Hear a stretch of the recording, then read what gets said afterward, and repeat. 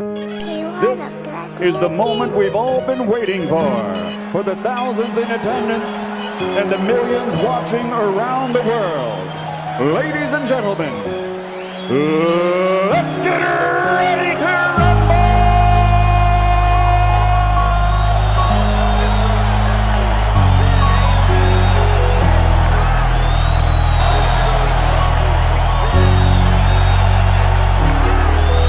All your feelings hurt when it get real. All of them fakes, so they ain't ready now. It be too hard, we getting lit, cause we speaking now. Fuck all the clowns, yeah, the ones who do it for the bite. All we going now. All your feelings hurt when it get real. All of them fakes, so they ain't ready now. It be too hard, we getting lit, cause we speaking now. Fuck all the clowns, yeah, the ones who do it for the bite. All we going now. Fuck your feelings. Big chest back in the building. Like Brady boy, I stay winning. Steph Curry, range extended. Splash. Fuck your feelings. Debate all day, that's business. Eat your ass, that's fitness. FYF, gotta hit this. Bitch, I'm the realest. Alpha male strong, that's illest. FYF gang, we'll win this. Fuck the permission slip, bitches. Ayy, yo. Fuck your feelings. FYF gang, be the realest. All your feelings hurt when it get real. All of them fakes, so they ain't ready now. It be too hard, we getting lit, cause we speaking now. Fuck all the clowns, yeah, the ones who do it for the bites. All we going now. All your feelings hurt when it get real. All of them fakes, so they ain't ready now. It be too hard, we getting lit, cause we speaking now. Fuck all the clowns, yeah, the ones who do it for the bites. All we going now. The paper chase, hurdles and relays, like a track meet.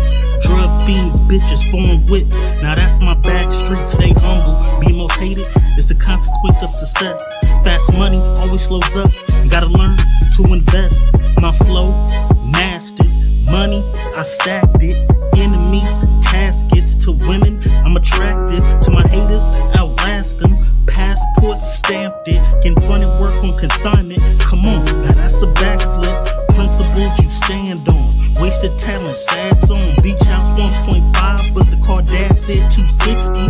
God, obedience, Jesus, repentance. The marathon continues, and I'm strong to the finish. All your feelings hurt when it get real. All of them fakes, so they ain't ready now. It be too hard, we getting lit, cause we speaking now. Fuck all the clowns, yeah, the ones who do it for the bite. All we going now. All your feelings hurt when it get real. All of them fakes, so they ain't ready now. It be too hard, we getting lit, cause we speaking now. Fuck all the clowns, yeah, the ones who do it for the bite. All we going now. FYF, okay. No one measure, remember them 3 letters come with pressure. Okay. We be steppers, man, can't stop, won't let up. Real debates, the haters gon' hate. That's what makes it special, it come with level.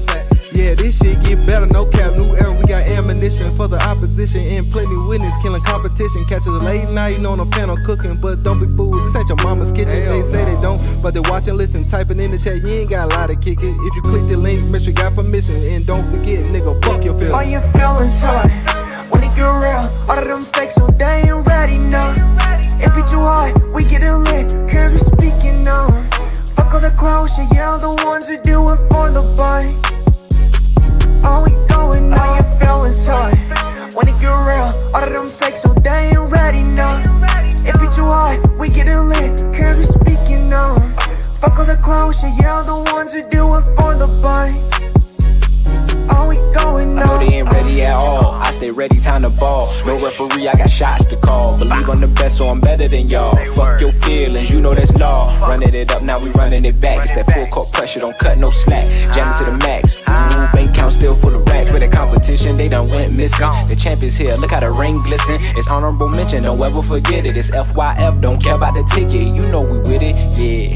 We gon' do whatever it takes. Fuck all the hate. FYF still going down. It's one of the grades. All your feelings hurt when it get real. All of them fakes, so they ain't ready now. It be too hard, we getting lit, cause we speaking now. Fuck all the clowns, yeah, the ones who do it for the bite. All we going now. All your feelings hurt when it get real. All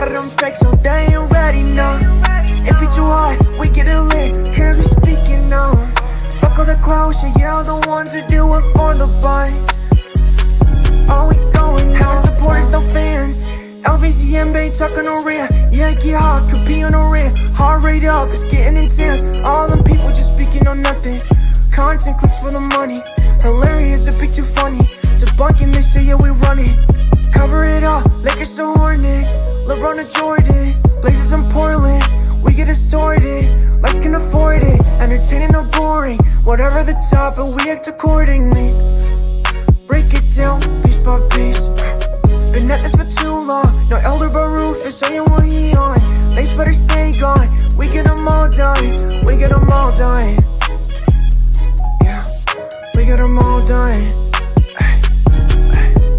All your feelings hot when it get real. All of them fakes, so they ain't ready now. It be too hot, we getting lit, cause we speaking now.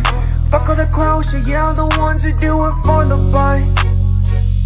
Are we going now? All your feelings hot when it get real. All of them fakes, so they ain't ready now. It be too hot, we getting lit, cause we speaking now. Fuck all the clowns, yeah, the ones who do it for the buzz. Are we going now?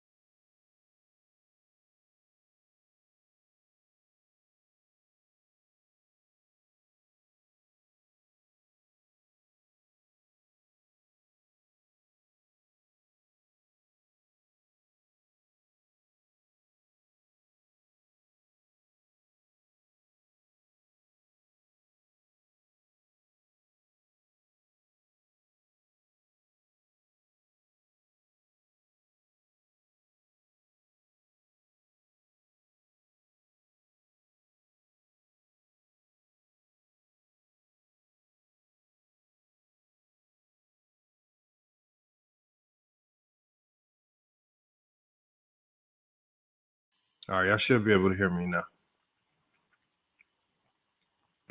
All right, now y'all should be able to hear me now. My computer did some type of update and just screwed up all the settings on the whole computer.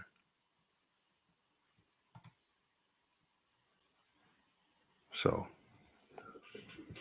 we should be good right now. Hold on, let me make sure this is going to my headphones.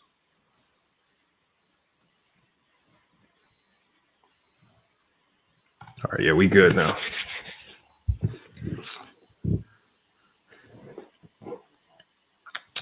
Hey y'all, this is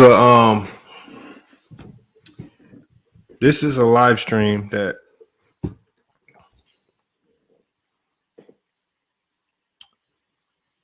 for a lot of you guys, it's going to be hard for you guys to hear and accept.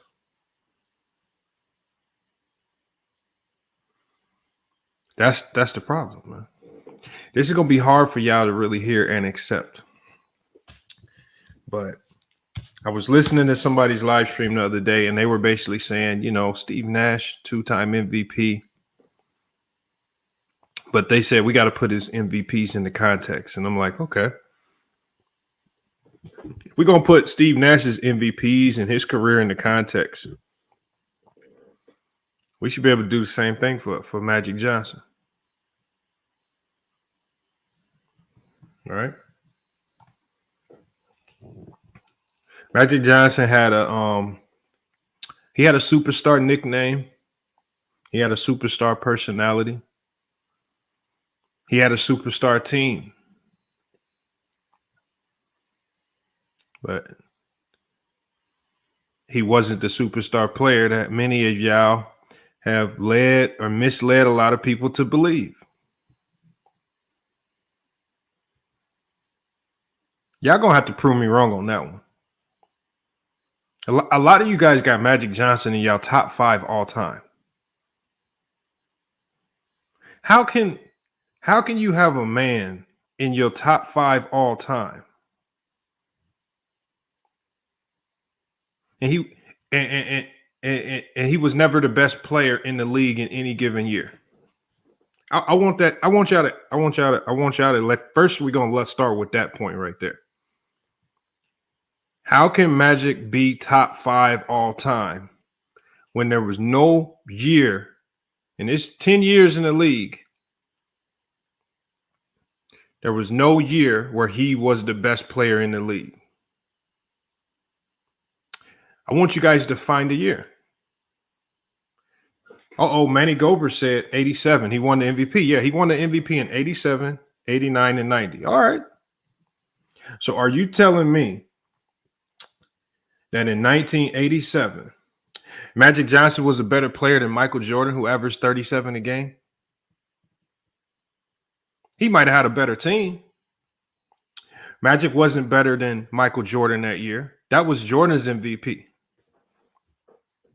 Are you telling me that Magic Johnson was better than Hakeem Olajuwon that year in the regular season? Okay. Are you telling me that Magic Johnson was better than Dominique Wilkins, who was putting up 30 a game that season? Remember, y'all can go. Remember, MVPs are a regular season award. MVPs are a regular season award. So again, if you're gonna try to talk about what he did in the finals and the playoffs, okay, that's a separate. When we talking about these MVPs, these regular season award. Magic Johnson wasn't the top 3 player. He wasn't the best player in the league in 87. But he did have one of the greatest personalities. He was able to win over the hearts and minds of the fans and the media. All right. Right. There was one media member that just came out and said they was tired of giving the MVP to Larry Bird, who won it 3 times in a row. So they just wanted to give it to somebody different.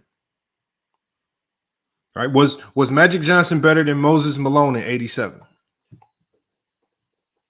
Right. Well, was he? Can y'all tell me that? Was he better? Look, True to King says Magic was better than Jordan in 87. No, his team was better. Magic wasn't better. His team was better. Hakeem Olajuwon was better than Magic in 87. Magic might have had a better team, but Hakeem was the better player. I want y'all to tell me, because remember, because if we going off just the MVPs, then y'all will have to concede to the fact that Steve Nash was the best player in the year for 2 years in a row.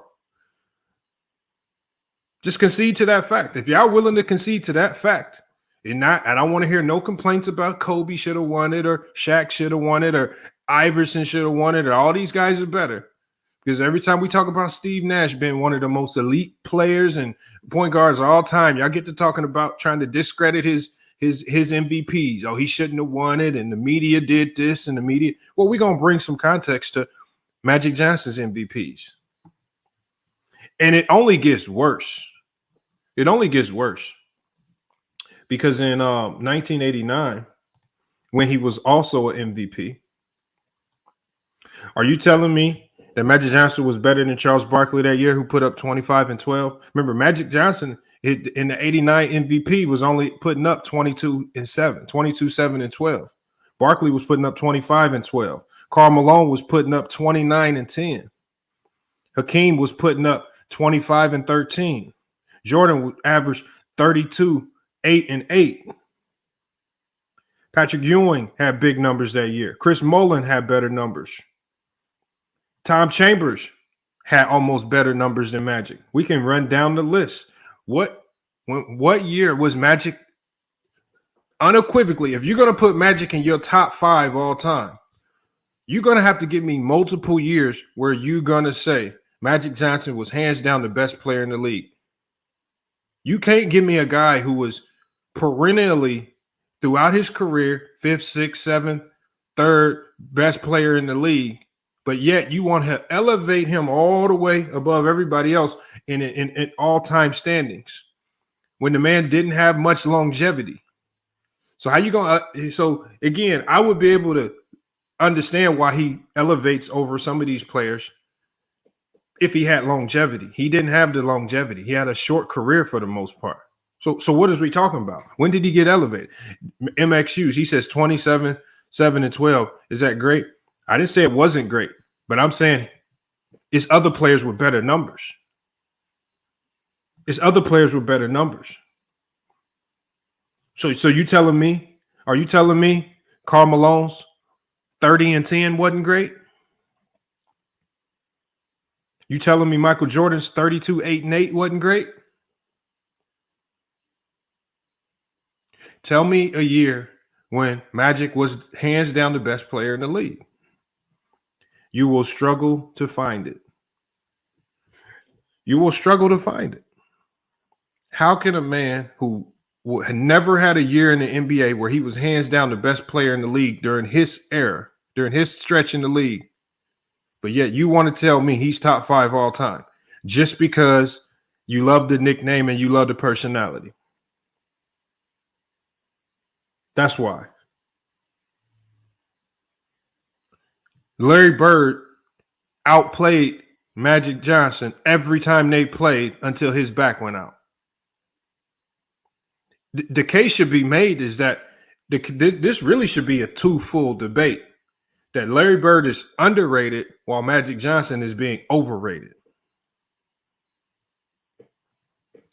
That's what the case should be. Right? See, and we can say these things when we go back to the Steve Nash equivalency. When we talk about Steve Nash, see, a lot of people say, well, I saw Steve Nash play. I see, if you just look at the history books and you just look at the accolades and be like, Steve Nash won 2 MVP. A lot of people are going to run and be like, well, he probably didn't deserve those because Shaq was better. Right? Well, let's do the same thing with Magic. In none of the years that he won his MVP, he was better than Jordan. So he was always going to be number 2. In none of those years, he was better than Hakeem. Right? We can go down the list. In 87, he wasn't better than Dominique Wilkins. He wasn't better than MJ, Hakeem, arguably Tom Chambers. And you go to 89, he wasn't better than Barkley, Hakeem, Malone, MJ, Ewing, Chris Mullin, Dale Ellis, or in 90, he wasn't better than David Robinson, Barkley, Ewing, Malone, Jordan, Hakeem, Chambers, Mullin, or even Clyde Drexler. Yeah, he won the MVP all of those years. That's what having a great personality and a superstar nickname can do for you. That's what having a great personality and getting in good with the media can do for you right there. It can elevate you. It can shine a light on the things that you do so much so that you get labeled an MVP when you got other guys going ballistic, putting up crazy numbers, but they're not getting the consideration. This is just a fact, y'all. This is just the facts. I know for people like Mac Def out on the West Coast, man, this is going to hurt. Right? So then when we go to his numbers, y'all, when we go to his numbers, all right. So because some of y'all going to be like, well, his numbers had such a crazy impact, man. His numbers are so impactful. All right. We'll start with offense since Magic is hands down the best passer all time. We will give him that. Hands down the best passer all time. But yeah, so when we go to the analytics, when we go, and salute to One Cool P, when we go to analytics, Magic Johnson is not even top 20 all time in offensive win shares. So a man that you guys have already elevated, even though his stats didn't meet a lot of his contemporaries in the league at that time. So even though his stats didn't meet that of some of his contemporaries, well, let's see how impactful his numbers was. And you're right, he was a flashy passer. He had great highlights. And I've told you guys, these 80s and 90s fans are highlight babies. The highlights lure them, and they're baited so easily by the highlights. But when we go to the analytics, how impactful was his numbers? Well, Magic Johnson is not even top 20 all time in offensive win shares. A man a man that you're talking about, a player.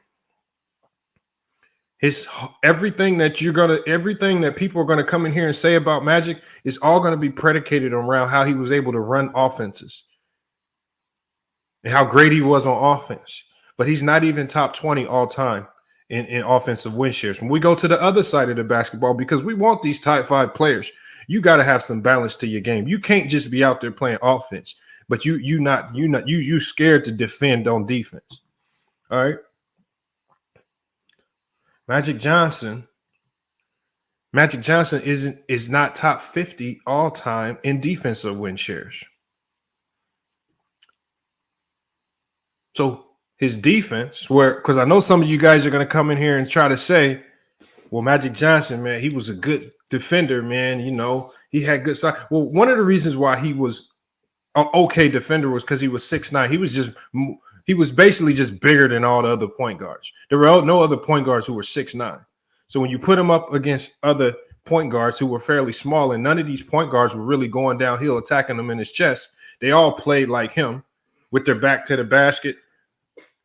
No solid handle whatsoever. And they're just sitting here trying to swing the ball around and whatnot. Well, he was 6'9". So he was okay off ball. So now when we go to the analytics, now you're talking about a player. He's not top 20 in offensive win shares. He's not even top 50 in defensive win shares.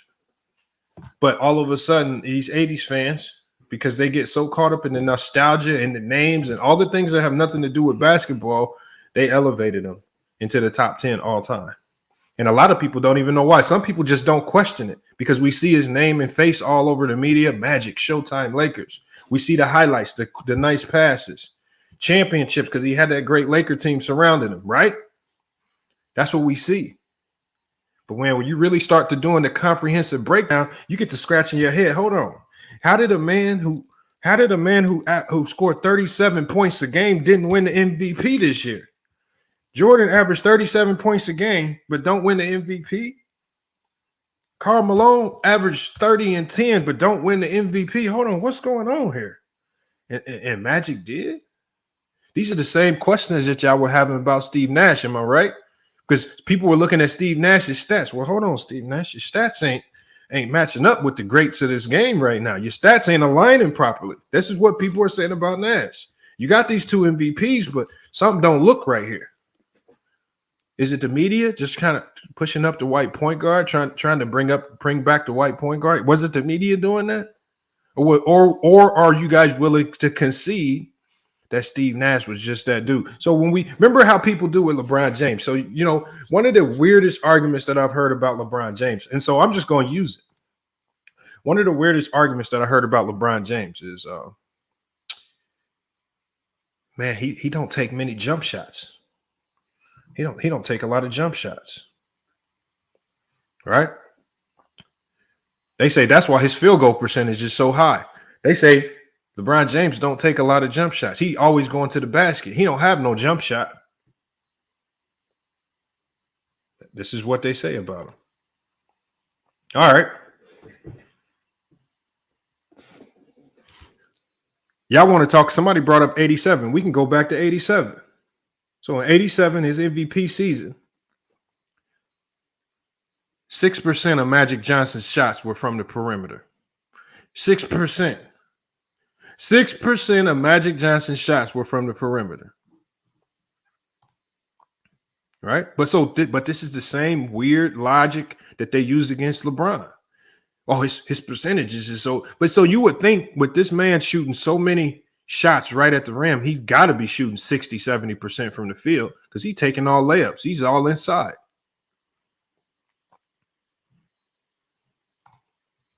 All right? That's what you would believe. That's what you would believe. But no, that's not the case. That's not the case with Magic.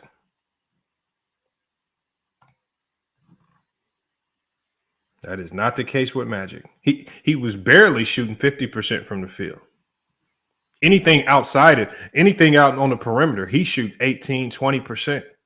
People said there are some people who don't think we actually gonna go do the research. And salute one Coupe. I see your message in there.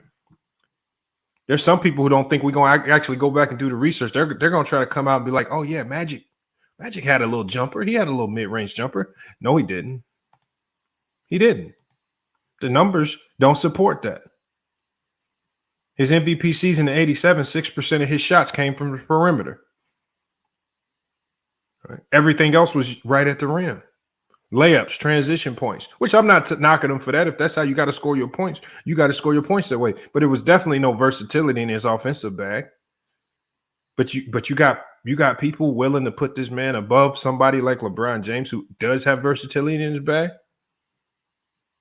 Shows you on a night in and night out basis, 6% of his shots from the perimeter for a point guard. Also, doesn't that take away from this narrative? Remember, y'all got this weird narrative. That if you drive to the basket in the 80s and 90s, you just getting slammed on your head. Well, Magic Johnson, I don't remember seeing no highlights of the man having a bloody face or a bloody mouth. He was literally waltzing to the rim to average that 23 points a game. Driving to the basket was so inviting that he didn't shoot no jump shots. He felt like he didn't even need to improve his jump shot. He didn't need to improve his jump shot. You know why? Because he never improved it throughout his career at all. It got worse. But if you let the old heads tell you, if you waltz into the basket in the 80s and 90s, you're getting slammed on your head. This is what they're going to say.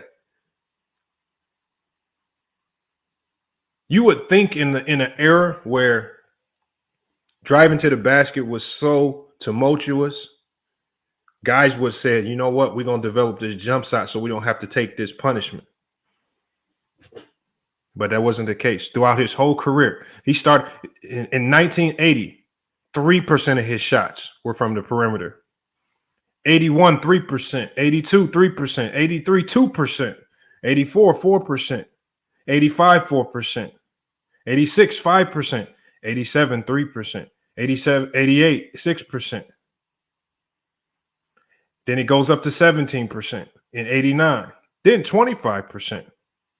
But see, the problem is when he shot more, so when he shot more shots from the perimeter in 89, 90, that's the highest of his career. He shot 25% of his shots from the perimeter, but his percentage went down. He only shot 38% from the perimeter. This is not the three out. These are all mid-range shots and I'm talking about, right? We talk about from the mid-range. He shot 38% from the mid-range. That's like Russell Westbrook and Anthony Davis type percentages because y'all like talking about Anthony Davis. See, I was over on Banks' channel the other day and you got Bees running around talking about this man, Anthony Davis, his percentage is so low shooting jump shots. I said, man, the man's still shooting like 60% from the field because he's making a lot of his layup. Well, we gonna use the same logic with Magic Johnson. We're going to talk about his jump shot percentage at the mid-range. Poor. Russell Westbrook like shooting numbers. Ben Simmons like shooting numbers. See, y'all called me crazy when I made the comparison between Magic Johnson and Ben Simmons. But then when you start to break down the numbers, you be like, God damn, it's a lot of similarities in there.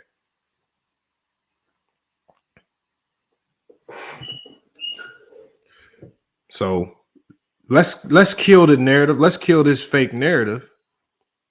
Oh, look, Wally Lancaster said, I'm overanalyzing greatness. No, I think you guys overanalyzed your nostalgic feelings and the highlights that you guys were watching because there was no way you guys were actually watching the games. There was no good way you guys were actually watching the games. You guys were watching. Remember, there was only like 4 sports channels, so you could only see the highlights from the 4 sports channels out there. It wasn't YouTube and all these other people putting out full games and the highlights. You were seeing very little to nothing. All you guys would see was the highlights. See, when you start breaking down the stats and the analytics, it starts to really goes against some of y'all talking points. But see, Damon says you're embarrassing yourself. Stop talking. But Damon, all you have to do is come in and bring the facts and embarrass me. I can drop the link for you, Damon, and we've done so multiple times, but you're too scared to hit the link. I'll only bring these talking points up because I like to use y'all flawed talking points, and I'm just bouncing them right back on you. Remember, all the logic that I'm using, the Steve Nash logic, that's not my logic. That's y'all flawed talking points. So I'm just taking y'all same logic because this logic stems from all the old heads that bring these weird arguments up, and I'm just flipping it right back on you. Oh, but see, when I flip it back on you and hit you upside of the head on top of one of y'all greats, now y'all getting all butt hurt. Don't get all butt hurt. Why don't you just come in and get your facts together and don't run in here talking about his team accomplishments. We all know he won 5 championships, but he didn't win 5 championships with one of the worst teams. He got drafted to a Laker franchise that was already great. Let's not act like he didn't do it by himself. Let's not act like that Laker team wasn't out making trades and bringing in the best player all the time, right? To keep that team stacked and stout.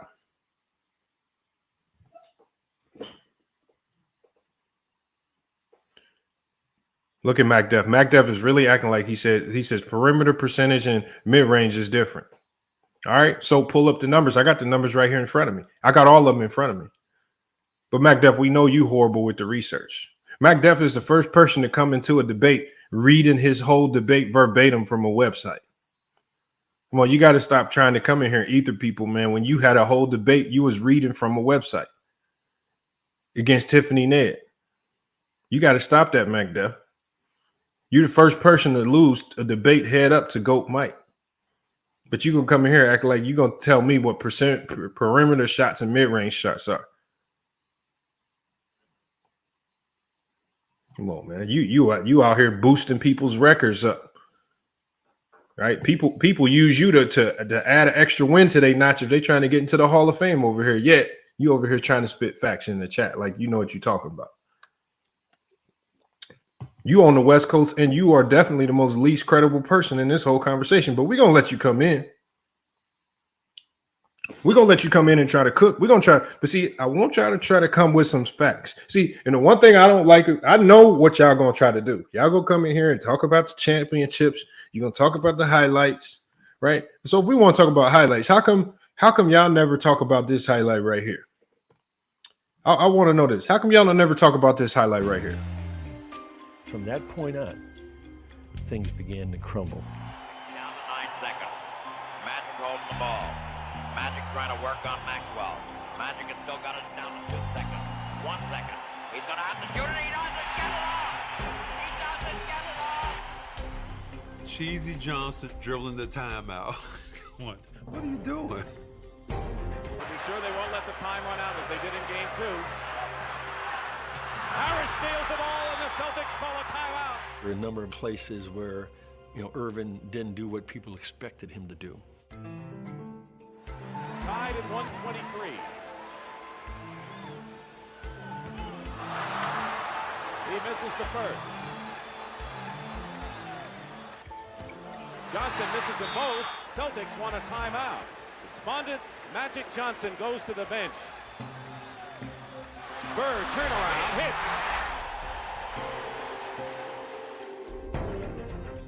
If everybody had to look at it, probably would have said this is going to be a 7-game series. I thought we'd sweep them in 4, but just went a little bit longer. Now we just have to do it in 7. That's the only time I ever felt that. There ain't no way they're walking out here with a win. Magic Johnson. No way. Lakers had several chances, and here's Larry Bird chucking down the court. Bird. How does he do it? Now Johnson with the ball. The Lakers trying to cut it to 1. And he loses it.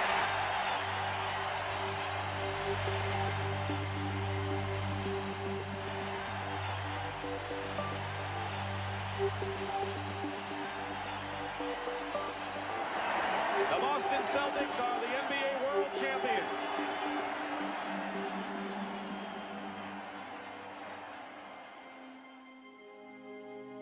I pride myself in being the guy who's going to win it for us and deliver under pressure. And it didn't happen. I hope he was hurting. Hope it killed him. He made some bad plays down the stretch, and nobody in there was happier than me. not only win the game makes you feel good, but just knowing the other guy's suffering, and you know he was. I remember after the game that both he and I were in the showers crying and stayed in there for about 35, 40 minutes. It was hard because not only had we lost to the Boston Celtics, he had lost to his nemesis, Larry Bird.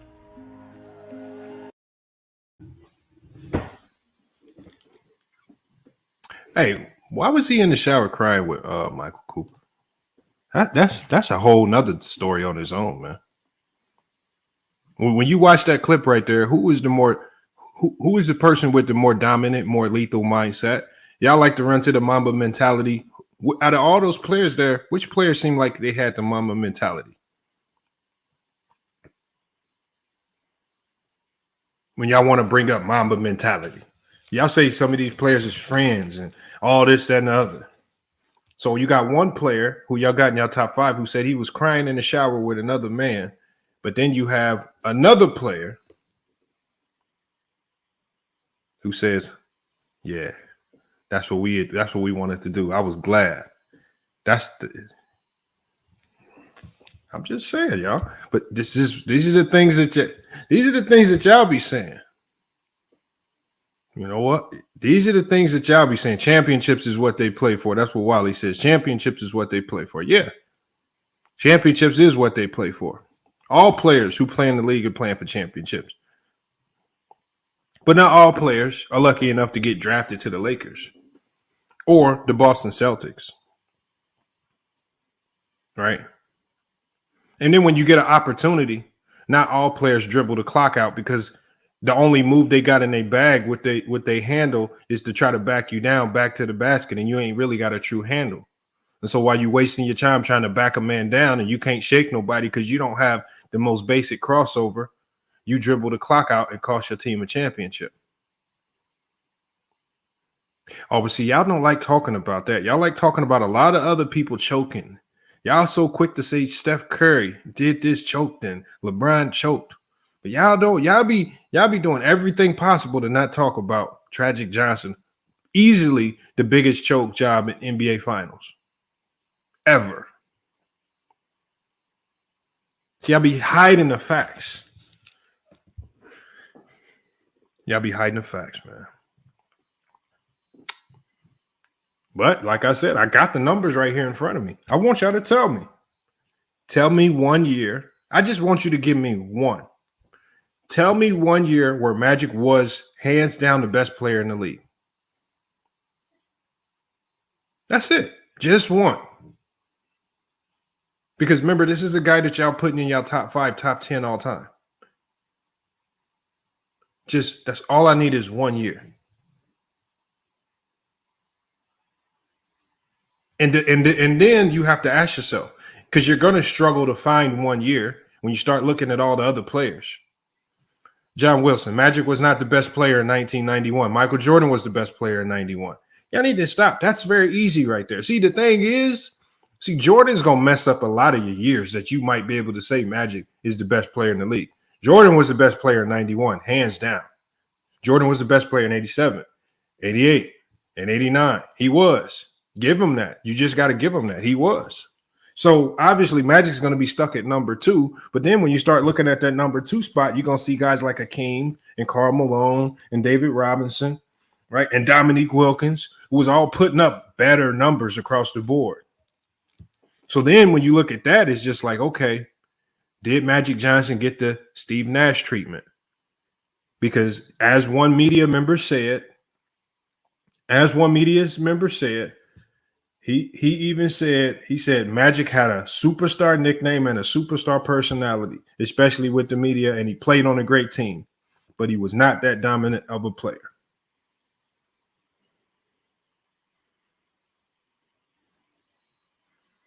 On top of the fact that he played in the LA market, one of the teams that got televised the most, so he was put in front of a lot of you guys a lot more. And so this is the person, he was more marketable. So this is the person that obviously y'all gonna put him on that mantle, because at the time he was the only person y'all were really seeing. Nobody talks about Dale Ellis in 1989. averaging 27 a game. Don't nobody talk about Dale Ellis. I wonder why. But if Dale Ellis would have played for the Boston Celtics or the Los Angeles Lakers, I guarantee you everybody would know who Dale Ellis was in that 27 points he put up. So let's not act like his market didn't play a major role in him getting elevated and put in front of your eyes more. 87, Magic was not the best player in the league. Arguably, from MJ was already better. 37 a game. Dominique Wilkins was putting up 30 a game with rebounds and assists. Hakeem averaging a double-double and averaging more points per game. Magic Johnson's stat line in 87 was almost just like Tom Chambers.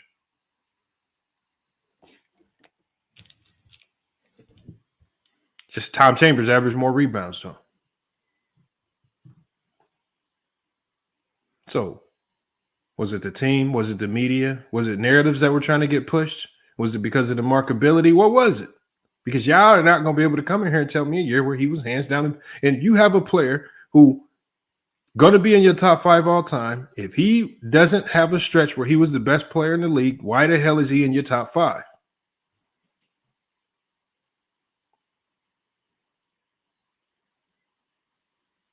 All right, well, we just gonna drop the link. We're gonna see if y'all can come in here. I know some of y'all are gonna cap like I ain't got every metric, every analytic possible sitting right here in front of me. I know some of y'all gonna lie. Matter of fact, I want to get we're gonna give Damon. We're gonna give him the first 60 seconds after I drop the link. We're gonna see if he'll pull up.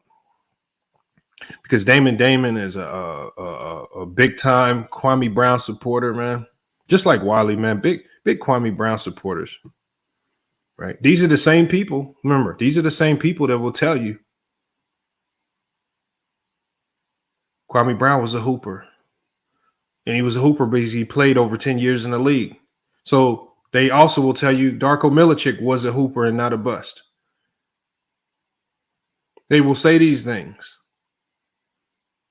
I know T-Streets, I know he's not, but I like to give everybody the opportunity publicly to become embarrassed themselves. Because I know Damon can't talk. I know some of y'all are at least good enough to talk slick enough to sound funny and make it sound like you're right. I don't believe Damon can even do that. Some of y'all might not agree, might not have the answers or none of that, but you're going to come in here and talk a good talk and make it sound good.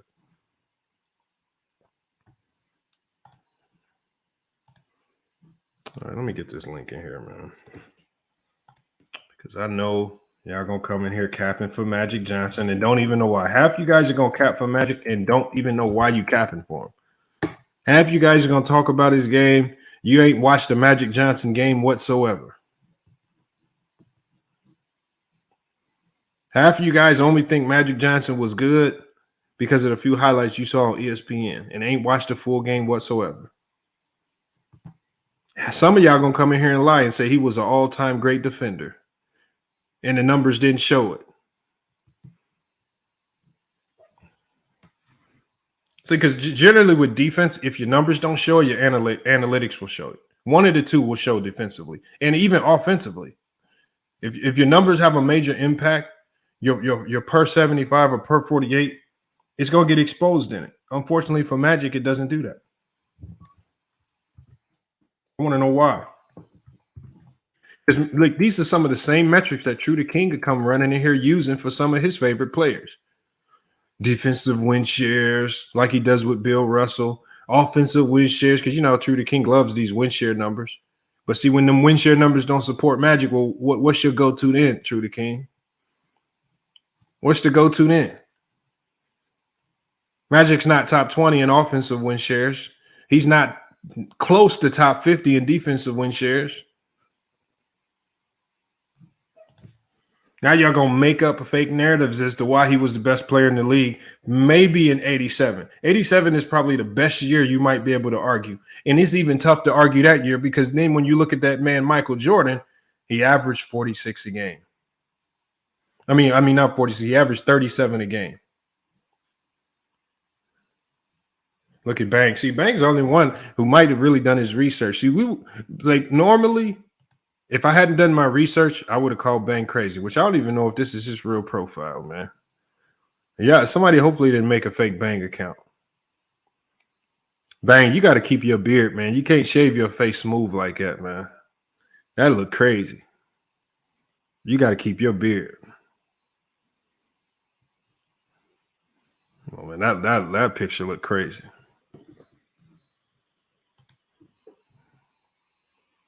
Jael said that's Bang real profile. Bang, how am I a hater, man? How am I a hater? It's just like me. I can't grow a beard. When my face start looking scruffy, I start looking crazy. I have to knock it all off, man, and keep the chin strap. Wally Lancaster says you're overanalyzing. How are we overanalyzing? No, I think you're underanalyzing. You're the one came in here and said Kwame Brown was a hooper.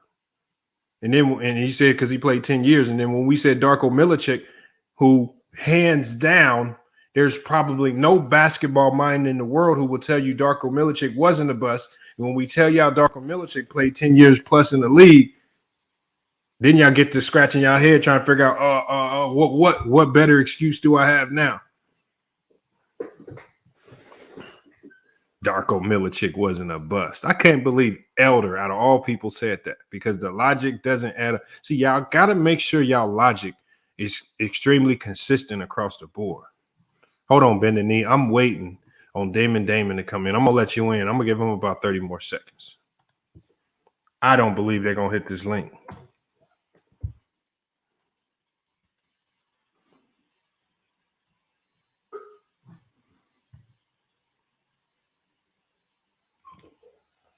We will wait. We will see. I might have to swap my headphones out too here in a second.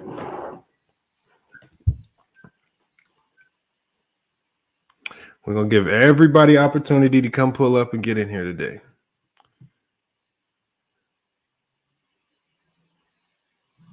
Nah, I'm not going ball Hitman X.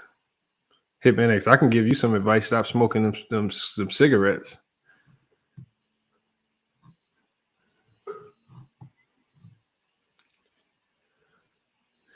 Jared says, Lamont, that's cap. The same stuff you knock Magic for is what you argue to put LeBron over MJ.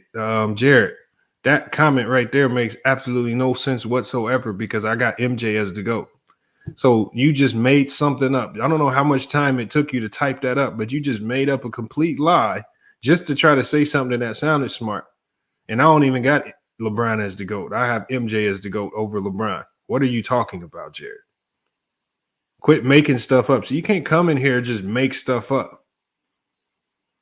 Yeah, T Streets, man. You might have to ask him, man. If he don't hit the link, man, we're going to have to get him up out of here. Ain't no sense of participating. If you're going to be saying all the stuff you say and you ain't going to hit the link not one time, might have to go ahead and get him up out of here. I have MJ as the GOAT because of how he dominated his era. I think he dominated his era better than any other superstar player.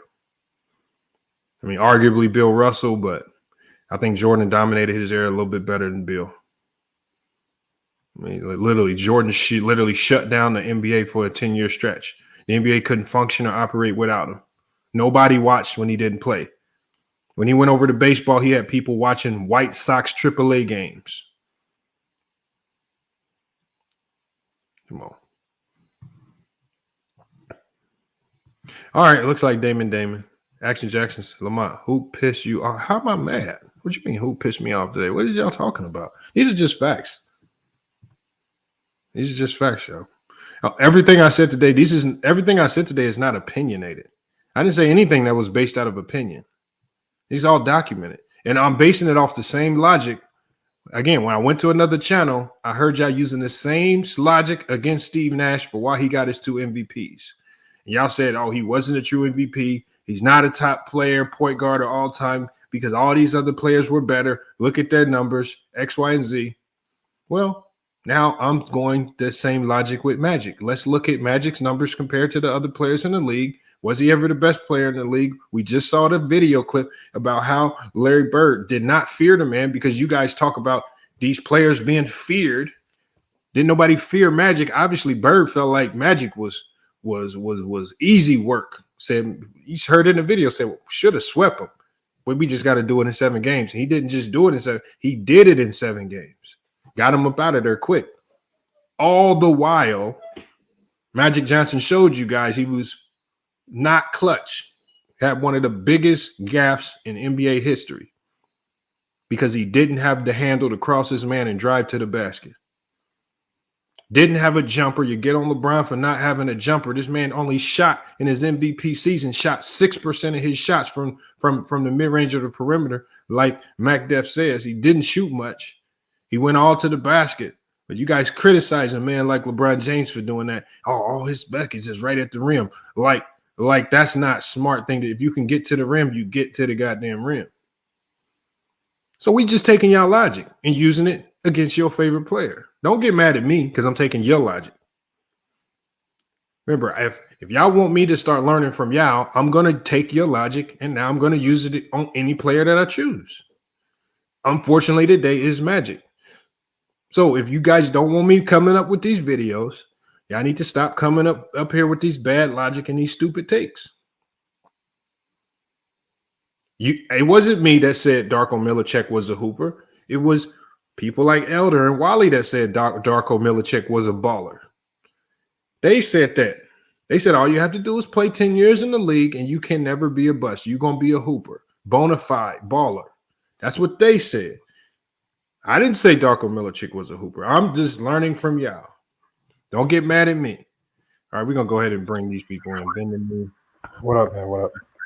What up, hold on, y'all. Hold on. Y'all can go ahead and cook, man. I'm going to put my mic on mute. I got to go grab a different pair of headphones. I'm going to be right back. To the panel, who was born who was alive in 1987? On the panel. No, I wasn't born then, man.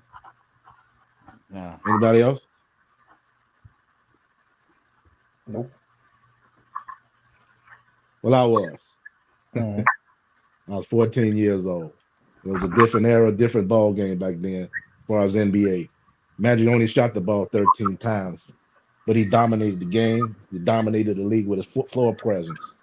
I'll say this, and I'm not going to stay long. Doesn't LeBron do the same thing? There was nobody on the Lakers going to the All-Star game without Magic Johnson. Nobody. Because he facilitated that whole thing. He was the best quarterback in the NBA history.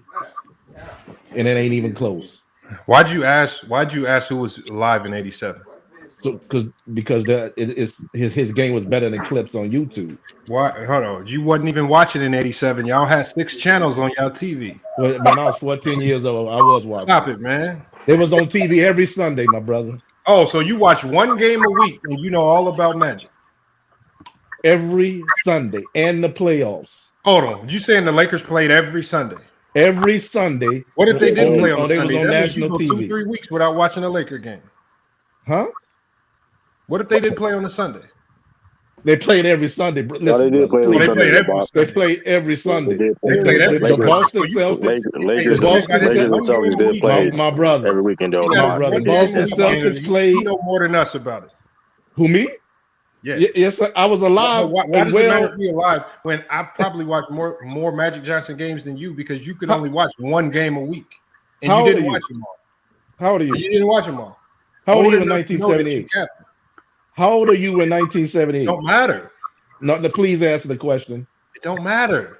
How old were you in 1988? This is what they do. The old heads. No, I'm not doing nothing. I asked you a question. How old were you in 1987? Old heads will, first of all, it's irrelevant because old heads will try to discredit you and say you weren't alive. Like we can't go watch every single Laker game that existed right now. No, bro. Are you saying I can't watch every single Laker game that ever played right now? I don't care. You can, man. I'm telling you what it was. Bro. You didn't even watch all the games. You only watch one a week, and you probably didn't watch it every week. You just trying to lie and say you did. I'm not gonna lie. No, I didn't say I lied. I'm not gonna lie. I did not watch it. I know you're lying. I'm from Chicago. I know you're lying. I watched every Sunday, and I'm not lying. You're lying, trying to act like you watched all the games. And even if you watched all the games, how does your eye test supersede the stats and the facts? My friend, every male in America. Okay, hold on. We're gonna get to the facts then. Let's discredit your eye test, which is obviously horrible. Okay, how was Magic Johnson a better basketball player than Michael Jordan in '87? Because his team was better. He made his That team doesn't make him a better player. Michael Jordan Jordan had a system. Michael Jordan had a system under Doug Collins where he can score. Hold on, let him go. They won nothing. Hold on, let him cook. They won nothing. Okay. Tell me the years where Magic Johnson was absolutely hands down the best player in the NBA. Because his team was better. Tell me he the made year. his team better. No, bro. 87, 88, okay, so and 89. After 89, from 89, from 89 to 97, Michael Jordan was probably 89 and 99. Michael Jordan was the best player in the league. Let's go to 87. No, we're gonna go to 87. Let's go. You're gonna bring up points. I agree. No, I'm bringing up more points. Hold on, let me get there. Go look at Michael Jordan's record against good teams in 1987. Hold on, that's team accomplishment. What his team did, we all can. We see the thing is, we not stupid. We know everybody knows Magic Johnson had a better team, just like Steve Nash, when he won his MVPs, had a better team than some of the other players. But yet you guys say he didn't deserve the MVP, even though he had a better team. Because why didn't he? Because these other players have better numbers. So are you telling me Steve Nash was better than Shaquille O'Neal when he won his MVP? Just because he won the MVP?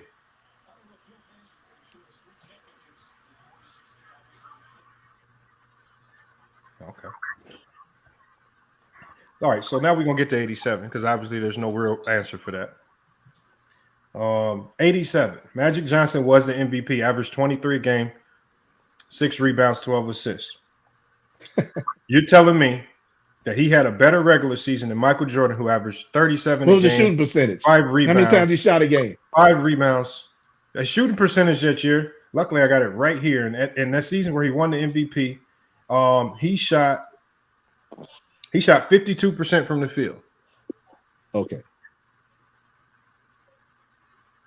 Now, I don't know if they had that stack. What was his plus minus? You can look that up. It says up. Magic Johnson's plus minus in 1987. I'll have to look it up. I didn't have it in front of me. But and the thing is, hold on. And you asked for plus minus. So if you ask for plus minus, can you tell me what plus minus is?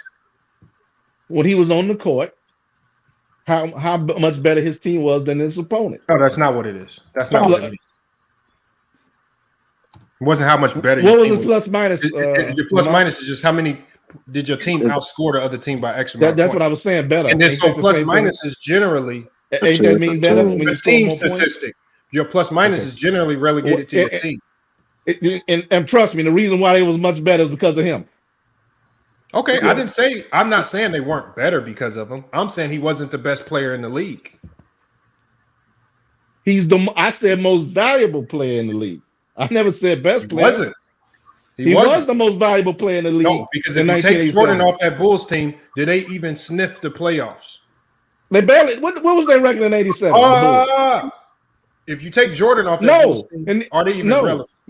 Magic and the Lakers might be were winning 500 championships before Magic. I mean, yeah, they were winning before Magic.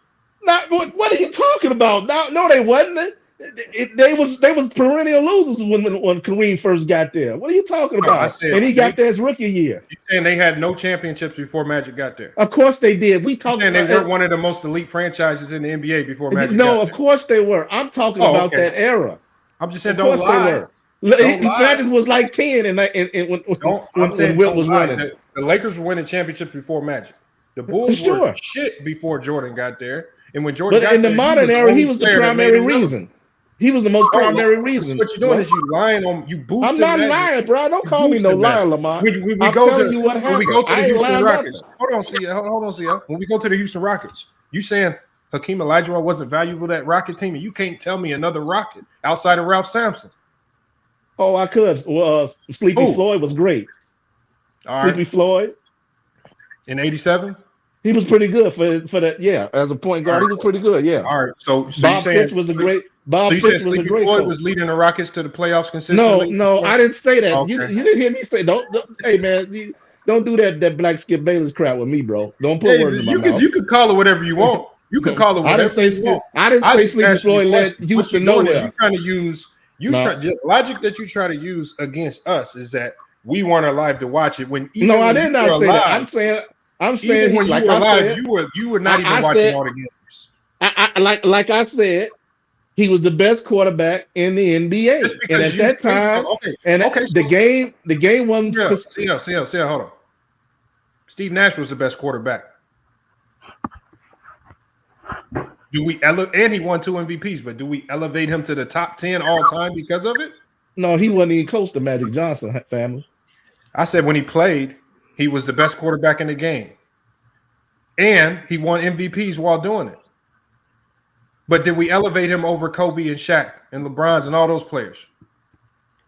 He didn't have the gravitas of Magic Johnson. What the hell is gravitas? What the gravitas? Magic Johnson. There's nobody on the planet who watches the NBA. Gravitas.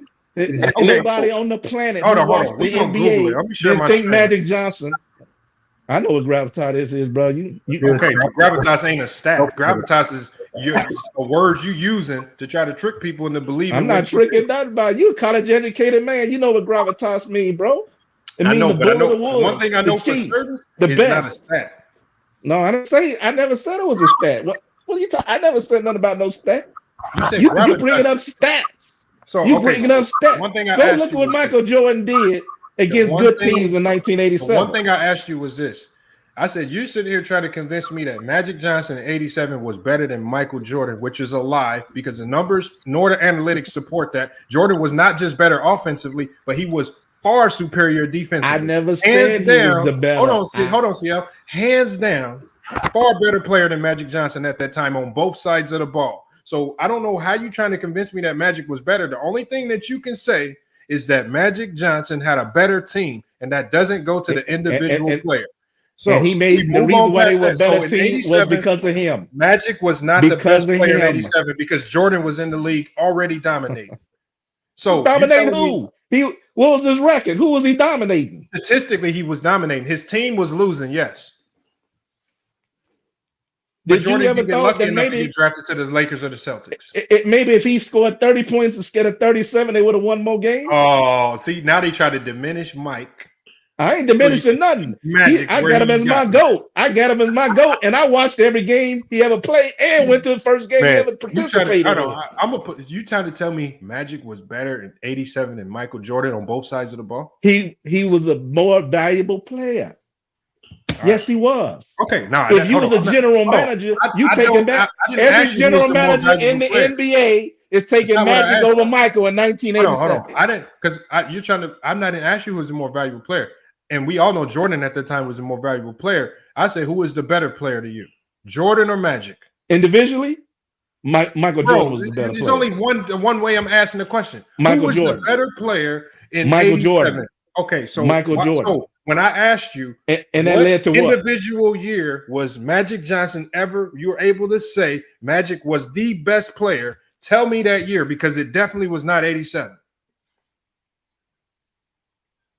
Because you just said out your own mouth, Jordan. You was said better. the best player individually. I think the best players who's the best player on the Tell best. Tell me one team. year where Magic was the best player in the game. 1987. Best player. 81 when he was a rookie. Tell me who was better than him. Oh my God, man! Look at the significant wins between when Magic got there. His rookie year in the season before. You telling me that's what I? That's so why, you saying Magic Johnson was better than Dr. J in 81? Hell yeah! Hell yeah! Hell yeah! He wasn't better than Moses Malone. In 1980, better than Larry Bird. No, wasn't. Larry Bird didn't even win the MVP his first time in the final. Dr. J won the MVP in 81. Dr. J was the best player in the league at that time, arguably. That was Malone. Please, somebody. Moses Malone was a better player. I'm just asking you if you're gonna put Magic Johnson top 10. Game 7 of the finals. Magic Johnson did what, bro? Bro, one game don't make you the best player. Magic Johnson winning the top 5 player in the first half of the 80s. So I don't know why you. Who said that? What dummy said that? What dummy said that? He won the top 5 player in the beginning of the 80s. Now, what year were you born? Oh my God! I do my due diligence and research. You do I do my nothing. due You do diligence and diligence research. nothing. Your whole generation don't know what you talking about. Hey, y'all, He was the top due 5 diligence and player. research. You just said Magic hold Johnson on. was the top See, 5 hold on, players in the early 80s. That's hold absolutely on. nonsense. This is what I mean, y'all. They don't have any real logic to their statements. So the only thing they can try to say is, "How old were you?" You ain't right because you didn't watch it on TV. When these fools had 4 channels, who turned the Lakers around? Hold on, these fools. This dude had 4 channels. We don't know if he lying about having cable or not. I'm almost positive he lying. He probably didn't have cable, and he telling me he watched the Lakers play every Sunday. And I know he's lying because I know he missed some games, or the Lakers probably didn't play every Sunday. And so you telling me out of the 10 Laker games you watched a year, you know more about Magic than us. It's nostalgia, man. It's nostalgia, man. Talking I know it sounds good. You. I know it sounds good to try to just throw around your age like you actually watch, but we can literally watch more games than you right now. Come on now, like with YouTube. It's not nostalgia. It's delusion. That's what it is. It's delusion. Talk about they always go back their era. Whenever you talk to 80s fans, 90s fans, they always back their era. They never keep it real. Bro, you know what's funny? No, hold on. Anthony just They can't back help. their Anthony, era. let me get Anthony. I'm gonna get your thoughts on this. I just want you to tell me, because look, if I got a player, if I'm gonna put this guy in the top 10 all time, he has to have at least some stretch of dominance in this league.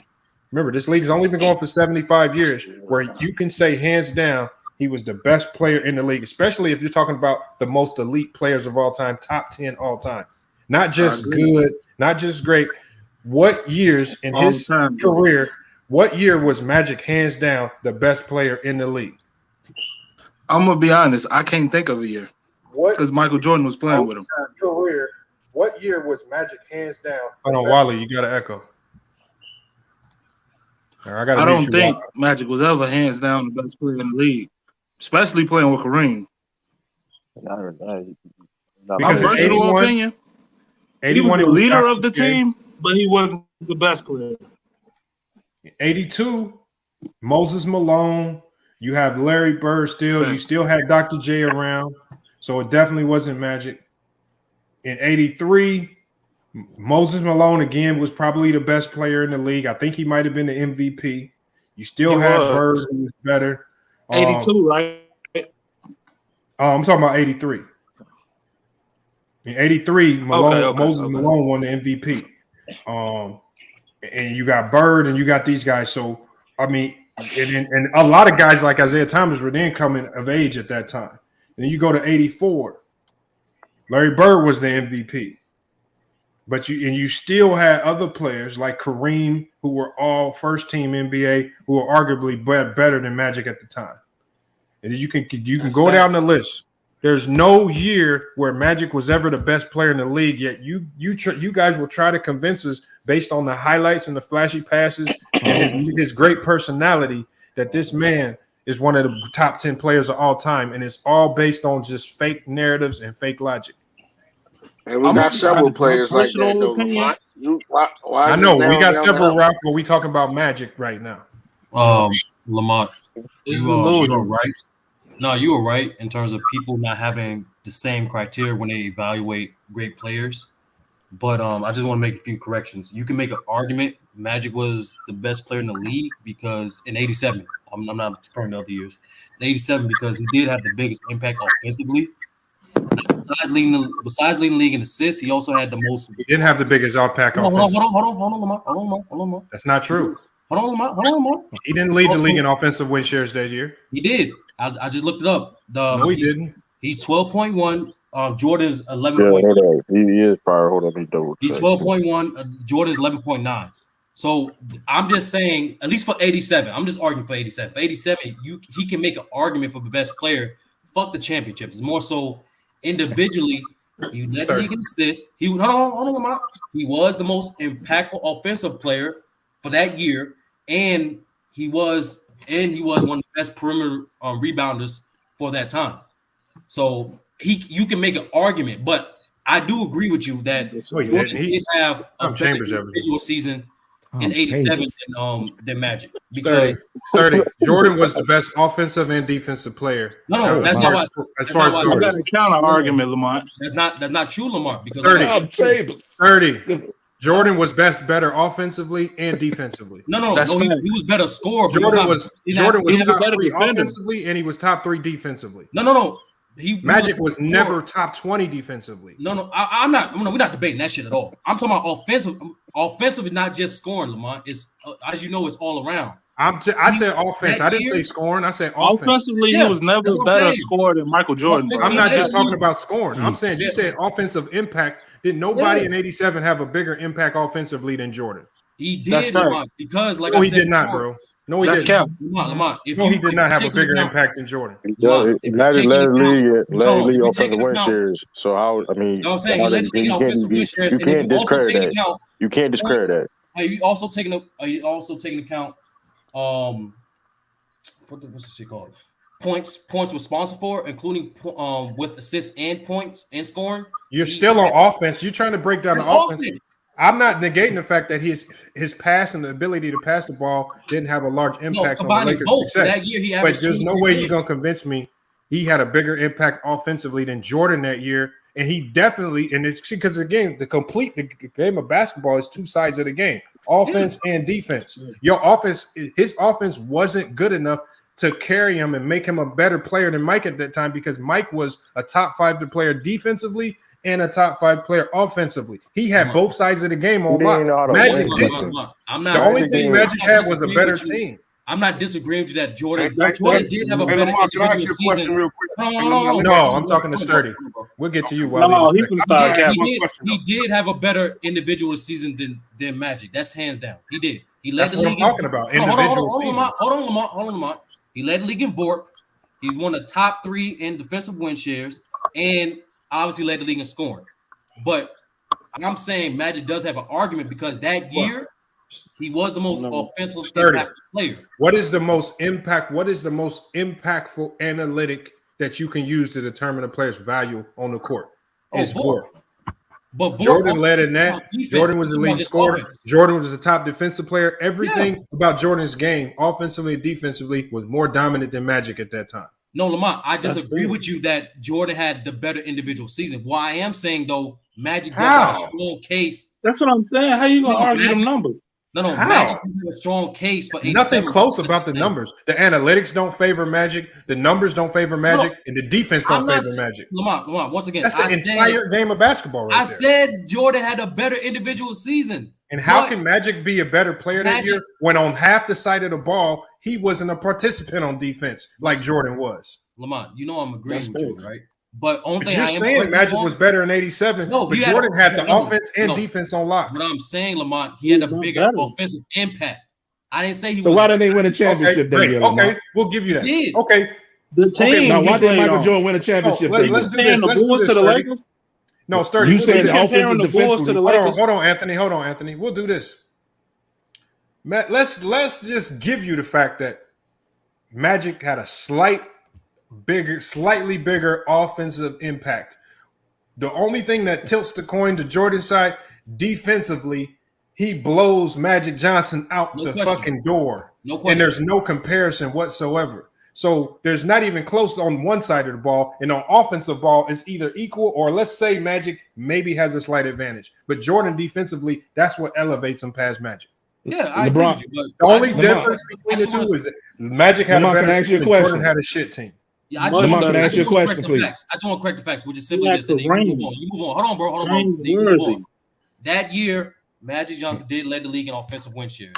Okay. Bet you who led the league in VORP? Oh, Jordan. Okay. Yeah, I'm not denying that. Lamont, let me ask you a question. Magic does have a case for 87. That's what I'm saying. He has a case. Okay. Lamont, let me ask you a question.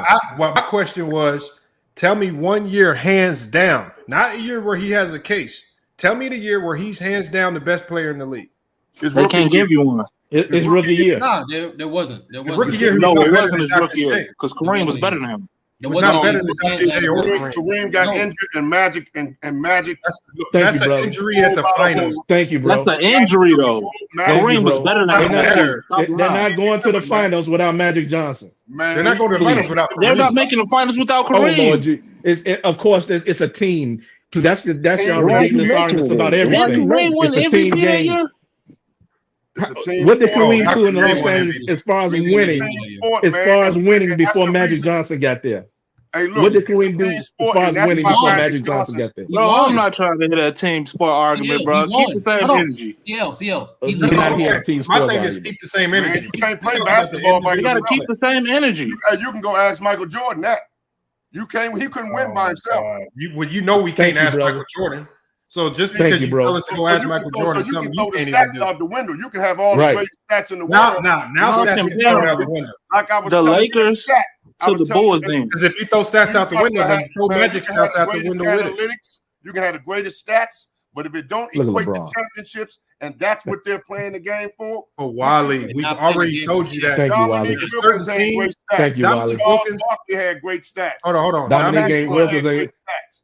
Dominique Wilkins had a Not one every series player- against Larry Bird, and that was it. Hold on, y'all. Larry Bird got 3 championships. Hold on, y'all. Not every player is going. They can't control what team they get drafted to. Magic got drafted to the Lakers. If Jordan would have got drafted to the Lakers or the Celtics, he would have been winning championships early in his career. He just didn't get that lucky. So you can't just come in the league winning championships without having. You don't get lucky enough to get drafted to the Celtics or the Lakers. If you didn't get lucky enough to get drafted to one of these franchises, then you're gonna have to build up a franchise and maybe hope to pull out a championship like Isaiah and Dr. J did. No, hold on. Dr. J ain't won nothing to Moses Malone got there. He might not have fit with that team, man. He was getting manhandled. Hey, and King KO, Magic got to the finals, yes, without Kareem in '91, but Jordan was the best player in the league in '91. Magic still wasn't the best player in the league. They can't pay attention. But hold on.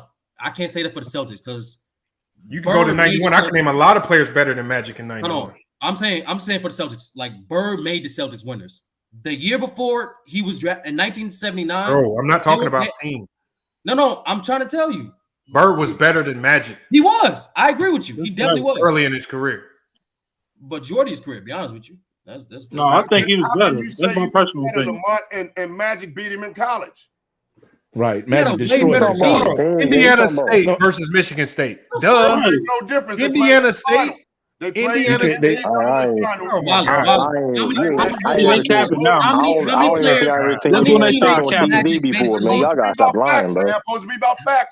many players from Michigan made it to the league? That's like saying a player beat Steph Curry in the NCAA tournament. Of course, how many players made it to the league, bro? From Michigan. Davidson didn't play for no championship in college.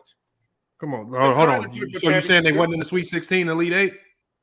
I said he didn't play for an NCAA championship. I said Bird. You in the NCAA tournament, you playing for a championship. Bird and Magic played for NCAA championship. Am I correct? No. Hold on. So you said Indiana State was a powerhouse? They made it to the finals. Was Indiana State a powerhouse? Don't do that, bro. Don't do that. No, that was all Larry Bird. He's in the That cap. was all Larry Bird. This is Michigan State, bro. Michigan State's a top 5. Magic's next year when he was take it 15, Wally. Take it 15, Wally. Take it 15. Take it 15, man. Say enough. Y'all don't like to hear the truth. Magic. You need to take a break. Why is he capping? I just want to make one statement.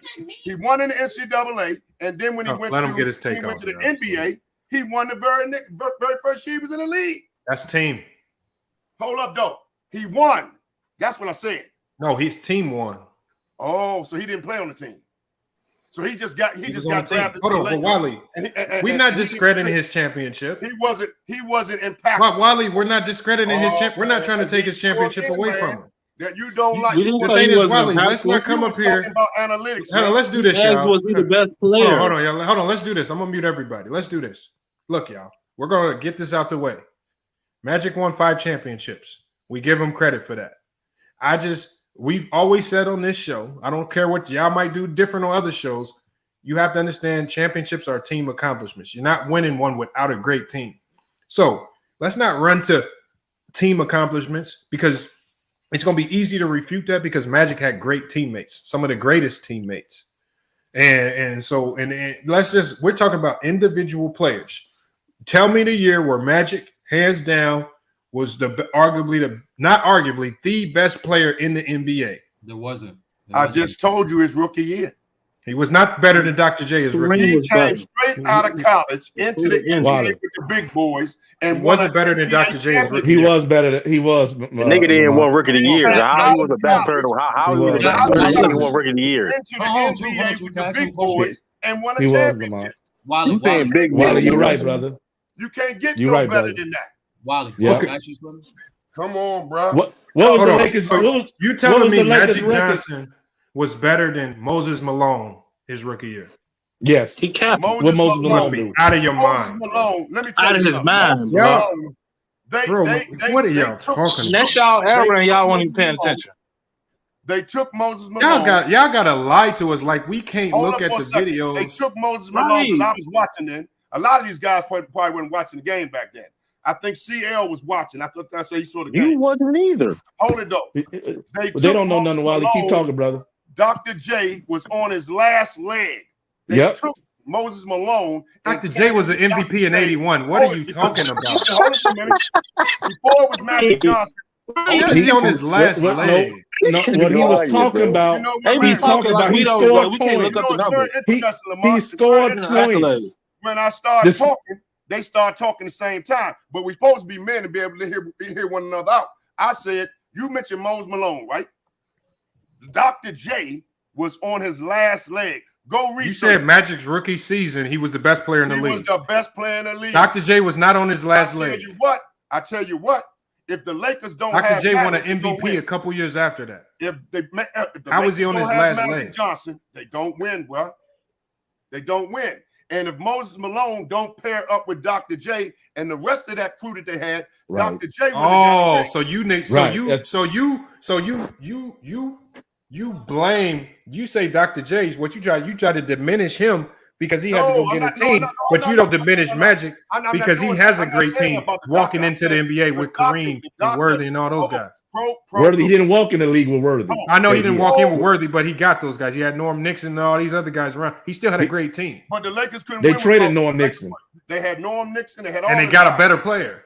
Right. That's true. But they weren't going to win without Magic. Magic went from the NCAA championship to the NBA championship, bro. Bro, stop talking about championships. That's not what we talking about. Stop talking about championships. That's what it's about. What we talking because the thing is okay. So last year, like we looked through the NBA, Jordan, arguably the best player in the league, and not even arguable. I would say from like 87 on down throughout the 90s, he was the best player in the NBA. He wasn't winning championships every single year. The best player in the league doesn't always win a championship. But Lamont, the dynamic, brother. The best team wins the championship. The best player on the best team. Okay, so are you saying Tim Duncan was the best when he was winning his championship? He was the best player in the league? Hell yeah. Over Kobe? Yes, don't even start me on that crap. So now he was better than Kobe and Shaq. Tim Duncan was a beast. See, this is what I mean. Y'all just be saying stuff, and it don't hold water when you apply it to other players. Tim Duncan was a monster, Lamont. He wasn't better than Kobe and Shaq. Kobe was Steph Curry better than LeBron? He was no. Okay, why is that? No. Why is that? He was scoring more. He wasn't better than he had a better team than LeBron.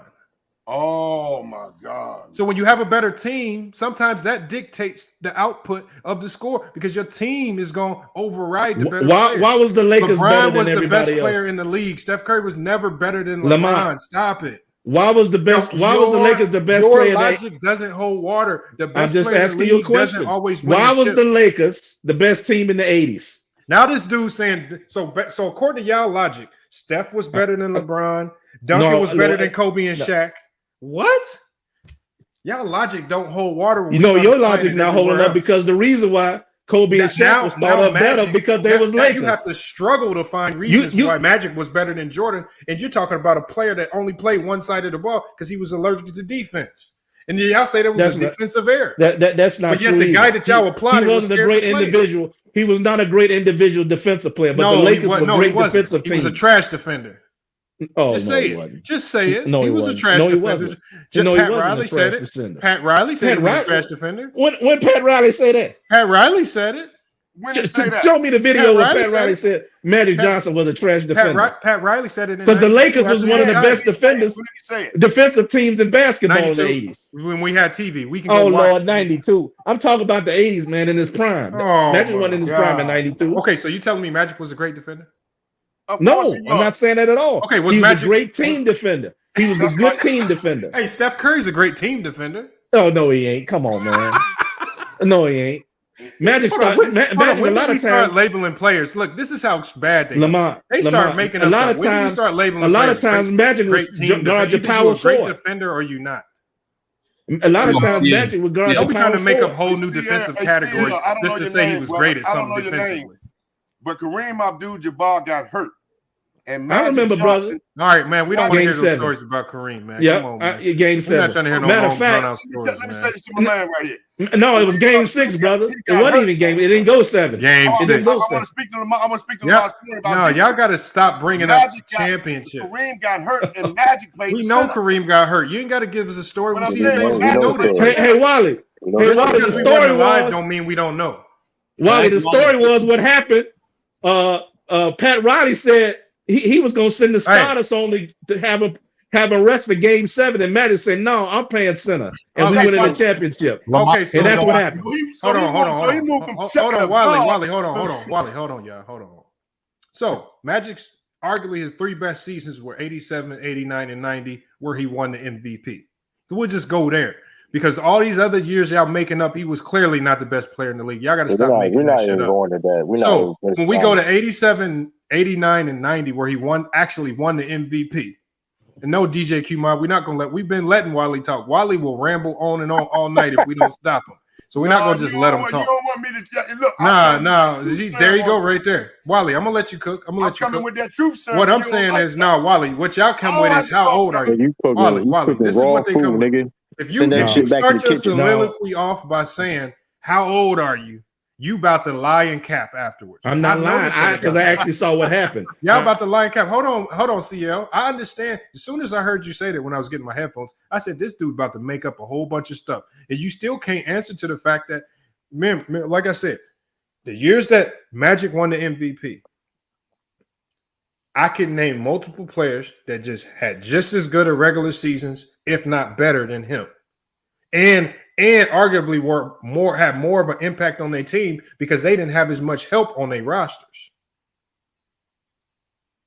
So when I go look at that, just like y'all label Steve Nash's MVPs media favorites, why are y'all not labeling Magic Johnson's MVPs media favorites? Because he clearly was not the best player in the league when he won his MVPs. Well, Lamar, I got you with that one. Well, the best player don't always get the MVP. And number 2, I do agree with you. Like, when Bill Russell was winning it, they did because the players voted for it. Not the media. Even in 1962, they got that shit wrong. But like, hold on, let's take the Magic. Oh, tell the players they got it wrong then. Yeah, they did that year. But hold on. For 1987, his third MVP. Let's say his third MVP. He actually got Charles Barkley got more first place votes than him. He didn't deserve that MVP.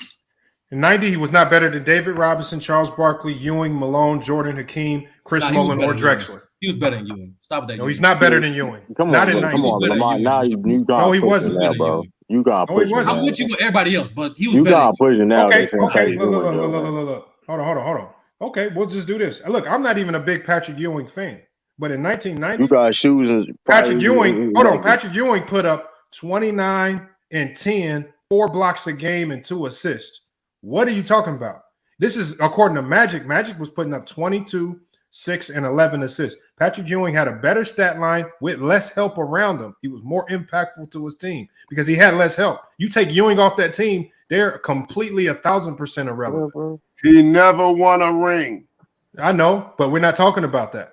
But that's what the whole point is. That's that's not the whole point. Is I said we already established he has 5 championships. It's not what we're talking about. Lamont. Come on, Wiley, you got to stop with the horrible takes because, again, you keep running to the rings. That's not going to save you in this conversation. Wiley, because we all know he has championships. Championships don't make you the better player. Because if championships, if championships make you the better player, if championships make you the better player, then all of you guys will have Bill Russell as y'all GOAT, and none of you do. Let me add this one point real quick. No, there's no more adding points to it. We're gonna move on to a new point because unless you got Bill Russell as your GOAT, unless you have Bill Russell as your GOAT, I don't want to hear you talking about championships because you don't. Oh, well, you just gonna keep moving the goalpost then? That's not moving the goalpost. You keep talking about championships, yet your GOAT don't have the most championships. Player makes the rest of his teammates better, brother. Come on. So what we moving on is yes. You said hold on. So you saying we talking about in your eyes? That's what a great player is. All right, we'll leave it there then. But right because okay, and if a great player makes his teammates better, that means your favorite player in the NBA right now should be Draymond Green, right? Is Draymond Green your favorite player? He makes that Warrior team much better. You coach a high school or college, right? Like I said, he going to irrelevant stuff. We're not going to go on your irrelevant diatribes today. We got to kill that, Wally. I'm just asking you a question. Wally, I got you, but we got a lot of people on the panel that want to get a take, and I'm not trying to get into a relevant conversation. I'll leave and let's go ahead. We're going. Let me hear from Lee. Lee, Wally, you like to go into these long, irrelevant diatribes.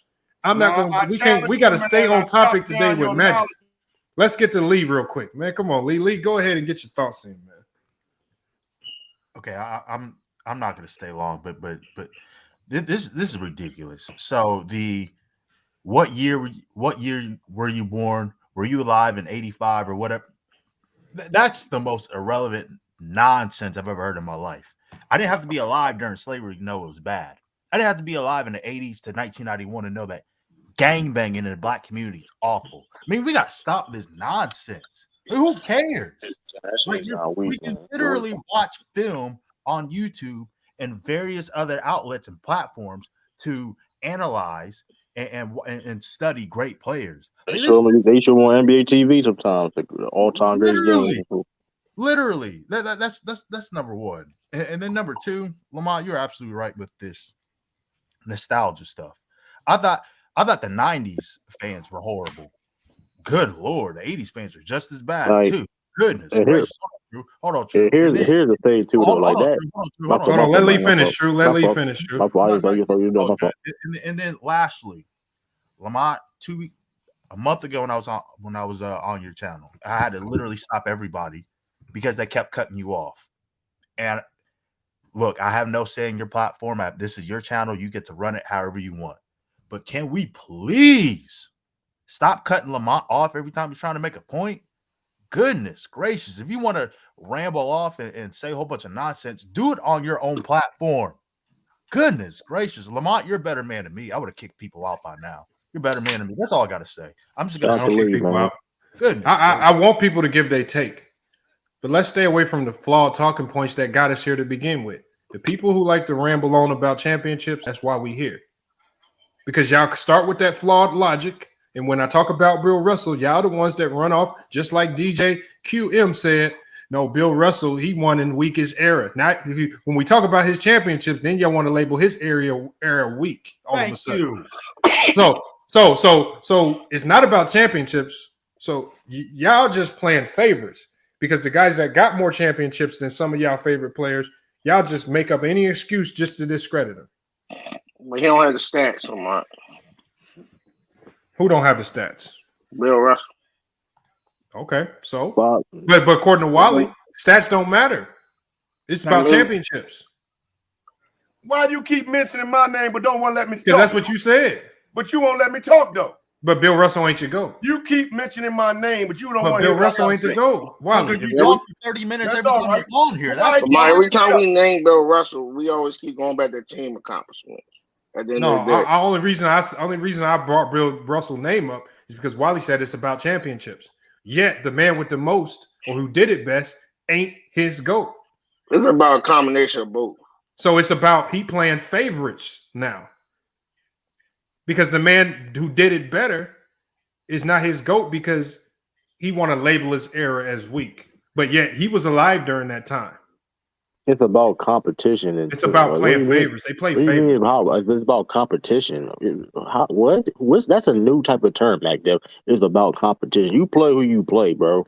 Okay, MacDuff, it's about competition, and then you should have LeBron as your GOAT because ain't nobody played more competition than LeBron. Thank you. He beat a 73-9 team. That's I mean, if it's about not the same team, maybe no hold on. That I'm saying, competition, that if you try to competition switch it argument, up, that competition and make argument it is about dumb as shit, competition, bro. LeBron's That gonna be competition, number one. that competition argument is dumb as hell. You play who you play, bro. It don't matter what field you in, or whatever the case may be. You can't control who's out there. Like, it is what it is. You got tournament, like a different type of competitions with events and stuff like that. You want to see it, you play who you play and see who the best is. Like, it's like, that's dumb as shit, bro. You play like you don't like. True. They only do that to Bill Russell and LeBron. That's it. They don't do it to anybody else. Like, that competition shit that end of the day don't matter. It's about how you perform. At the end of the day, when you don't perform, you're gonna get criticized. Lamar, all I know is like, hold on, let me hear from Ralph Lauren. Go ahead, Ralph. the same thing you using about Magic and his MVPs or whatever the case may be is what you can say about all the guys in the 2000s with Steve Nash. Okay, so that's what I've been saying the whole time, Ralph Lauren. Yeah, I'm reiterating, and you can say that about KG MVP. He wasn't the best player in that MVP season. Yeah, but MVP he didn't have the best stats. You're right. MVP doesn't mean you're the best player. I mean, again, they've kind of changed and redefined what for some years is about who the best player is. Like when Jokic when Jokic was MVP, it was about the best player. It wasn't about who was more valuable for a team. Yeah, like some years it seems like they kind of switch it and redefine it every year. When Steve Nash won it, it was about it was about I don't know how valuable are you to that team? Because Steve Nash was not better than Shaq and Kobe. When his MVPs, he only missed 3 games. But I'm just saying, every year we see guys get labeled MVP for different reasons, and we still got questions about. Like Steve Nash mainly won his MVP because, like when he was off the court, when he wasn't playing, they was just a bad team. Dude, he only missed 3 games. Like that's not being that's not a circumcision. Circumcised. You can fucking compare it. Does the MVP mean you're the best player? Certain words acting like y'all winning, like y'all cooking us. Ralph, does the MVP? Let's get this out of the way. It's an easy way to kill it. You winning the MVP, does that mean you're the best player in the game? Individual player in the game? Not all the time. In some, not all the time. In some cases, like overwhelmingly, it doesn't, because there were players that won MVP when Jordan was in the league in the 90s, and Jordan was the best player almost every year he played in the 90s when he was with the Bulls. He should have won the MVP from 90 to 98. Jordan. I agree. I agree with you with that. Probably 89. Barkley was never better than Jordan. Probably 89 too, Lamont. I definitely agree with. Yeah, that's what I'm saying. So the thing is, we know that MVP doesn't mean you're better. So Magic winning these MVPs, it's easy to identify multiple players who were better than him at that time. But however you want to, it can't be more valuable all the time, true, because Jordan was more valuable than them guys, because he was bad. You can say hold on. Ralph Lauren, how can you say Jordan was more valuable? Yet when Jordan walked away from the game, the Bulls came back the next year without him and got 55 wins and went to the second round. Only lost 2 more games, and Scottie Pippen was hurt for 10 games. But they still so how was he more impactful? Yeah, what happened in 90? What happened after 98? How was he more impactful than Shaq? Hold on 1 second, y'all. When Shaq left Orlando and went to LA, Orlando completely fell off the face of the earth. Penny made the playoffs though. I ain't gonna hold it. They were not going to even come close to the same success they had with Shaq. They made the playoffs. He was more valuable. Okay, the Bulls wasn't going to come close neither. Hold on, they was just not true. Hold on, McDuck. You said it just. Penny made the playoffs. He said they fell off a cliff. They made the playoffs, bro. Why are y'all arguing about that? Hold on, McDuck. You said it yourself. Can't argue about Penny. McDuck, you said it yourself. That game 7 against the Knicks. Hold on, Lee. That game 7 against the Knicks. You said it yourself. That it was some fugazi shit that happened, bro. You said it wasn't game 7. It wasn't game 7. It was actually we were just having a peaceful conversation. It was game 5 in the Garden. It was the Mafia call versus Pippen. Yep. Hugh Hollins. Yeah. Why Bulls fans keep saying there was a 1 call away to get to East Coast? Hey, I want to stay locked in on this Magic Johnson topic. I don't want to start strafing off too far because we're gonna lose. The whole point of this. The whole point of this is that too many people. Because when I hear people making these top 10 lists and whatnot, it starts to sound like they're just throwing names in there that are just popular names to put in your top 5, and they don't even know why they're putting them in the top 5. Too many people are just throwing Magic into their top 10, top 5. They don't even know why they put Magic in there. They connect all 5 of those championships. They make it seem like he was putting up 30, 10, and 10, and was the only player doing anything to lead them to anything, right? And they put no context to it. They look at his 3 MVPs, and in his 3 MVPs, he was never the best player in the league. There was no year in the league. If you're going to be in the top 10 all time, you got to at least have 1 year hands down. There's no argument you're the best player in the league. Hold on. You can't say Magic not top 10. That's a bad take. Hold on. That's a bad take, bro. Hold on. What I'm saying is, how can, when I'm looking at the top 10 all time, when you're talking about Jordans, right? When you look at the Russells, Kareems, and players like that, you can even throw LeBron in the mix, right? All of those players have had stretches in the NBA, whether they won championships or not that season, where they've been hands down, no arguments, no other players in consideration, the best player in the league for a stretch, and they was unstoppable. True. I know you want to say, but hold on. What I'm saying is, can't none of y'all. The top 10 is a special class. This is just not no run of the mill. I can throw anybody in there because they did something nice. They got to be elite for a stretch. Y'all have all admitted to me. Let me hop in. No, Mac, I'm gonna let you go. Y'all have all admitted to me that Magic Johnson is, you struggled to find a year where he was the best player hands down in the NBA. Yet you are quick to put him in your top 5 all time, and he don't even have the longevity that some of the other players have to even make an exception for, his short time in the league. He don't even have longevity. What does he have that boosts him above all of these other players? Lamont, you got Hakeem in your top 10? Who, me? No, you got Oscar, and that's the thing. That don't apply to Oscar, Lamont. What don't apply to Oscar? What year was Oscar hands down the best player? Oh, that's a lot of years, bro. You will get in trouble. Yeah, Oscar was the best player a couple years. No, I'm asking what years? There's some years. And look, I can't remember. Yeah. Look, I don't got it right in front of me, but when I did my research, there were multiple years where Oscar was hands down the best player in the league. Lamont, Oscar was having them Jordan years. He was on bad teams. If you talking about, and the thing is, I'm sitting here battling between Kobe and Oscar at 10. So I could have put Kobe there, and there's definitely years where Kobe was the best player in the league. All of the players are in consideration for this top spot. Again, Lamont, these guys could be considered the best player in the league for a stretch of time. Magic never hold was on. Magic's year that he was honestly hands down. To me, it was longer stretch, but to me, hands down is when he won his first MVP overdue. Now, 87. Jordan scored average 37. Right? He averaged 30. Yes, he wasn't better than Jordan, bro. Let me finish. Jordan averaged 37 points per game, and what everybody said, because he had a losing record, everybody said, if you want to be the best, make the all defensive team. Jordan didn't make the all defensive team in 87, first or second. I don't care if he didn't make the all defensive team. Hold on. Then don't say anything about defense. Then let's just keep it offense. So hold on, I can't talk about a player's defense. Hold on. So he averaged 37 points. So he averaged 37 points for a bum team. That sounds stupid, right? Man. Magic. I'm not about to let you look. Tonight is the night where you can't go on with a bad take. All right. This man just ran off. Are you serious? Hold on, MacDuff. Hold on, MacDuff. You telling me, like MacDuff? Okay, okay. Let's say this, MacDuff. Let's say we have to make a decision. Get out. Two best players in the league, Jordan and Magic.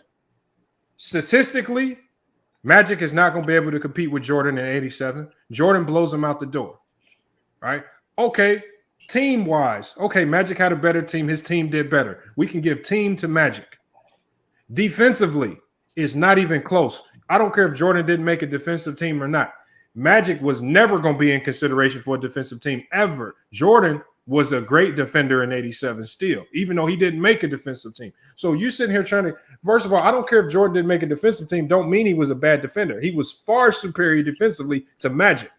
This is a player in an era where y'all claim this era is all defensive era. And first of all, y'all lied to us and say it was an era where you couldn't drive to the basket without getting your head knocked off. And Magic scored all his points driving to the basket. And I don't remember seeing a video of his mouth getting bloody because he was driving to the basket. So y'all lied to us there. He was bigger than all the niggas. Or y'all lied to us there. So that's a lie. He was 6'9" and big, though. Don't matter. You lied. He didn't get hit in his mouth once. He was waltzing to the basket big, easily. Man, Magic is a big man. It don't matter if you big, you can get knocked down. Bill Laimbeer had a bloody mouth. He was big. Hold up, though. I'm saying Rick Mahorn was big. He had a bloody mouth sometimes. He wasn't a little guy. Come on, man. He wasn't a little guy. We talking about your Steph Currys and them kind of guys. Come on, man. Stop it. So y'all was just bullies. Y'all was only gonna foul them if they was little. It was a physical game, brother. It was a physical game. Well, now y'all that just showed me y'all was weak. It was a physical game, brother. It wasn't no physical game. It's a lie. It was more. You don't gotta lie to us. Lamar, basketball game. Lamar, let me be honest with you, bro. Hold up, real quick. Now, CL, you ain't been honest this whole time. How you gonna say? Let me be honest with you. No, I've been honest the whole time, LeBron. You've been lying this whole time. Lamar, it wasn't physical in the 80s. It was dirty. It was dirty. There you go. That's even better. It was dirty. Y'all think dirty is physicality. No, it was dirty. It was dirty because you say so.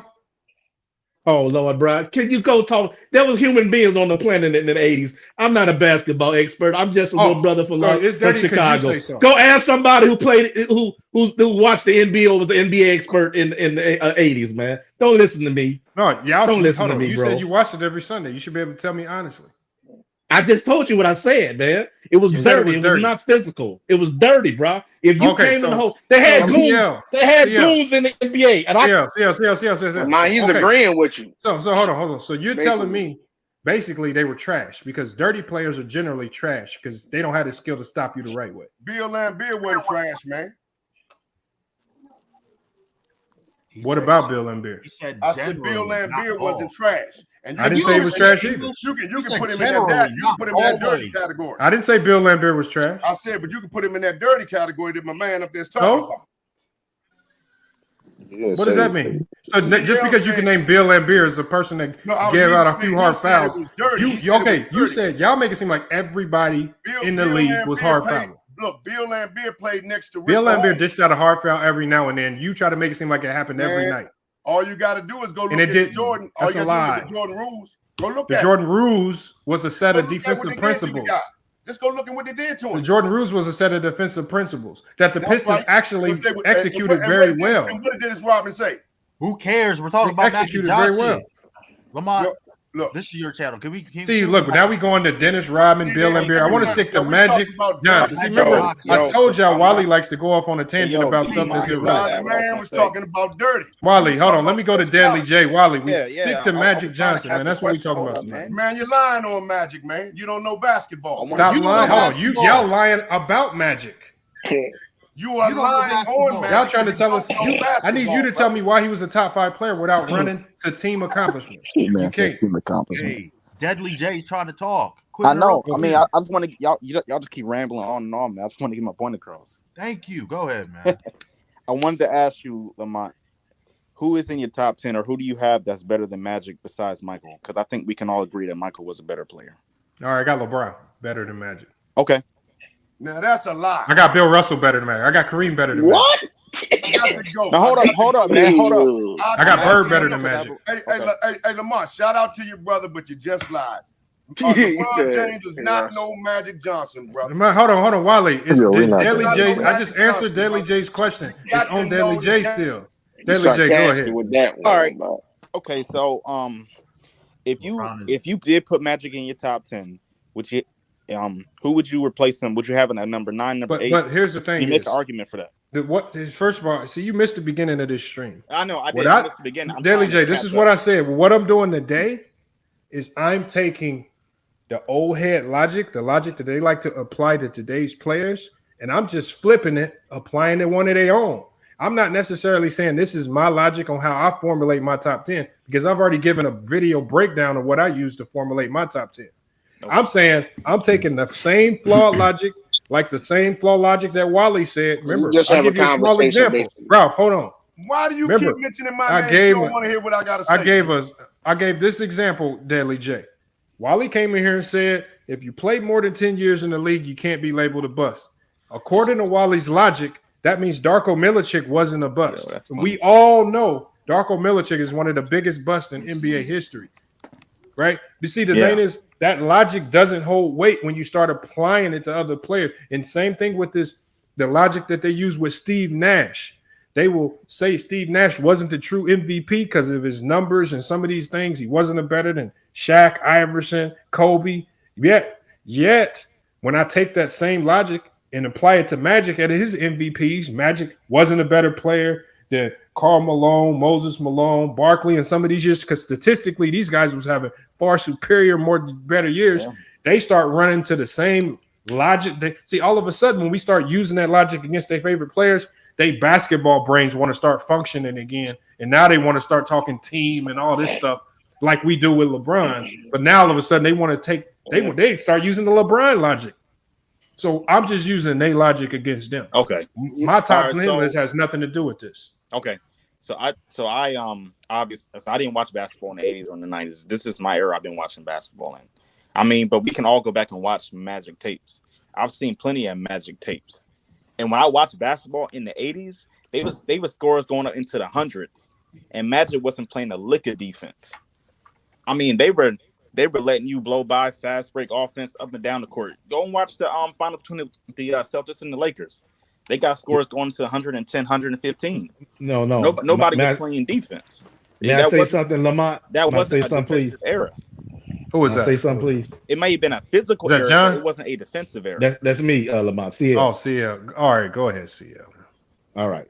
Everybody in the 80s could shoot, pretty much.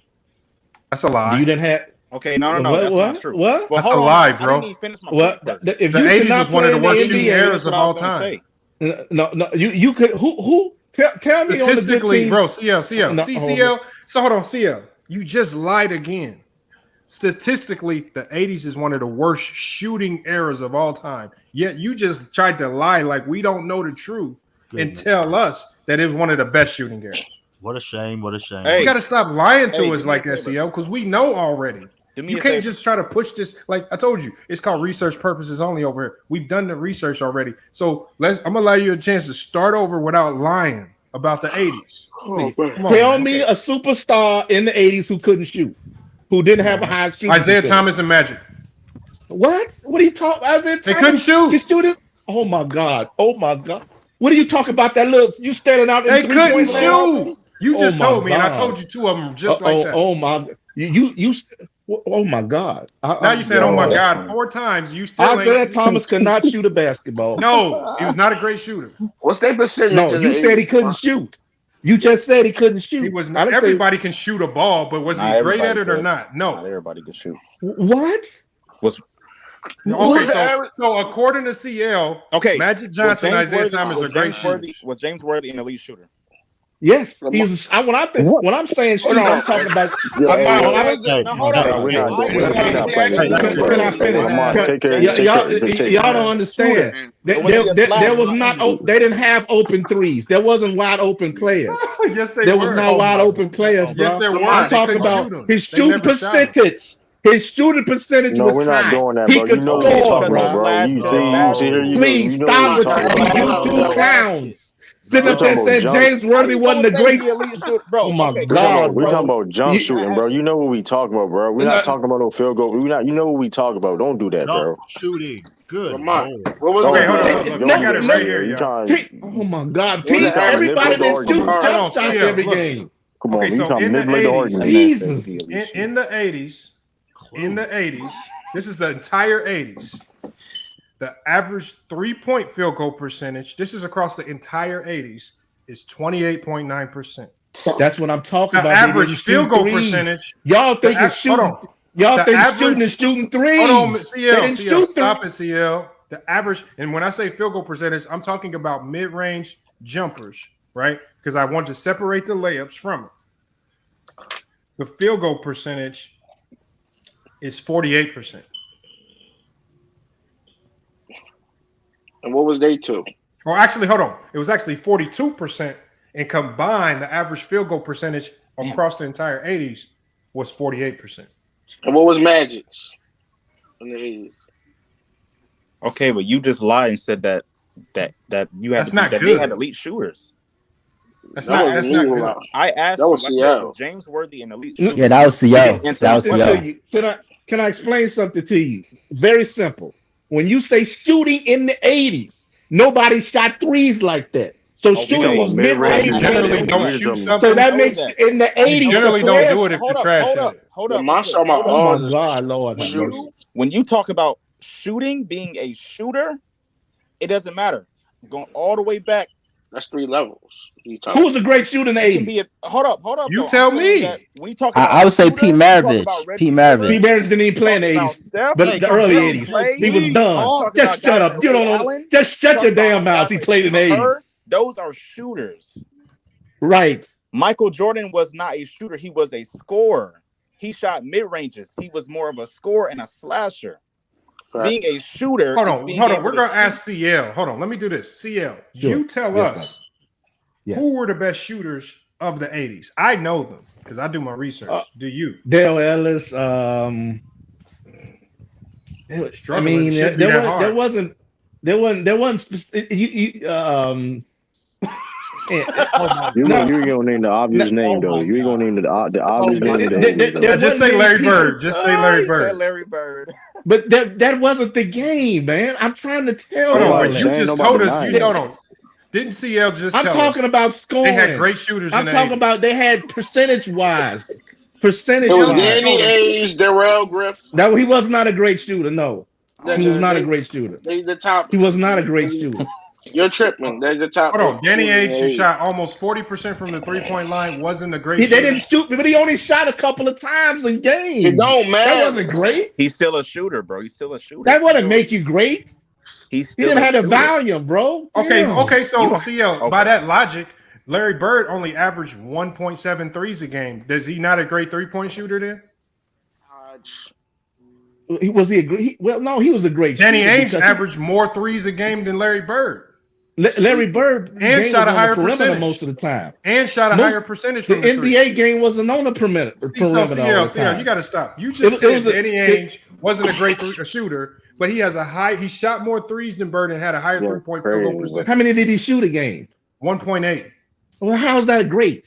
Bird had 1.7. You shot one a game. Okay, but you just said Bird was a great shooter. He only shoots 1.7. And I said, I'm not talking about 3. See, y'all think great shooters 3-pointers. I'm talking about like 18 feet, layup, 20 bro. feet. Layup is not shooting the ball, bro. A layup and a jump shot. I didn't say layup, man. But y'all, please. No, I'm not being. And he ain't shot 48%. Young brothers. Okay, young brothers, please. Okay, hold on. We'll just do mid range. Hold on, we'll do mid range for him because I don't even know if Bernard you can King. identify the best. Bernard King was a great shooter. Bernard King. He's not on that You list. ever heard of him? You ever heard of Bernard King? What's his percentage? Probably like 45%. Hold on. Who you Something saying? like that. Okay, Bernard King. Bernard King was not no great shooter. He's not even on that list. True. CL, listen, CL. I don't want to. Bernard King was no 3-point shooter. But I'm asking you. See, you keep saying, but you can't shoot it. See, you think it's shooting is 3-point shoot. They didn't shoot threes, man. But what I'm saying Can you understand that? Hold up, real quick. His field goal percentage ain't high. CL, I'm gonna ask you a question. Thank you. Field goal. I'm talking about field goal percentage. The range of different shots he took. Hey, can you let him talk? No, I'm trying to get my point across. I'm trying to ask him a question. No, not you. Oh, he's talking about other guy. Okay, CL, I want to ask you an honest question. Yes, brother. Why are you trying to change, or just do a statement? Why are you trying to change the definition of what a shooter is? A shooter is I'm saying the definition was different in the 80s. Okay, it wasn't. Always been the same. It just added. Y'all think a great shooter is 3-point shooters in the 80s. No, not shooting about overall. Shooting is free throws, mid range, and 3-point shots. Because now you're changing it. Being a great shooter means you can shoot mid range. You can shoot that 3. Do y'all want to go to? You're not just one. Do y'all want to go to field? Y'all want to go to free throws in the 80s? Everybody shot free throws pretty well in the 80s. Oh my! Omar, go look at the percentages. Everybody was a great shooter in the 80s.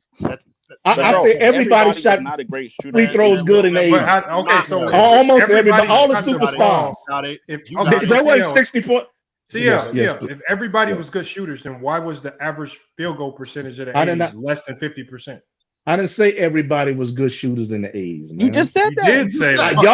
I'm talking about this. I'm talking about 3-point shooting. When I'm saying, damn man, when I'm saying shooting in the 80s, I'm talking about people who shot jump shots, not 3-point shooters. There wasn't many 3-point shooters in the 80s. Please get that out your mind. Because man. there wasn't They a lot didn't of shoot shooters threes. in the 80s. Actually, it was a bad shot. It was considered a bad shot in the 80s. No, that's not true because Dale Ellis took 3 a game and was making them. 3? LeBron take that in a quarter. Okay, because I'm just saying that's high. It's a different game. Okay, It's a different era. That's all I'm saying. You know why I'm saying a great shooter in the 80s is not a great. It's not the same scenario as today. Okay, hold on. So he said Bernard King was a great mid-range shooter. He was. Bernard King shot 38% from the mid-range and 17% from the three-point line. And what year was this? This is his career numbers. No, see, I know. I'm talking about the 80s, bro.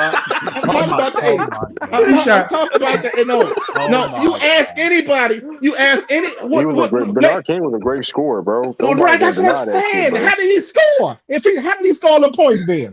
He scored. How did he score? He didn't drive to the basket. Hold on, he took mid-range. The man shot 17% from the three-point line and 38% from the mid-range. He shot maybe one a game. What are you, stupid? What about mid-range? Okay, what happened with the mid-range then? He was a great mid-range shooter. He shot 38%. He did not. And it's right here. Lamont said the average was in the 40s. That was his percentage?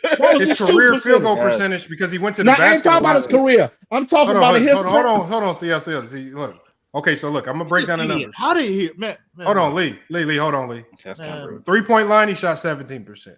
From the mid-range, he shot 38%. Because he went to the basket a lot, his field goal percentage overall was 51% because he went to the basket a lot. So you said he was a great mid-range shooter, but where are you seeing these mid-range jumpers? Because it don't look like he was taking a lot of them. Sounds like you just lied, Sunil. He did not go to the basket. He barely put the ball on the floor. Please, man. I saw the game, John. I ain't got no reason to lie. I don't care about no Bernard King. He was a mid-range shooter. He was great at it. He didn't put no ball on the basket. I thought you said everybody in the 80s was great free throw. I did not say. I said the great shooters in the 80s were not. So if Bernard King was one of the best shooters, how did he have a season I didn't say he was the best shooter where he shot 60% from the mid-range? Not what? He said I'm just what? saying, if Bernard King was one of the best so-called shooters of the 80s, how did he have a season where he shot 61% from the free throw line? Lamont, how did we get to this point? Lamont, how much can you before Lamont say his points average in the 80s? Do his points average. Do his points average. Say it. Say him. No question. He's a great scorer, bro. We didn't say he wasn't a great scorer. How did he score? What type of score was it? Anything but at a low value. Oh, they got buckets. What type of score was he? What type of score was he? Where did he get his shots at? I don't know. You watched it every Sunday. You tell us. I'm telling you what he said. I'll tell you where he got his shots mid-range and in the post, off the right and left shoulder. He killed you. All right. You watched it every Sunday. You tell us. Hey, Mad, you got to echo, man. Top high school player in the nation. Mad NAN. You got to echo. High school player in the nation. Mad name. Can I ask you a question? You watched the Lakers game? Can I ask you a question? Go ahead, man. You consider Ray Allen a great shooter, Hold on. What are your thoughts on Magic first? Before you come in, is Magic top 5 to you?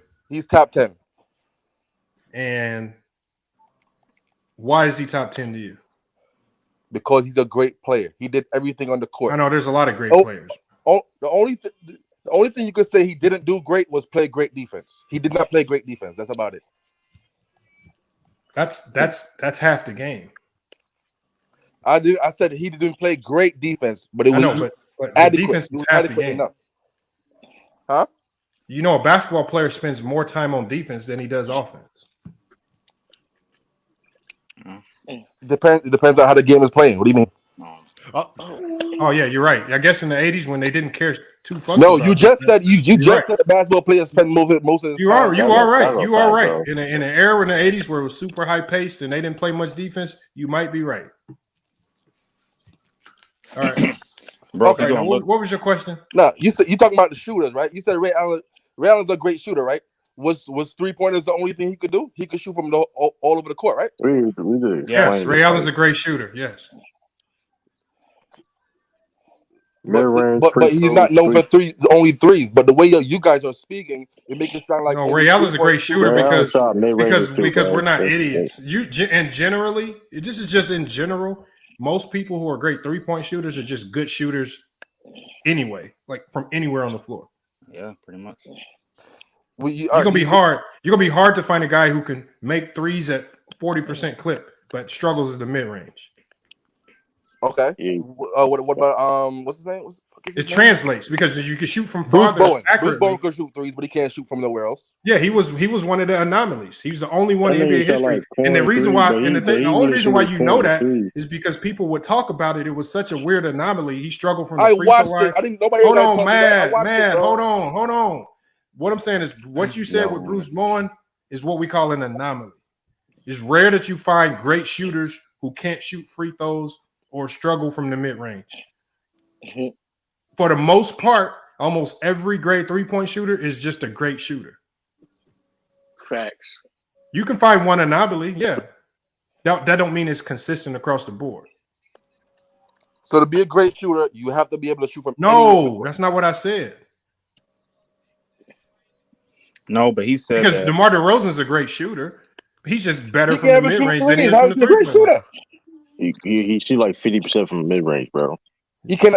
Just a while ago, when the guy was just DeMar DeRozan's a great shooter. Yeah, but Bernard King, but no, brother. Hold on, you want to go back to the argument? Bernard King shot 38%. I'm saying we're not idiots when it comes to it. You can't just label us as identifying great shooters as 3-point shooters. We know how to look at guys and be like, okay, that's a good shooter. We just know DeMar DeRozan's known for being a mid-range master. He can make that mid-range shot at a high level. He's excellent at it. He's a great shooter. You know what I noticed that's interesting?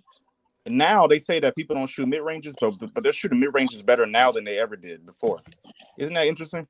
It sure is, Deadly J. But hey, Deadly J, don't say that because you're gonna hurt feelings around here. Because KD, go do me a favor. Look at KD's mid range percentage. Well, you got Kyrie, you got KD, you got a lot of guys that kill that mid range area. You got a lot of them people, a lot of level scorers. So my thing is though, you're just saying that you said that, these guys are elite shooters because they're shooting mid range, but when you go and look at their stats, they're all shooting low percentages. So are they really good shooters? You see what I'm saying? No, but what I was saying is, in order to be a good shooter, you have to be able to shoot from everywhere on the court. That's all. You have to be able to be a 3-level. To me, a shooter's a 3-level scorer. Yeah. But here's the thing: we're not saying DeMar DeRozan's a better shooter than Steph Curry. But we can still look at DeMar DeRozan's game and say he shoots enough mid-range jumpers to where I can say he's a good shooter, better than most just guys, especially from the mid-range, and we can categorize it. Steph is going to be able to shoot well from any level, mid-range and threes. And the same with Trae Young. He's going to be a great shooter from mid-range and threes. Right? We know how to identify the guys. So there's levels to how good you are as a shooter. So when DeMar is not going to be up there with some of the best in the league, but for his position and for what he does, he's a great mid-range shooter. Okay, so when he mentioned Bernard King, and he was talking about Bernard King, he's not because Bernard King didn't shoot threes. He was mostly a mid-range guy in the post. So, would you label the Bernard King as a great shooter of his era? Not a great shooter, adequate, or a scorer, or a great scorer. He's a great scorer because I guarantee you, he did not take most of his shots from the mid-range. Say that again. I said that I don't think that he took most of his shots from the mid-range. Nah, he did. Most of his stuff came in the post. Exactly. Bernard King. He was attacking the basket. Yeah, but he could. You know why? Occasionally, in the 80s, they attacked the basket more in the 80s than they shot mid-range jumpers or threes or whatever. Now guys are shooting more threes than they'll attack the basket. You can go and look at the stats. So guys were like I said, in the 80s they didn't play defense. They did not play defense. You had maybe a handful of elite defensive teams in the 80s, but most times, like I said, their scores are going into the hundreds easily.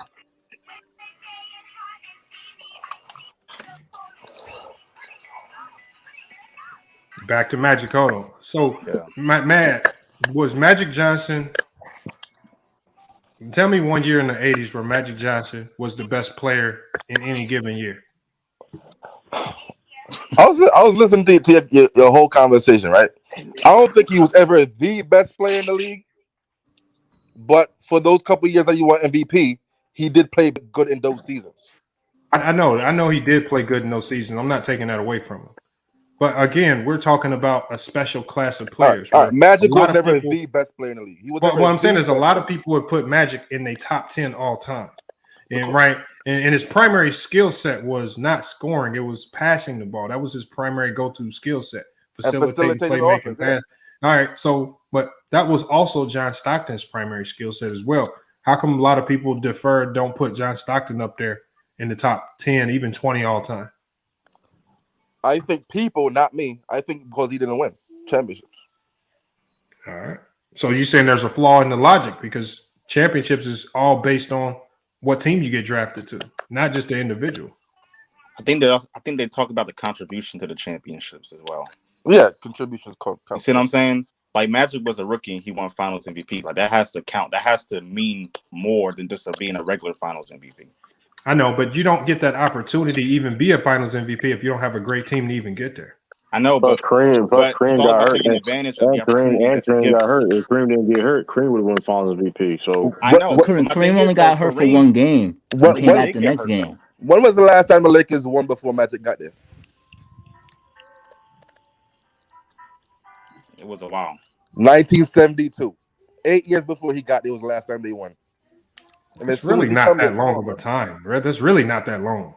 8 years not a long Especially time. When some teams struggle to win one for their whole existence. Okay, can I ask you a question? If the Lakers had never got Magic, how many championships do you think that they would have won? It depends on who they would have drafted instead of Magic. That is true. I mean, I know that's going down a rabbit hole, but I'm just saying, like, when you're at that point and your best player gets hurt and you have a rookie have to step up and show leadership, like he's just showing it. He's just showing. We're not taking that away from Magic. Magic was a great leader. Yes, we give him that. Magic was a great facilitator, playmaker. We give him that. He stepped up in the finals, right? He showed up. He got the Finals MVP, deservedly so, for stepping up. But we're talking about being the best player in the league for a stretch because we're labeling him one of the greatest of all time in the top 10. That's a special category. Okay. If we're going to put you up in that special category, you're going to have to really go into depth as to why he made me great. If I'm going year by year and I'm looking year by year, and this man is not the best player in the league on a year by year basis, and it's arguable that he never had a year where he was the best player in the league, then how am I going to put this man in my top 10 all time?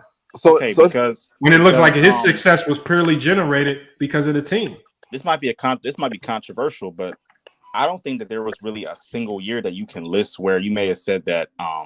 For instance, I mean, I don't know. I mean, that was there a year? Give me a year. Is Kobe in your top 10? I'm just asking because I didn't. No, he's at 11. Okay, he's at 11. Okay, so who's 10th on your list? Oscar. Okay, and I'm just asking, like, is there anybody from the early 2000s? I didn't get at the very beginning of the video that you have in your top 10. I can't remember if I had Duncan in there, but I don't believe I did. I can't remember. It's hard for me to remember. Do you have to? So you have Shaq, I believe, is in my top 10 though. Okay, so you have to have a year where you were just better than everybody, undisputably, to be in. You don't have. I mean, I'm saying for me, this criteria is not what made my top 10. This is the logic that I hear a lot of people using. Yeah, especially older NBA fans. So I'm just using the same logic and applying it to one of their favorite players, just showing them how this logic doesn't make sense. Well, if that's the case, then Magic's not in the top 10. According to their logic, Magic shouldn't be in the top 10. If you're going by their logic, he's not. If you're going by their logic. I'm saying if I'm using this argument is not my argument because obviously if you go look at my top 10, I got Magic in there. But I'm not. But the thing is, I'm not going to waste time. Like when we talk about Steve Nash, if you're going to run around using that argument for Steve Nash, the same things that people said about Steve Nash, why he shouldn't have won the MVP, why he wasn't the best, why he isn't looked at as a top 5 point guard all the time. Okay, I'm going to take your logic and I'm going to apply it to Magic. And it makes it now you got to look at Magic in a completely different light. That is true. I mean, because bro, you honestly, you've only had a handful of players who've ever truly been the best player in the league for an extended period of time. Right. You've had about 10. Yeah, that's about it. And those 10, and so if that's how it should be, then those 10 should be your top 10 all time. So what was Nash ever the best player in the league? No. I can't name a year where he was. I mean, he had the best teams. That's about it.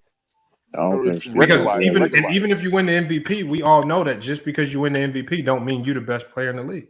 That's Or even the best point guard. Yeah. So I'm guessing that on a normal list, you go by longevity and career achievements. So on a normal list, you look at everything because I mean I look. My big thing is for me your impact on and dominance in your time, right? So like what you said, man, and Magic had a lot of dominance. He had a lot of impact. I like to consider those things. Jordan is the GOAT because I think he dominated his era better than any other superstar. Then I got Bill Russell after him because I think Bill Russell was the second best at dominating his era. You dominate your era however you dominate it. You might need to score 30 a game to dominate your era, or you might need to grab 20 rebounds a game to dominate your era. However you dominate it, if you dominate it and you winning and you killing everybody, I'm gonna give you credit for it. Dominance is not just one way you can dominate. And Magic was dominant with his passing. Right. And competition, that competition argument is like again, when people try to use that to discredit dominance, it doesn't make any sense. You dominate, you're dominant. Like it don't matter if I'm doing if I'm getting the job done, if I'm performing, I'm performing. It doesn't matter what it is. You know what I mean? Okay. Oh, I have an interesting question. Yeah. If you put Jordan's '90s Bulls into the mid '80s, or in the '80s period, do you think he still would have won 6 championships? Which Bull team? No, which one? No. I'm just saying. The second Bull team, yes. Okay, the first one, no. 1991 Bulls. You just drop them in and just have them all the way up until the 90s. You think I don't think they win most. I think they might be able to eke out 1 or 2 like the Pistons or the Sixers. I don't think they have the same type of three-peat dominance, no. Okay, so if that's the case, then Michael. So if that happened, then would you consider Michael to still be the GOAT because of his talent? No, but because Michael did what he needed to do in his era. Yeah, but you in can't his control era, that. That's like he dominated his era. I'm just saying everything is circumstance. I can't blame him for not being in the 80s, showing us that he could dominate the 80s. You can't control that. Just like I can't blame Bill Russell for not being born in time to play in the 90s to prove he could play. He dominated in his way, in his era, in a way that could hardly ever be duplicated. Same with Jordan, same with LeBron. I mean, same with Wilt and Kareem and all these guys. A lot of these guys got stretches where they were dominant and it's not going to be replicated. Oh, and I've seen old heads use the finals record argument too. That to me is a little flawed, but I'm not gonna get into that because that's a different topic. Yeah, because that means you're eliminating everything else a player does just to get to the finals. Magic lost in the finals a lot. He lost 4 times. People don't want to talk. And to be honest with you, I'm not sure what year did he lose to Hakeem in the conference finals. But look, that's dominance though. Getting to the finals 9 times. Getting to the finals 9 times is dominance. 89, probably. Like, ain't that a form of dominance? Just getting to the finals 9 times? Yeah, it should be, but people only look at it as if you lose, it doesn't matter. It doesn't count. No, but people created a narrative that being perfect in the finals is the new greatness. Not how many times you get there. This is how they were able to weasel Bill Russell out of the conversation.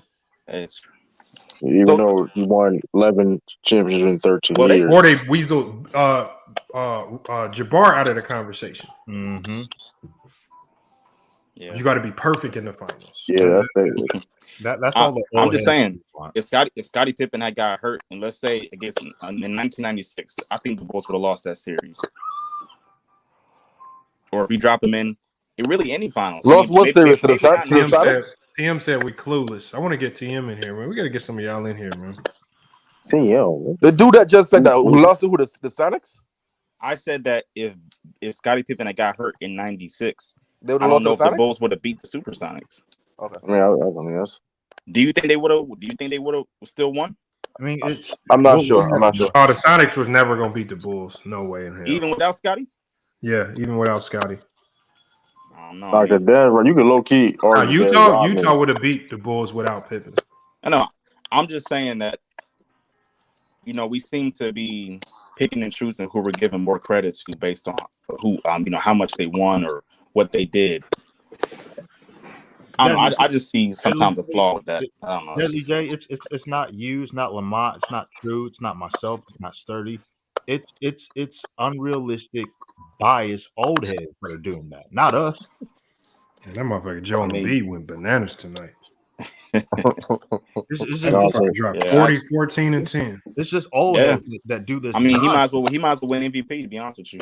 But Old heads that do what? That do what? Say it again. It's just old heads that just love to discredit anybody that's not their favorite. Well, it's mostly LeBron. It's mostly LeBron that they discredit because LeBron is, I guess, the closest competition in this era to compete with, let's say, Jordan or Kareem or whoever else you want to put in that list. That too, but people act as if people speak on Bill Russell as if he's a bum. Well, he's not a bum, but Bill Russell, I mean, people say he played against like what? I think it's the era that he plays in why he get discredit. All right, let me say this. You have a point, Deadly J and Mad. You guys have a point. So I will even concede that the era in terms of the amount of teams. Yeah, 10 teams. I will concede that. But Bill Russell had no control over his opponents whatsoever. It's not that team thing is going to be flawed because the league is always going to continue to add on teams. Always. It's always a history of doing that. So it's like at one point in time, it was 20-something teams in the league. So we're going to discredit the 80s because it was only 20-something teams in the league. True. What if the NBA ever goes international? Exactly. And you're dealing with a league with like 70 teams because it's international. Exactly. Like are they gonna look back on Jordan and be like, true. Matter of fact, it may be a day. You know, they got the African League. You may have an NBA championship, and they may have another championship go against the NBA affiliate league. Change the whole dynamic. He never was better than them. So you can't use that team argument because in the day it is what it is. You play who you play. Like I said before, competition is competition. You gotta in the day you have to win. I don't care if it's a baby. I don't care if a dude in the wheelchair. I don't care who. Listen, I don't care who's out there. You got to compete and win. But he never was better than Will, Elgin, or Oscar though. Who? Bill. Why not? Hold on. Ralph Lauren. Why was he never better than either one of those guys? Y'all say he grabbed a lot of boards. Wilt did that too, and he assisted ball. Okay, but no, Ralph, I want you to tell us why was he never better than those guys to you? Stats. Look at his stats and look how Lamont, did you not just hear me say that? Ben was saying stats. But stats so in your eyes, so in your eyes, stats make him better. Same thing. Okay, he dominated them the same way Jordan dominated him. Okay. Stats, other than championship. But that's a team accomplishment. Right? Okay, yeah. Okay, and he wasn't even the best player on his team. He was the best player. Now you're lying. Now you're lying. So Bill Russell wasn't the best player on his team. Now we gonna lie like that? The stats don't prove it. So who was putting up better stats? He was a team player, guy. Hold on. Stats are dictated based off what the player did. No, stats are dictated by talent. No, let me talk. But no. Stats indicate what a player did, but the film shows what stats don't show. And a lot of what Bill Russell did, stats don't show that. Okay, first of all, name something he did that stats don't show. Oh my God. Bro, first of all, blocks and steals weren't even recorded back. He was the greatest defender than Will. Yes, he was. No, he wasn't. Bro, he has way more defenders. Will even said so himself. That Bill was a better defender. I'm not doing that. I don't care what other people say. Will, so you defending Will, but Will, how you gonna say you don't care what Will say? You defending him?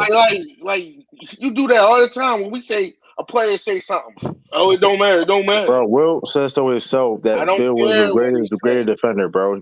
Will says so himself, bro. Hold on. But Ralph, here's the problem. The problem with your logic, there's not going to be any stats defensively that are going to help boost Bill Russell because when he played, I already know they weren't keeping track of blocks and steals. I understand that. All of the stats that we keep track of now to help determine if a player's better defensively, they didn't keep track of them. So really, the only stats they kept track of when he was in his prime were points and rebounds. And so there were a lot of guys at that time getting points and rebounds, but were they be able to defend at the level that Bill Russell was able to defend? Because Ralph Lauren, you got to understand that Bill Russell was one of the greatest shot blockers of all time. When he first started doing it, the refs didn't even know what to call because they had never seen it before. Yeah, they thought it was goaltending and shit. Here's the thing too. Yo, Here's the Wilt thing was a too. better blocker, shot blocker. But since you want to talk about stats, and why did his peers and players like Yo, I don't peers, care what you keep bringing that how you shit gonna say up. you don't care? But how you gonna you don't care? Okay, bro. You can't say you Nigga don't had more care, better stats than this guy. bro. Okay, Okay, what but kind that of being Tyler said, Perry said the other night. hold on. Can I finish? Can I finish? You was gonna cut me off. Hold on. That being said, then. That being said, hold on. That being said, all right, you gonna keep talking. You gonna keep talking. You gonna keep talking. Go ahead, True. You gonna keep talking. You done? You finish. You done? You finish. Yo, for his career, Bill Russell averaged 15 points. Hold on, let True finish, y'all. Let True finish. So all that being said about stats, so why is the player that he played against voted for him 5-time MVP when the players vote? Why is that? Same way they voted for Magic, the likability. Same shit that he said. No, the media voted for Magic. It was a media vote, bro. Okay, your peers like you too. No, they don't, bro. What are you talking about? Magic Johnson was voted by the media. It was a media vote. When it was a players' vote when Bill Russell won his 5 MVPs. Okay, so then who should vote? Who should vote for the MVP then? Darn sure not the media. So Should it be the fans? Not your peers. No, I believe it should be the players. Should be the players, and that's it's more credible. It's more credible. It's always going to be more credible with the players because they play against the play. They play against each other. Okay, by your more logic, Kobe's the GOAT. Because players call him the GOAT all the time over Jordan and LeBron. By your logic. No, they don't, bro. They say a bunch of niggas' names, bro. I've never heard of niggas' names. No, they don't, bro. Where do you get that You're from, lying, bro. They say a bunch of niggas' names. No, they don't, man. They say a bunch of niggas' names, I've bro. never heard that before. No, nobody naming Kobe to go over Yo, Jordan. y'all lying. I just put a bunch of tape up and put it in the chain. No, they don't. You Ralph, you just made that up, Ralph. Okay, I made up. Stay You right there. making shit up, bro. You Stay be right that's there. all you always do this shit every Stay time. right You be there. making shit up, bro. Ralph, send me one video link of a player saying Kobe's the GOAT over Jordan.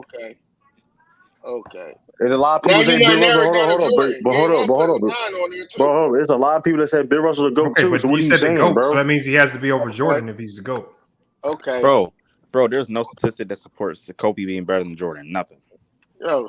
What Ralph Lawrence said was he said there's all types of players out here saying that Kobe's the GOAT. No, I have not. I've never heard of that. Give me one video link of one player saying Kobe's the GOAT over Jordan. The only person I can think of that may say that could possibly say that might Probably be Kyrie. No, not Kyrie. I don't know. I feel like Steven Jackson might say something like that. But No. Steve, he already came out and said that a couple years ago. He said his Steven Jackson. He said it was on Undisputed a couple years back, and he said it on his podcast. He said his order was Jordan, Kobe, and then LeBron. That was his top 3.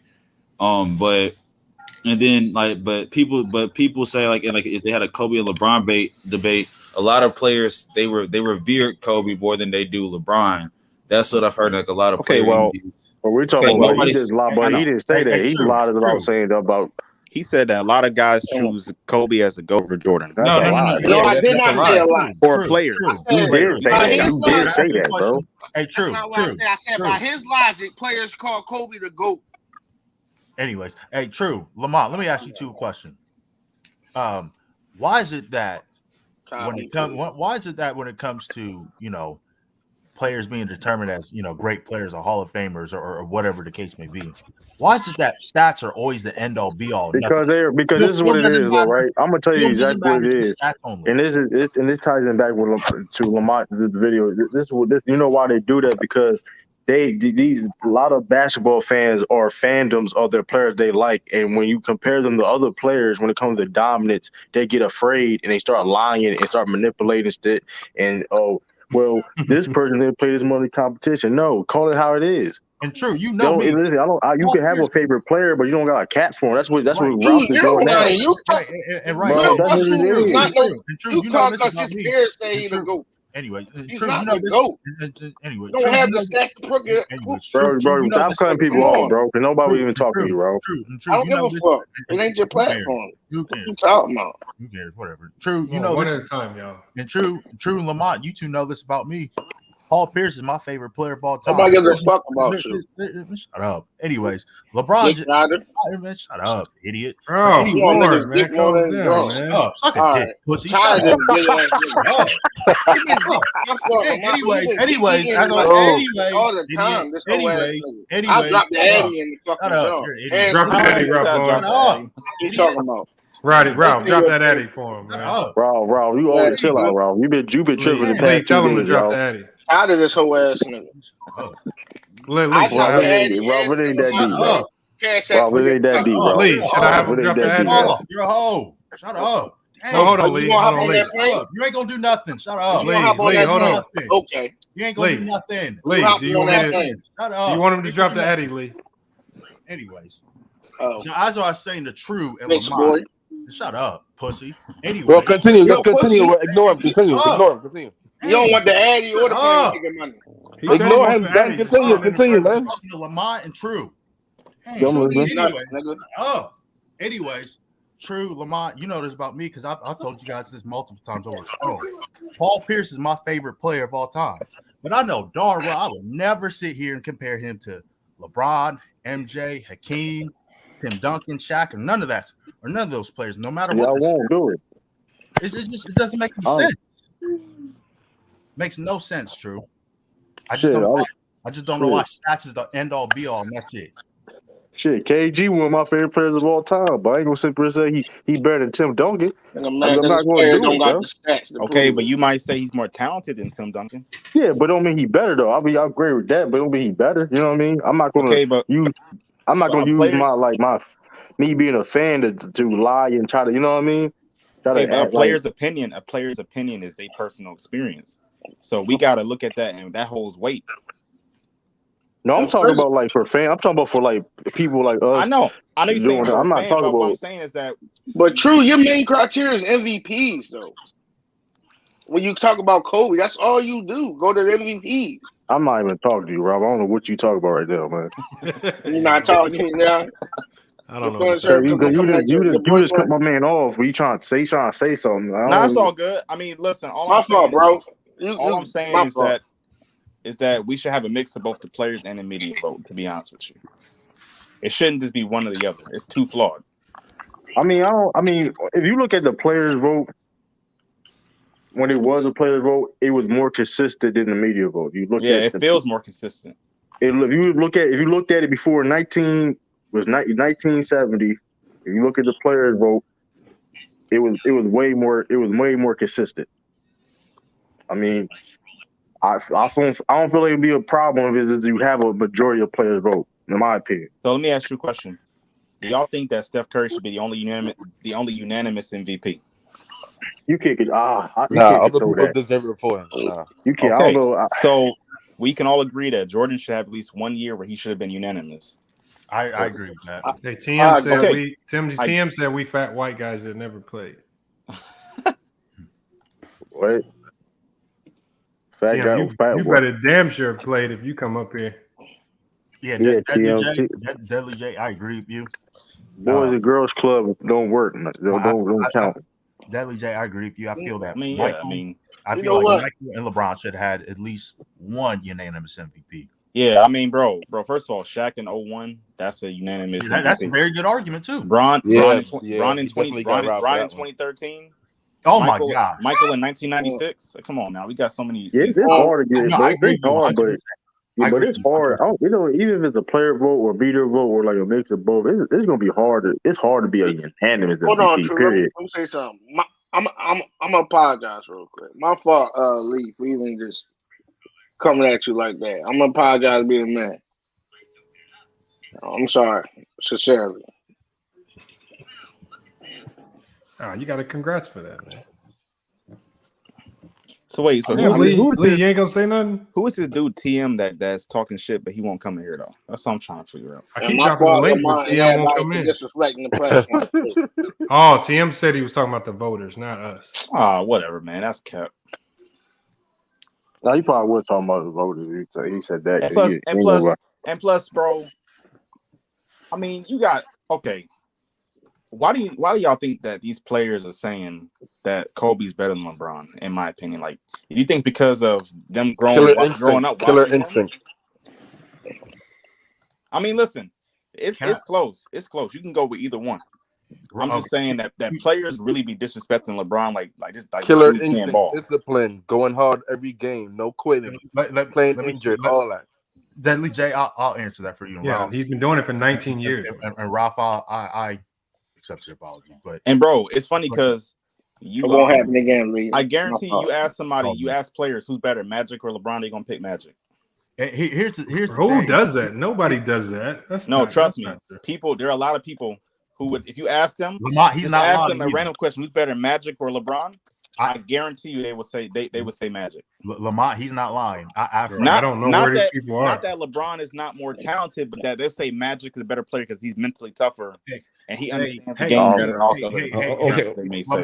Lamont, I got a question for you in reference to what Deadly J said, and to what Matt said about the killer instinct and mentally tougher. Is that even measurable? Right, that makes no sense. You can't. How's that measurable? Like I've never understood that nonsense because if I call it nonsense. I'll let you go, see real quick.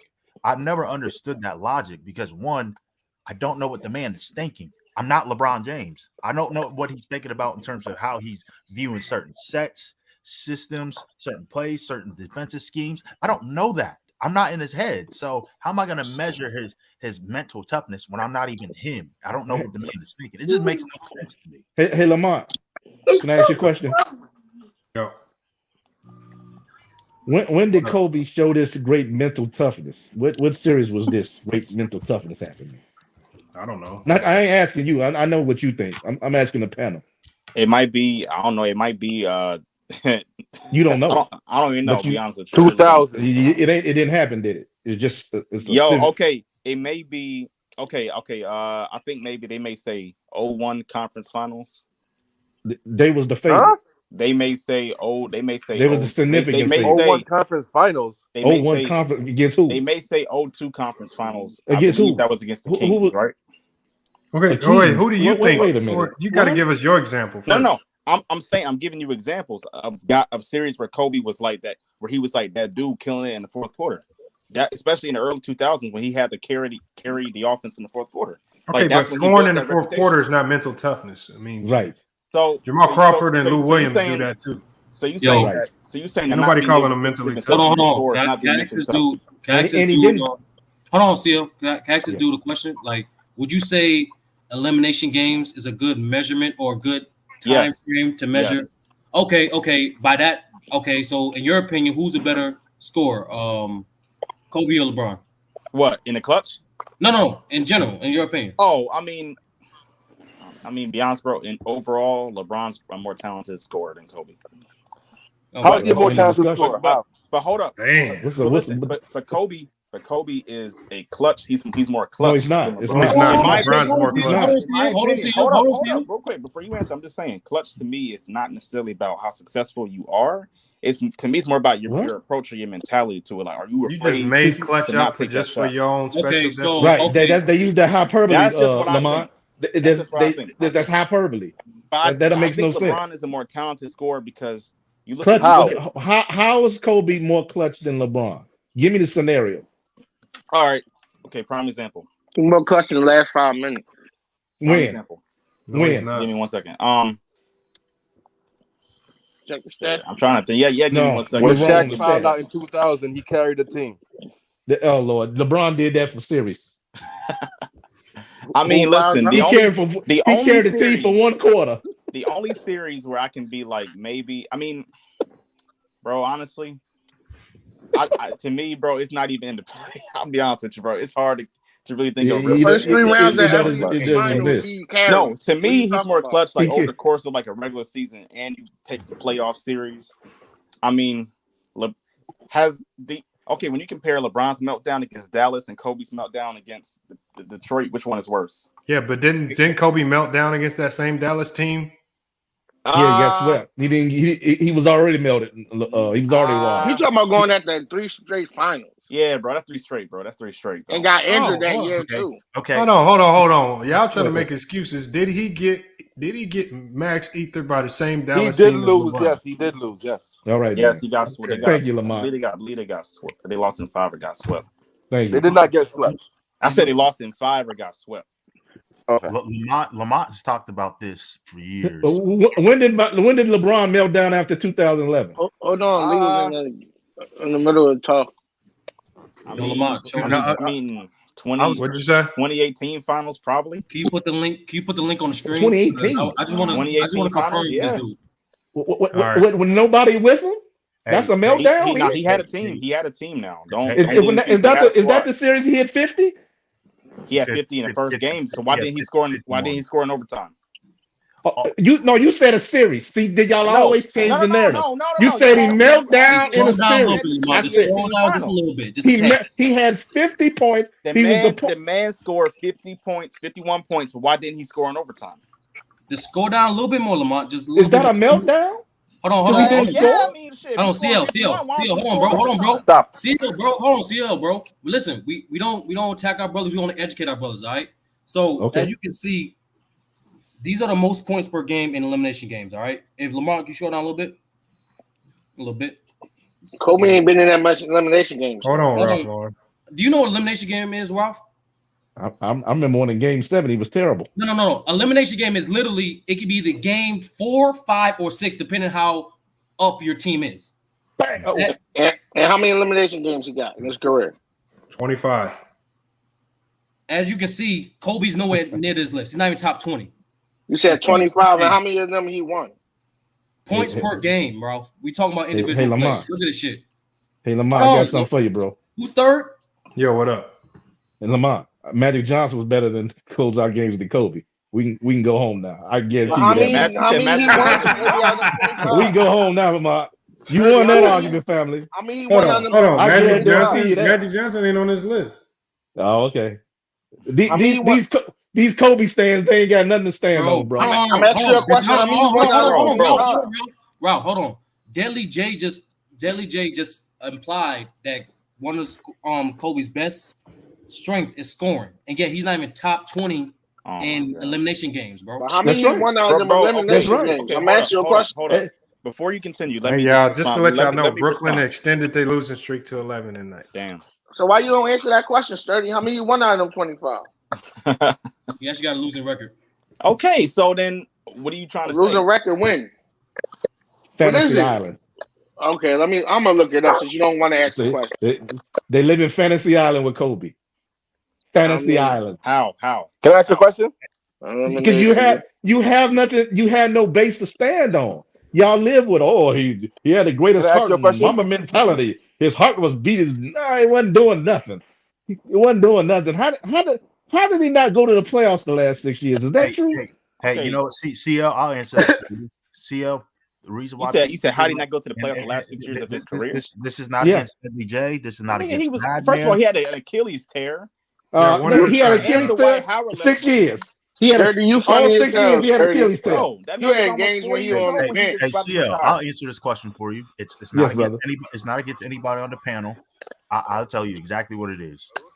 So even though it's been proven, in the playoffs and in terms of game winners, walk-off shots, buzzer beaters, LeBron trumps almost everyone. Not everyone, but a lot of people.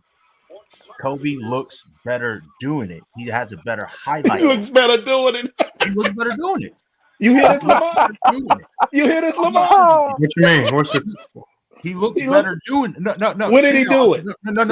When did he do it? Wait. CL. I agree with you. It's LeBron. I'm just saying I'm using the Kobe. No, what he's saying is people think Kobe's more clutch because every time Kobe does it, it's better on the eyes. It's good for the highlight. That's what I'm saying, CL. LeBron's game winners is all ugly. On, bro. You look at his game winners; they're some of the ugliest game winners I've ever seen. But LeBron gets Lamar. Just with Kobe, just whenever he does make it, it looks better from a highlight standpoint. Only one I remember in a key situation, like in the playoffs, was against Phoenix. Did I miss something? No. CL, you and I are in agreement. I don't remember no other ones. No. I remember Derek Fisher hitting some. I remember Robert Horry and some. I'm not what arguing. What was Kobe doing? Wait, CL. I am not arguing with you. No, I'm not arguing with you, brother. I want to tell the public that because I He hear this named games when he scored Right, 42 right. points, 31 and 25 and 30 and Yeah, 34 points. Michael Jordan and LeBron James averaged that. That was a regular game. CL, you and I are in agreement. We agree. That's why I want to hear no Kobe shit. Right. No, but what he's saying, then they all had better. CL, he's basically saying that people will get the run with the narrative that Kobe's a better clutch player because the highlights. The highlights. That's all I'm saying, bro. Not necessarily. Y'all naming dudes with a better, had better. Like when you tell people that LeBron is right behind Jordan in game-winning buckets, in the playoffs, like people are surprised because it's just like it's so ugly. People. Well, Lamar, you're right because LeBron got a game winner on a layup once against who was that? Even the shot against Orlando, was it Orlando? It was ugly. Yeah, it was Orlando. Kobe got the most game winners overall, Lamar. CL, brother. Yes, go ahead, bro. Go ahead. That's all I was saying. It just looks better when Kobe accomplishes it. It just looks more attractive. With LeBron, it looks to all my Kobe fans. That's all I'm saying. That's all in science fiction land, bro. It's science fiction, family. It's not true, bro. I'm sorry. Those Kobe don't have more clothes than everybody. Are you crazy? Reggie Miller got more. No, he don't. More what? More what? Close game-winning shots. Than Kobe? Bro, Kobe's teams are so good sometimes. I mean, like to an elimination game like that, or to get to a super clutch. Bro, Russell Westbrook playing tonight? Playing pretty well. Yo, how is LeBron a more talented scorer than Kobe? Oh, okay. That's the argument that I can. Yeah, I want to go back to that question. To that thing. All right. So he shoots a high percentage. Yeah, he shoots a high percentage from both the field and from the three. Right. He also so only percentages. Well, I mean. With less shots, he scored more points. CL. And yes, brother. Kobe has 26 game-winning shots in his career. Number 2 is LeBron. Number 2 is Jordan with 25. Number 3 is LeBron with 19. What are you talking about? I'm talking about the playoffs, my brother. I'm talking about bro. Come on. I'm talking about playoffs. Man. I don't care what you do in the. This whole talk has been about the playoffs. No, it haven't. It's not even go through the regular season to get to the playoffs. Ralph Lauren, I don't know if what you just said was accurate, man. It's not accurate. He ain't scored no game-winning 26 points. He has 26 game-winning shots at the end of the buzzer. 26 in his career. Yes. No. Yes, he do. Michael Jordan don't got 25 neither. Yes, he do. Where you watching this at, man? Dude. Where's this statistic at, bro? Hold on. I'm gonna put it on the screen. Let me put it on the screen because I just typed it in Google. I'm gonna show you what popped up. This is what popped up on my screen. Who has the most game winners? What does it say right here? I'll zoom in on it. Yo, that's when you narrow it down to it says who has the most game winning shots in NBA history. Who does it say? That's 82. Okay, but can I offer a rebuttal to that? No, it's not, man. This is just the first one. Okay. Listen. I can't see it. Who it says LeBron James, Vince Carter, Ray Allen. I told you. It's like Earth, Wind, and Fire. Earth, Wind, and Fire. It's Boogie Wonderland. They live in the You want me to go to another website? Here, I'll click on this one. They live in a facade. They live in Kobe land. No, go back and click Kobe. Look. Hold on. I clicked the very first link. No, it says, hold on. What does it say at the top of this one? It says who has the most game-winning buzzer beaters in NBA history? Lamont, fix that spell check. Who is on the? Come on. Fix that spell check. That's how you get over it. No, stop it, bro. It says Paul Pierce. Go fix that spell check. Okay, can I ask you a question? Hold on. What's wrong with the spell check? Then go speak. Did you mean? No, what? You know what I'm talking about. Click. Did you mean? Oh my God! It don't mean nothing. What do you mean? So you want me to click this one? You want me to click this one? You tell me which one you want me to click. Go to the most recent dates. Bro, which one you want me to click, man? This nigga's picking it like. All right, here. I'm gonna click this one. It didn't happen. It did happen. What do you mean? It didn't happen. There's a whole video compilation of it. The boy ain't top 10. There That ain't ain't nothing top on this 10. page right here. There's a whole video compilation of it. Your boy Kobe ain't top 10. Go to YouTube. It's a whole video. I don't care. That the YouTube. We go to YouTube. Hey, right here it says Michael Jordan. Go to the video compilation. It ain't close, Lamont. It is close. It ain't even close. Type in career game winners. Yeah.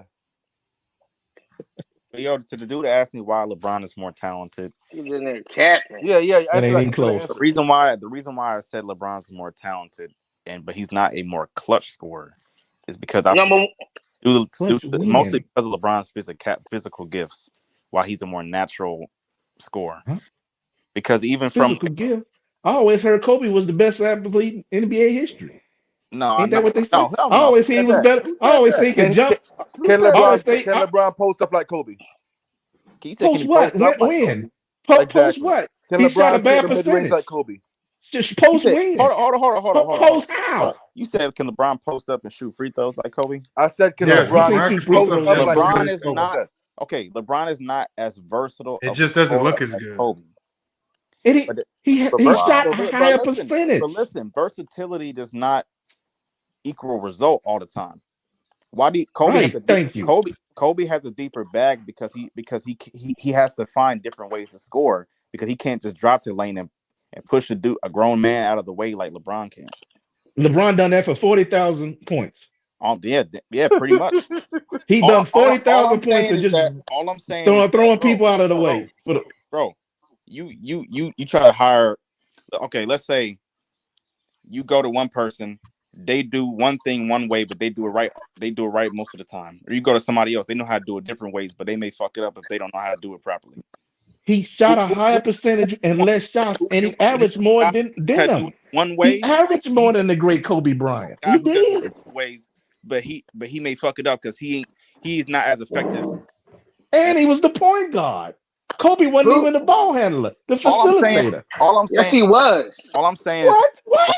LeBron led the team in assists damn near his whole career. What are you talking about? You don't want to go there with LeBron now. LeBron so don't say he's not the wasn't the facilitator for the Lakers. Who was the facilitator on LeBron team? Bro, all I'm saying is that LeBron driving to the lane is more effective than any of Kobe's fadeaways, any of his double pump fake turnaround. So wasn't young Kobe not driving to the rim like bro? Crazy? No, he wasn't driving into like. Yes, he was. What?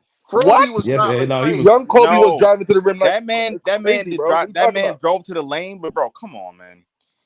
Why do you think Kobe has such a deep bag? Have a what? That's because he developed a jump shot later. He was a terrible shooter because he worked on his game, bro. Not just because he worked on his game. Why do you think? Okay, let me ask you a question. Why is Giannis's bag not as deep as you say Kobe or KD's or them guys? What? Why is his bag not as deep? You said? Yes. I don't know. Because it doesn't have to be.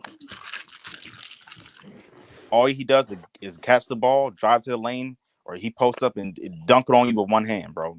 Who's a better scorer, Shaquille O'Neal or Hakeem Olajuwon? The man does not have to have. Who's a better scorer, Shaquille O'Neal or Hakeem Olajuwon? No, we're not comparing them. We're not comparing them though. You asked me why LeBron's more natural scorer than Kobe. LeBron got the fadeaway. You said more talented. You said more talented. You said yes, he does. LeBron has the fadeaway. LeBron can shoot the three better than Kobe can. Sure can. Huh? LeBron's not a better free throw shooter. Let me go look this up. Look it up. Look it up right now. Look it up right now. LeBron shoots three better than Kobe does. Look it up right now. Percentage wise. SFM said he wants the link. Oh shit. Oh, bring it. I've been waiting on this dude. Bring it. I've been waiting on it. I'm serious. Hey, Lamont, you watching the game? I've been waiting on this dude. Bro, I'm watching the game. Last thing too. It's on the nail by your ain't it? Hey, I bet Elder on this game. I bet him 100 that the Lakers will win. Go look at when LeBron passed Kobe all time in points. Look how much less time he did it in than Kobe. Right. Like I'm talking about like way less. I can't give him that shot. That was stupid, bro. LeBron, you said way less. How many years, bro? Shit, it was great. I think it was like 4 or 5 years, bro. It wasn't no 4 or 5 years. It was a significant gap. Remember, bro, Kobe was shooting like almost, bro. I think in 06, Kobe was taking almost like 24 field goals. Look that shit up. Hey, who man's this is? Ralph. Oh, this What? You letting this nigga talk reckless like this, man? Reckless, bro. Reckless. Everything I said was a fact, homie. He just talking out his ass. The sun gonna rise. The sun gonna rise in the east and set in the west tomorrow. That's a fact. How am I talking reckless, family? What nigga you talking Don't about? call me no nigga, bro. I'm not a nigga. Nigga. God, bro. Stop it, man. Stop. However this nigga, however this cool wanna be, listen, however this cool wanna be called a nigga, he gonna be called it, nigga. Come on, why you know what you can't argue though? Go ahead. Come on, bro. Go ahead with your take. First off, I heard the first part I heard, I know damn well this nigga ain't say that this man that LeBron James got a better fadeaway, especially in the post mid range than Kobe Bryant. I said LeBron is a more natural scorer. They better. That's what he said. A more natural scorer. A more talented. Yeah. No, he not. If he was the most natural, most natural scorer, y'all be winning right now. The Lakers would be winning right now. Look at that. See. The Lakers will be. If he was a more natural scorer, the Lakers would be winning. Listen.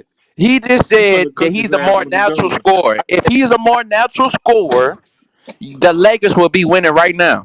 That's cap. That's cap. The Lakers will be winning right now. SFM. That's cap. He's averaging. SFM. How was Kobe? He's scoring. Kobe played. SFM. Kobe played 35. Stop it. Hey, y'all, we gotta go one at a time. Y'all talking, bro. Listen, bro, y'all gotta let me respond to one of y'all at one time. First off, year 19, Kobe played 35 games. He wasn't trash. He just played 35 games. He did. Year 18, he played only 6 games. The last time he played most of his games was his last year. That's when he played six games. He missed down there most of at his 18th and 19th season. He missed most of the NBA games. He didn't even play. So that's LeBron's fault. That's not LeBron's fault. But that ain't LeBron's fault. No, that ain't LeBron's fault. I'm just saying, what does that got to do with his fadeaway? Okay, you said he's a better shooter. Can I answer you? Bro, I said that LeBron is a more talented scorer than Kobe. Can I ask you a question? What was Kobe's best scoring season that he ever had? 35 a game. Okay. And what was LeBron's best scoring season that he ever had? He averaged 32 a game in 2000 that same year. I'm not talking about volume. I'm talking about just best in terms of efficiency and all that other stuff. Oh, now you want to add caveat? No, bro. That's ain't no caveat. Bro, then I could say that Kobe. I could say the best. I could say that Kobe best scoring year was 2001 or some shit like LeBron's that. worst. What is you saying? What is you saying? His LeBron best scoring year was in 2006. Bro, Kobe is never. Are you looking at the dish? Do you got a TV this year? And you do know Kobe was shooting the same average as every shooting guard at that time in the league. That was there's no shooting guard. There's no shooting guard that Vince Carter, Tracy McGrady, they don't have a higher field goal percentage than Kobe. Hold on. Let's clear this up. What's these niggas talking about? Percentage wise, the only thing Kobe does better than LeBron is the free throws. No, I'm talking about at the shooting guard position. Kobe was shooting more than average. Yeah, bro, he was shooting way more than average. Like, come on. Like that man was, SB, bro, you late. We already eat their Magic Johnson, man. We got him up out of here. So what you talking about, Lamont? He was shooting way more than average. Don't matter if you're shooting more than average. It's about your efficiency. At his position. And how is he comparable to Michael Jordan? Paint, bro. How has he ever been comparable to Michael Jordan? Because he had the. You want to change Michael Jordan was shooting 57%. Was shooting 57% in the 80s. What was the shooting guards percentage in the 80s? Do you know that? I don't care. You it don't matter. It do matter. matter. Hit this Michael. There's no comparison between Michael Jordan and ain't nobody comparing them to. Oh Lord Jesus. But Jordan was more efficient. Bro, you just compared them though. Jordan was way more efficient. That's all you do. All you Kobe fans was he just like Mike. Ain't nobody saying anything about that tonight. You just saying that. Black man. They won't even. Black man. I hear you on the other channel. Compare all y'all. This ain't the other channel, Playboy.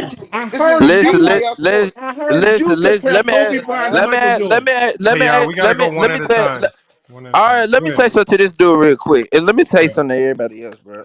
I remember a point in time, you feel me? Because truly, the greatest score I ever seen. Because in my age group, I ever seen, it wasn't Kobe Bryant. Surprises some people. It was Allen Iverson. That's the greatest score I ever seen in my life. That's the greatest score I ever seen. Not the greatest. Just, Bro, hey, y'all gonna get mad when I say this. Now I said I seen. I seen. I said I seen. I seen Allen Iverson. 40%. Okay. Brother, your eyes lied to you, brother. Your eyes lied to you. Listen. You're talking about scoring. You're talking about scoring, and you name these. But let me ask you something. Let me ask you something. For you ignorant ass motherfuckers that ain't never seen a score sheet in your life, tell me what the fuck is efficiency. Tell me what is efficiency. I want to know. No, nigga, how about you explain what efficiency is? Tell us what efficiency is. No. All right, listen. Tell me. No, okay. Let me tell you something. Let me ask you something. No. Okay. Let me ask you something. Bro, let me ask you something. If you know what efficiency is, what is the average field goal percentage for a big man? A big man, inside or outside? Bro, in what era? Inside. If it's inside, it don't matter. In which era? If it's inside, okay, not Bill Russell, not Bill. Okay,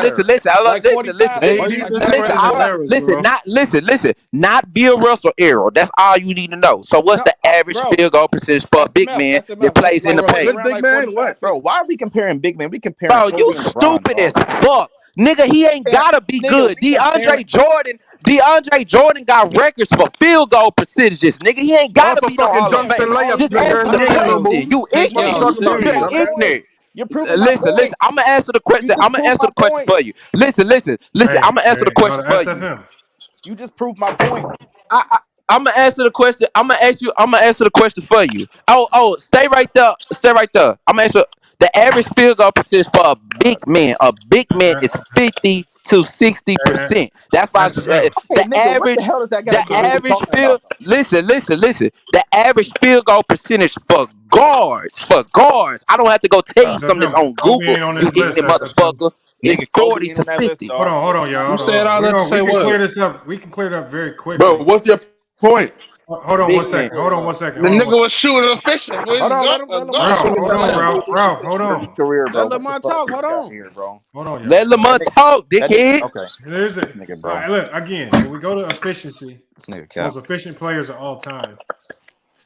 Number one, you got, and this is just where these numbers may change because some of these players are still active. But number one, you got Jordan. Nah, that ain't never gonna change. 2, you got LeBron. Anthony Davis, Jokic, Shaq. Obviously, Shaq was highly efficient because he was dunking the ball every time.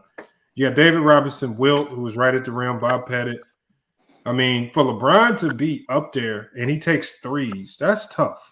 He just started. Hold on one second, Ralph. Hold on. What I'm saying is this right here. That's tough. For LeBron and Jordan to be the number 1 and 2 most efficient players of all time over players like Shaq, Jokic, David Robinson, and Wilt. Bro. You're talking about players who dunked and laid the ball up almost every time. Didn't LeBron dunk and lay up the ball most of his career? Hold on one second. It don't matter, though. It don't matter. Let me finish. What I'm saying is efficiency offensively, this is crazy because these guys took jump shots. LeBron takes jumpers and a lot of threes. Jordan took a lot of mid-range jumpers. For them to have efficiency higher than a lot of big men who took much easier shots. Like this list is filled with dominant big men.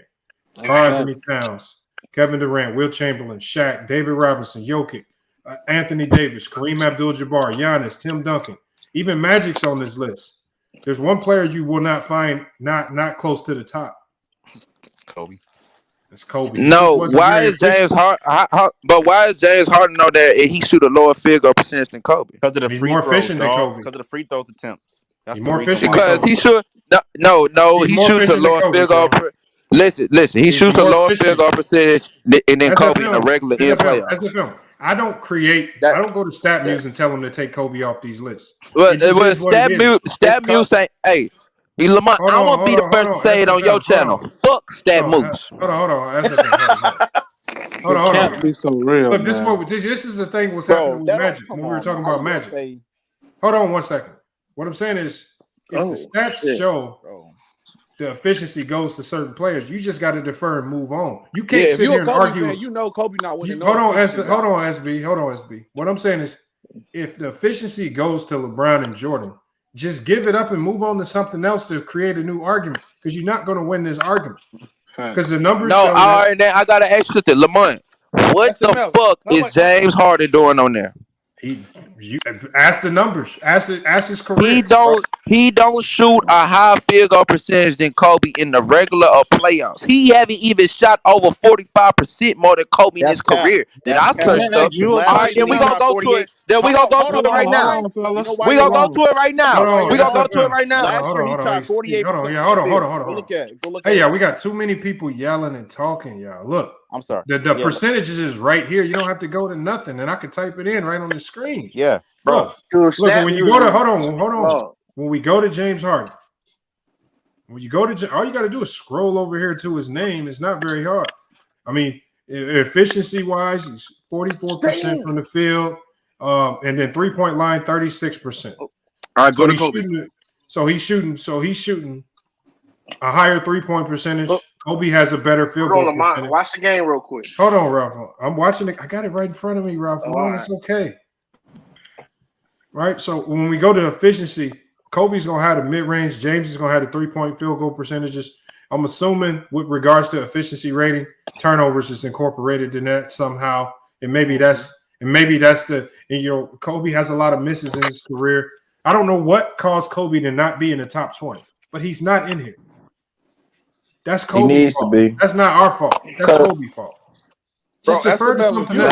It's not a very I don't know. Listen. Let me tell y'all something. I'm gonna say this. I'm gonna let SB. I'm gonna let SB go after this. Okay, go ahead. SB and Herm, shut the fuck up.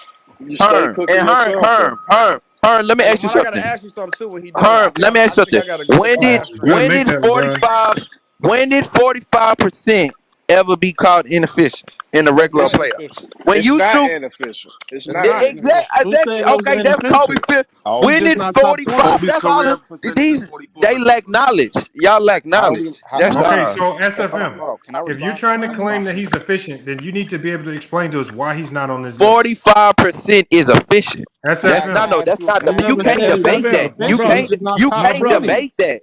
SFM, we're not saying he ain't efficient. He just ain't efficient as Michael and LeBron. Okay. I accept you saying that, but don't say, "Oh, he just not efficient." Don't say nobody said Kobe. Can I ask you a question, SFM? all right, it was just a mix up. If you saying that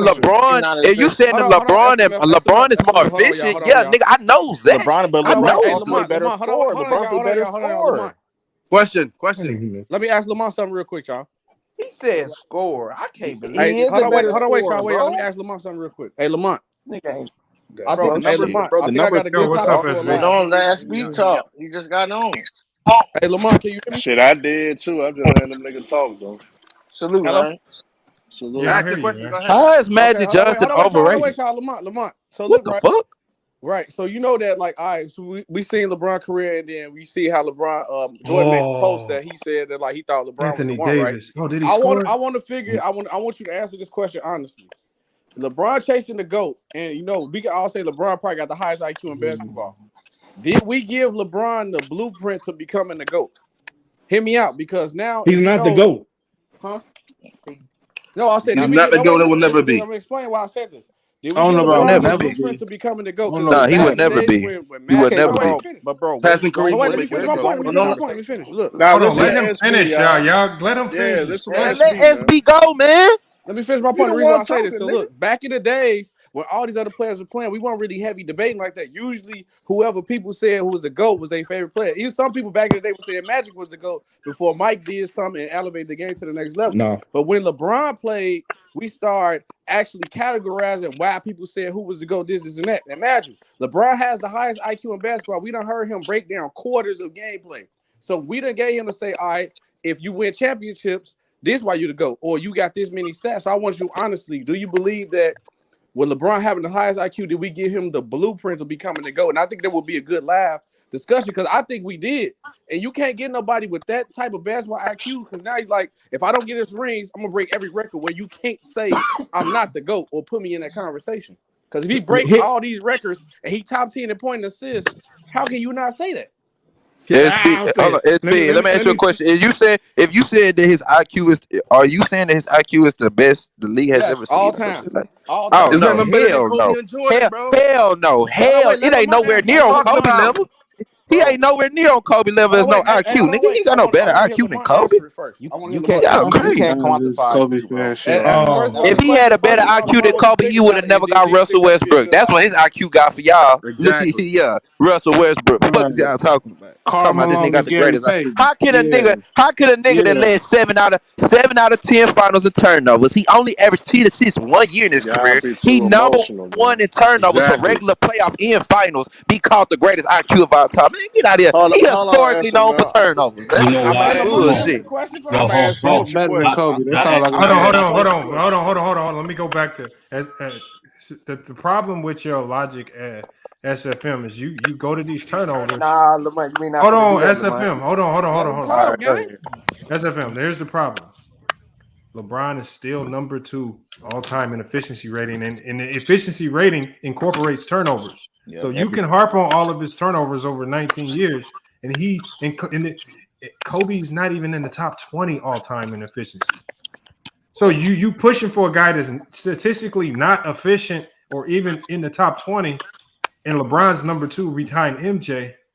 Like, you keep bringing up stuff that's irrelevant. LeBron he has a lot of turnovers, but to put that in the context, he's played a lot of games and he's played a long time at a high level. Those guys in year 19 are playing, if they're even playing minutes, they're playing 10 minutes maybe. Lamont, you got it. I just wanted to talk about the Matt Johnson, Larry Bird shit. I don't want to talk about this shit, bro. I want to talk about this shit because this some ignorant ass shit right here. Nah, bro, this nigga James Harden ain't got a higher field goal percentage than Kobe in the regular playoffs. All finals. All right, go ahead, SB. Go ahead. Stop letting your emotions get in the way. I think that'd be a good live stream. Yeah. Go ahead. No, hold on. Just having the blueprint for the GOAT conversation, I guess you can say that. But you still got to go out and execute it, whether you got a blueprint or not. I mean, bro, I don't care what blueprint you got. It's one GOAT, and that's Michael Jordan. LeBron's biggest mistake. It's undisputed. Listen, Lamont. We have to understand. No, he is the undisputed because you. Let me tell you why he the undisputed GOAT. Why Michael just completely undisputed GOAT? Yes, he is. Okay. Let me tell you something. Let me just tell you that, Lamont. Go ahead, SB. Go ahead. I'm gonna let you go after this. It's no player with the game keep going it's no player that can sit in the number 1 spot forever and just see no matter what nobody else do, you can be the GOAT. It's players that's still playing, bro. You cannot say that. Nobody can be the undisputed GOAT. All right, let me say this.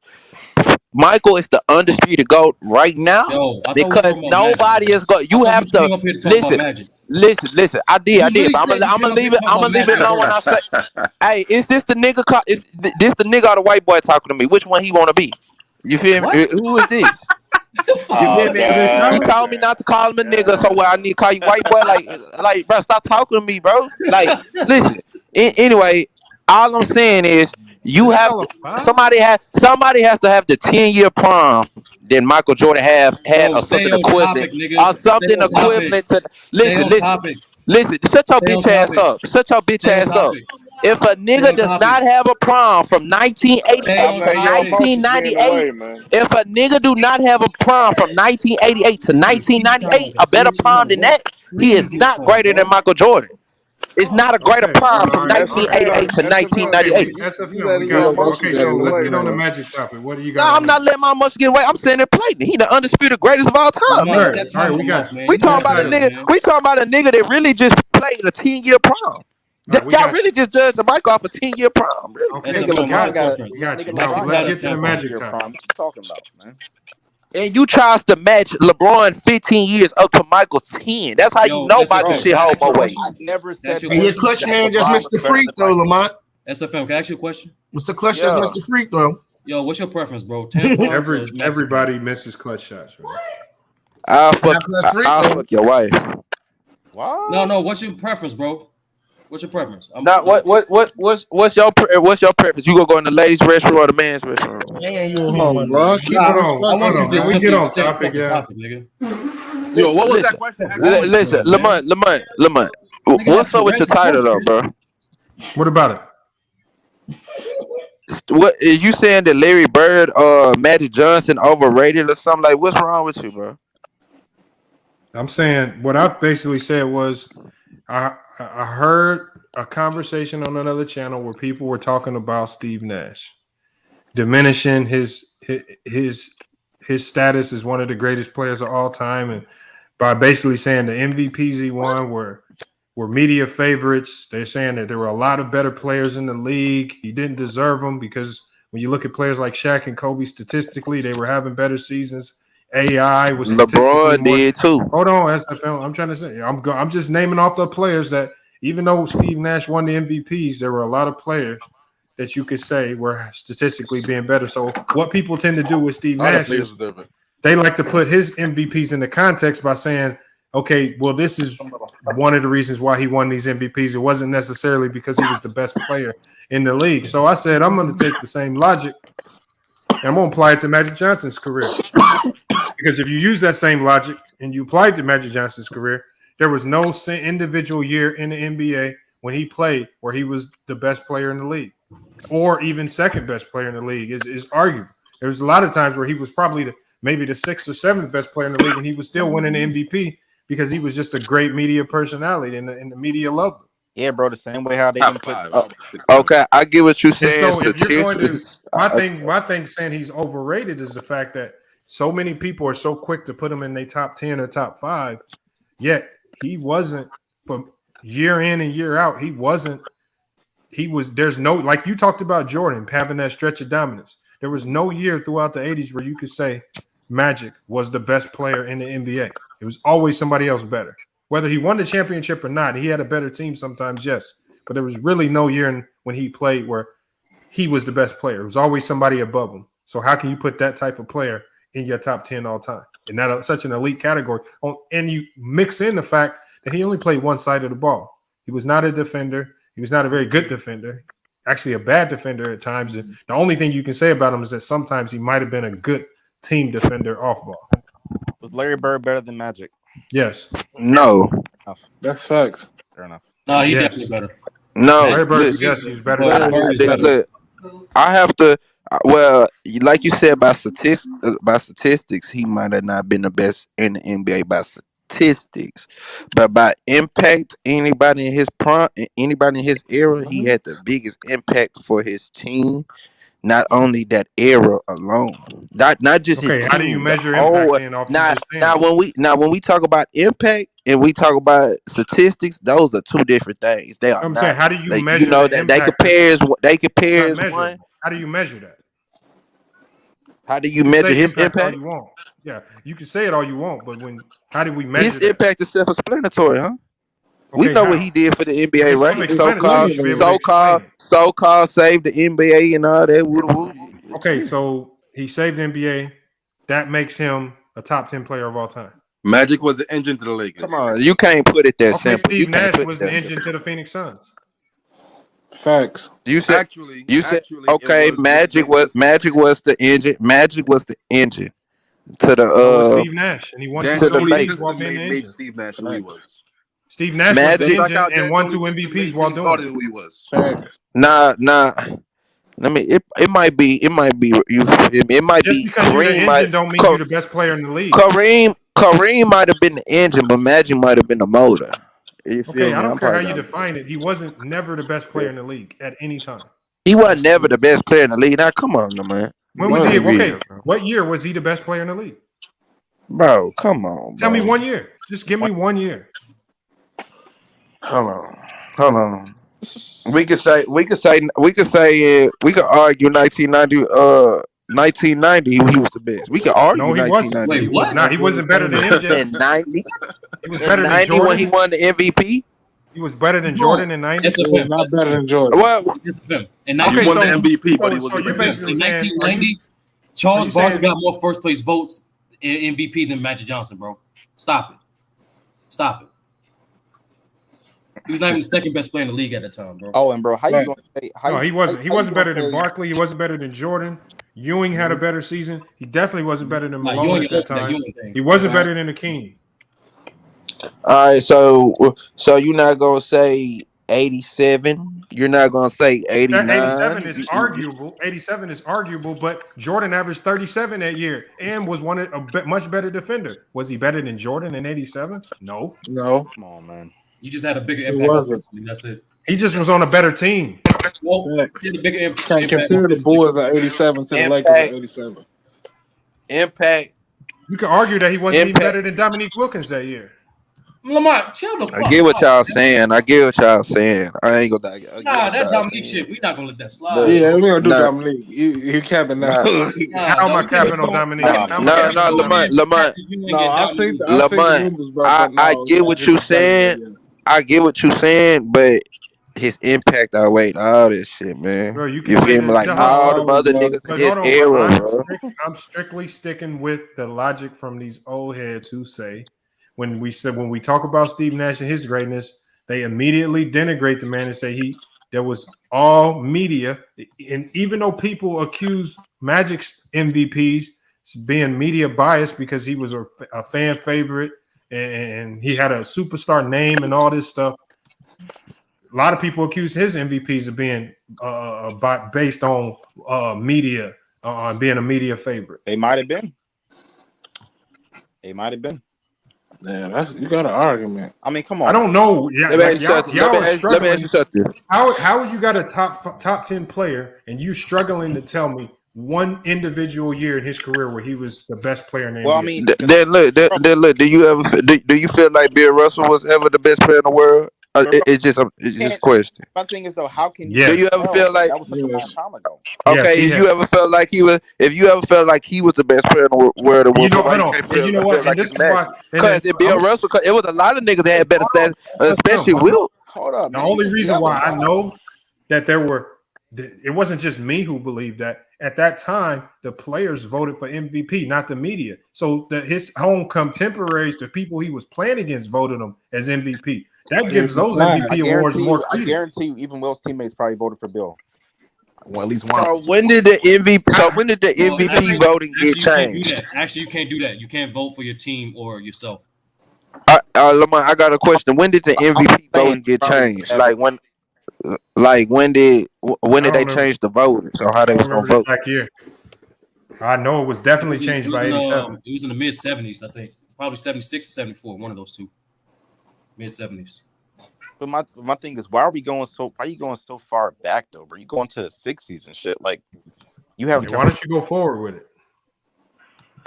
Right. I was trying to see because you said Bill, because I was compared, because while you was talking about Magic Johnson, that's kind of how I felt about Bill Russell. You feel me? No, what people do with Bill, people don't diminish Bill. He played on one side of the ball, right? He played on one side of the ball, right? He didn't play. Hold on. Bill Russell, was he good on both sides of the ball? No, Russell offensively was one of the first centers to start pushing the ball, leading the fast break. He was a great passer, bro. Was he good on both sides of the ball? Yes, he was the best defender. He was not a one-sided player. No, I'm talking about Magic. All right, now let me ask you something, because Lamont, you made a post. Because I remember what you said. You said when it comes to statistics, you can't say that he was the best player in the world. 1962, when Bill Russell won that MVP, you posted. Statistically, was he the best? What? No, I'm comparing it. You saying that like Magic Johnson statistically, he wasn't the best player in the world because you had people that are fast down. You got to listen. I said I'm taking the logic that they applied to Steve Nash, and I'm hitting them upside of the head with the same logic, putting it on Magic. And when you put that same logic that they use against Steve Nash to denigrate his MVPs, and you apply it to Magic, it makes you look at Magic different too. So I said, if you're going to need to keep the same energy, if you're going to use that on Nash, let's apply it to a player that most of y'all put in y'all top 5, if not top 10. Well, when we do that, it bumps Magic down as well. I got Magic in my top 10. I'm saying I'm just showing people the flaws in their logic. If you're going to do that with Nash, I can do the same thing with Magic and drop him down and make it look like he's overrated. Just like okay, they say Steve Nash. I get what you saying. My bad, y'all. But we not finna say Larry fucking with Magic, but we not. Yeah, he's definitely better. But I think Larry Bird's better than Magic. He's definitely better. Okay, But, Larry was just a know, better You shooter. want to know why? You want to know Hold why on, Larry? 5B3. 5B3. Bro, what the Nigga, hell that's does team that got to do with accomplishment. anything? That's a team accomplishment, man. Come on. 5B3. Put Larry Bird with Kareem. How many rings he'll get? Shit, probably like 7. I don't know. I don't know. 5B3 though. If I'm not mistaken, don't Bird got more Finals MVPs than Magic, or am I wrong? No, Magic does. Magic got more. Magic does. But Bird got two Finals MVPs just like Kobe. Bird is just But simply a never went better back to player. back. He's a better scorer. He's a better defender. He's a better rebounder. That's it. I'm gonna tell you one thing though. The only reason why Magic has 3 is because, like you said, the injury to Kareem. If that hadn't happened, then Kareem would have won it because Kareem actually had better stats than Magic in that. Yeah, average 35. Yeah. Kareem was the best player, hands down. And also, too, Larry Bird did have his first finals. He should have won it. I think he almost averaged a triple-double. He averaged like 16 and 16. He was the best player on his team in that series. I'm just saying. Yeah. So Larry Bird, bro. Bro, Larry Bird got two Finals MVPs just like Kobe, right? How many times he went to the finals? Did he ever repeat? I know he got 3. Did he ever repeat? Did he ever successfully defend his title with the great super team? What does repeating have to do with it? Why do you have to repeat? Repeat got a lot to do with shit, bro. I don't care. Then Bill Russell should be your GOAT. If you could defend your title like, okay, then Bill Russell probably is the motherfucker GOAT. If you could defend your title like that, nigga, you was a big dog, nigga. You hogging shit. You hogging this. You hogging the lane. You feel me? For other motherfuckers. You feel me? Real champions defend their title. You feel? I don't give a fuck how you feel. Real champions gonna defend their title. At least one or twice in their career. Bro, all I'm saying that's is kind of true. That's not true at all, bro. Because in an era like today, where there's so much player movement, it's gonna be extremely hard to repeat in this era. We will probably never see another 3 times. We will probably never see another three-peat champion. Why they did it? Yeah, but you know what? When the Warriors, it cost them. They paid a heavy price for trying to repeat. Hold on. I'm not saying it can't be done. I'm saying if you do it, it's a heavy price that comes with it nowadays because it's not as easy. See, when Jordan was able to three-peat, he was coming back literally playing the same exact teams. Tell me what teams made major free agency moves during his championship run, especially like the first or second run, where you be like this second. Like the Utah Jazz, did they come back with another superstar on their roster? They came back with literally exact same roster. So what about why you don't say that for Kobe and Shaq? What I'm saying is, we're not talking about Kobe and Shaq because all I'm saying is the repeat thing is overrated. They came back with and even when Kobe and Shaq three-peated, there was not a lot of player movement then as well. I'm saying nowadays, Michael Jordan to three-peat 2 different times in bro, he 10 years. Three-peated against the same exact teams. Nobody was changing their roster. Yo, you act like he was coming back playing new teams, improved teams.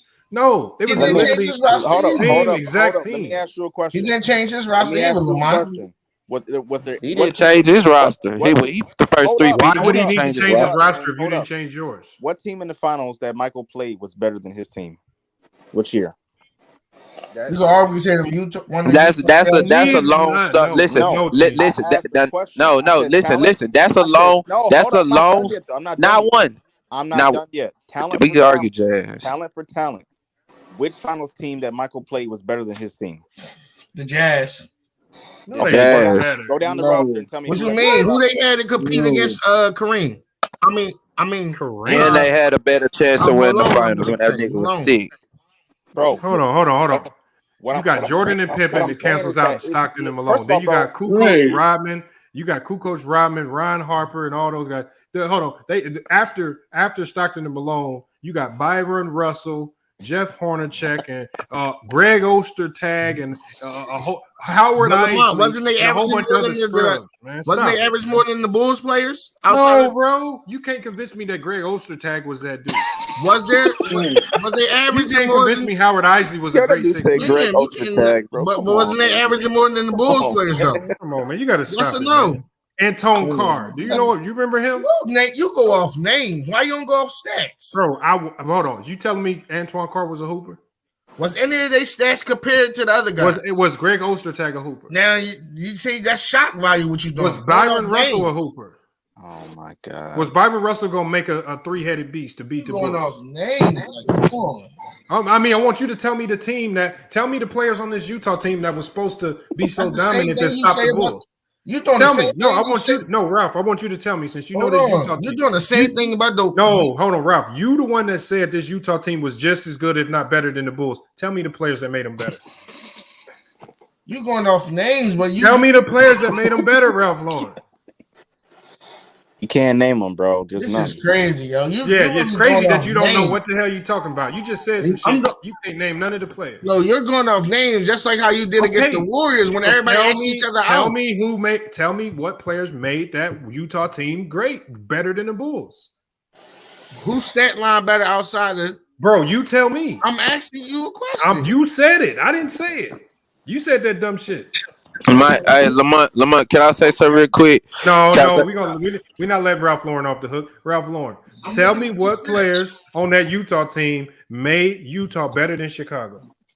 He can't. I'm looking up their stats. Nah, bro, come on, bro. You did DQ, bro. You can't do that, bro. You DQ, bro. Let him answer, man. Come on, bro. Come on, bro. You DQ, bro. You weren't supposed to say that, bro. You supposed to say that shit off even if you go say that, bro. Yeah, come on, now. It was never better than the Bulls. Man, look. That's crazy. Hey, bro. Man, Ralph Lauren funny as hell, man. That man said, hey, my nigga, man, fuck with that nigga Ralph, man. That nigga just got it. I'm looking at names. You can't even name a name. Hey, look, Lamont. I'm gonna tell y'all one thing that tells you the Bulls is better than the Utah Jazz. Not just because they won. The Bulls had 4 Hall of Famers, bro. They had, like you said, Michael, Scotty, Dennis. Cool coach is a Hall of Famer. Utah only had 2. I mean, the head coach, but then Phil Jackson's also a Hall of Famer too. So, bro, they had Karl Malone and John Stockton. That's it. The Bulls had a better support cast because they had Steve Kerr, the best three-point shooter in the league. Ron Harper used to be right. They had Ron Harper, who was probably one of the best at that time. If you had anybody as your point guard on that team, that's the best you could probably get. And bro, let me say something else too. Ron Harper won a championship with the Lakers, bro. Like everywhere he went, you know what I'm saying? He brought that winning intangibles with him. Man, he was a role player on Lakers. Okay, bro. It don't matter, bro. But he was a nigga barely getting minutes, bro. He's sitting his ass down. Okay. Hold on, let me put my head on. Hold on. Let Ralph Lauren hear. I want to hear this. That nigga averaging 3.2 points. Hold on, Ralph Lauren. Hold on. I want to hear this. That's crazy. Y'all talking about niggas averaging 4 points and shit. Hold on, Ralph Lauren. Tell us what players made this Utah Jazz team better than the Bulls. So Rodman had 4.9. Who? No, I'm comparing them. Rodman had 4.9. Coach had 13.1. Harper had 6.7. Longley had 7.9. Kerr 4.9. Scott Burrell 3.8. Come on, bro. 2.8. No, bro. DQ. Yo, I can't, man. That's hilarious. Let's go to the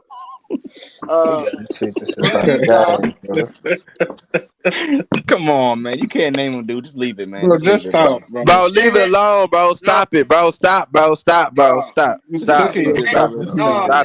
Fuck it, bro. Fuck it, bro. No, ain't no fucking. Byron Russell had 11.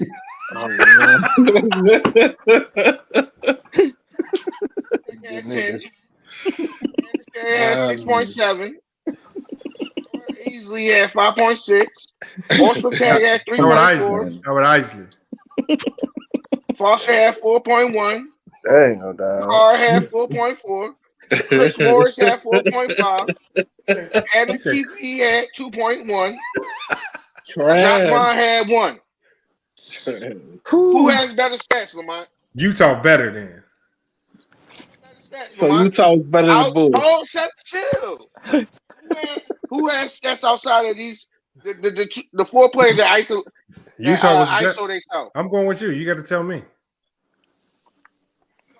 Outside, out of their 2 players had more points than these guys. So that means Utah was better.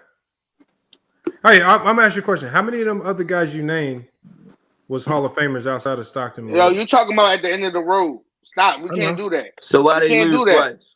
You can't do that at the end of the road. What? Oh, Howard Isley was a young player.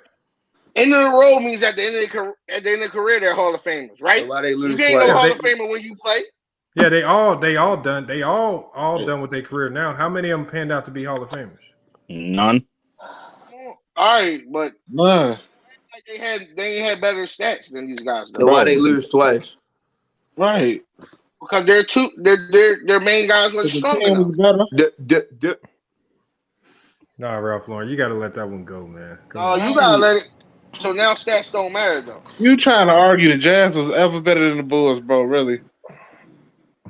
Nobody arguing they was better. You said Howard Easley was better than Ryan Harper. We said outside of the two players from each team that isolate. Supporting cast was not better, bro. Okay, bro. But listen. That proved they was. Okay, hold up. Listen, bro. Listen, bro. That's a little ass point, bro.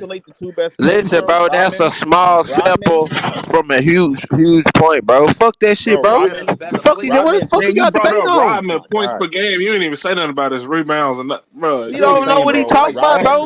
Listen. The point is, Michael Jordan went through a lot of competition in the playoffs going into the finals. Through the playoffs going into the finals. He did not go through a lot of competition. All right, listen. I'm talking about playoffs, not just the finals, because the finals in one series. Remember, you have 3 rounds. You have 3 rounds you have to go to before you go to the finals. But this right here. But listen, Lamont, let me say this. I'm finna let you go. Who is this guy? Who? Lamont. I'm finna let you go. Lamont, but let me say this real quick. Do you know what SRS is, Lamont? SRS is a real stat of the NBA. Anyway, it's measured by the playoffs through the finals, who had the most competition, and they got 10 players ranked. You feel me? So this got to show everybody else, because a lot of people don't mention this. So when it comes to 1995, listen. When it comes to 1995, Hakeem Olajuwon had the longest run, had the hardest run to the finals with 23.96. Number 1 all time. Number 2, hold on. Listen, number 2 is the Lakers, 22.15. Then number 3 is Michael Jordan. Michael Jordan in the Bulls in 1997 and 20.92. Michael Jordan got 5 titles that's in the top 25. LeBron only got 1. You feel me? And that's in 2016. But listen. No, the stat is measured. You not listening, ignorant motherfucker. Okay, the stat is measured. Your competition through the playoffs and finals. Tell me the historic competition that Jordan was playing in the first and second, third round. Yo, listen, bro. You can't just name the teams outside of the Knicks and the Pacers. Listen. Because the Knicks really wasn't. You just name the teams. Listen. Fuck historic. Great team. Was it the Atlanta Hawks? Say great teams. Say great teams. Y'all crazy. Fuck historic. Great teams. Because what was going on? They couldn't listen. They couldn't be historic. Why they couldn't be historical? Because of Michael Jordan. They couldn't be historical because of Michael Jordan. What are you talking about? The Knicks couldn't be historical because of Michael Jordan. The Hornets couldn't be historical. Come on, man. They couldn't be historical because of Michael Jordan. What is he talking about? Bro, name some teams. They lost when niggas in the league, bro. It was 4-1. Bro, can y'all give me 1 second? Can y'all give me 1 second? Jordan never lost to the Knicks ever. Hold up, bro. You just said that the Knicks would have been a historic team if not for Jordan, right? capping so hard. Then why did them niggas not win when Jordan left? Right. Thank you. That's all I gotta say. Now mute your mic. I did. I'm just saying, bro. You said that they would have been bro. No, I'm just being like, come on, man. They had a chance to win when Jordan left. Jordan was gone for 2 years. Why did them niggas not win in 95? I'm sorry, 94. Yeah, that's facts. I wouldn't talk to you. Losers. He know I'm talking to. They losers, bro. And he don't have an answer, man. And why He didn't can't they even not name win? a team. Why did them niggas Come not on win here, in sign that 98? dumb shit. Why didn't they win in I'm sorry, 99? Why didn't they win in 99? They losers. He has no answer. They're perennial losers, bro. That's it. Why did Patrick Ewing not beat Michael when in the NCAA championship? Listen, bro. Listen. Can you just name some teams? That's all I'm asking. Bro, That's literally all I'm asking, bro. The best team you can name is the 96. Yeah, we could talk about the Knicks. We could talk about the Blazers. We can talk about great teams just in general. Teams that they ain't get to be historical because of Michael Jordan. That's what y'all not getting. You feel me? The Warriors got listen. 2015, the Warriors got to be historical because of LeBron. You feel me? 2014, Kawhi Leonard finals got to be historical because of LeBron. You feel me? That's why they wouldn't have been historical if the nigga would have stepped up and shit. You feel me? You feel me? Hold on, SFM. Andre. Hold on, SFM. I gotta mute you, man. You ranting now. The question was extremely easy because remember, a lot of us can remember. Tell us, just like we can look back and with all these other, when Dirk had to go against Kobe and them. Tell us these are historically great teams that Jordan had to get through to get to the finals. Oh, I just want to name three outside teams. of, and I don't even consider the Knicks and Pacers historically great. They were good teams, but there was nothing historical about those teams. Historical about them. Facts. Those teams weren't. Bro, we can continue. All right, listen, bro. Can you name three teams? We can talk about the Hornets. We can talk about the Blazers. We can talk about the Suns. If y'all want to talk about that's the finals. That's the finals. Listen. I didn't even talk about the Pistons. You feel me? I didn't even talk about the Pistons. You feel me? But that's what you said. Historical. Let's talk about the Pistons. Let's talk about the Pistons. Okay, he beat the Pistons in '91. What you talking about? Oh, you said we're talking about during his championship runs. Through his championships runs, he won the title in '91. He beat the Pistons in '91. So he beat the Pistons in '91. Who else? He don't even know, man. That's crazy. I give you that one. Hold on. Historical. You listen. We did listen. Great team. We can talk about the Knicks. Knicks. Stop naming the Knicks. They weren't the Knicks. Bro, what you mean, bro? The Knicks are perennial losers. Go ahead. The Knicks was a bad team, bro. What's the Knicks a bad team, bro? They was a great team, and they couldn't be historical because of Michael Jordan. Okay, that's how dominant he was. Niggas couldn't win.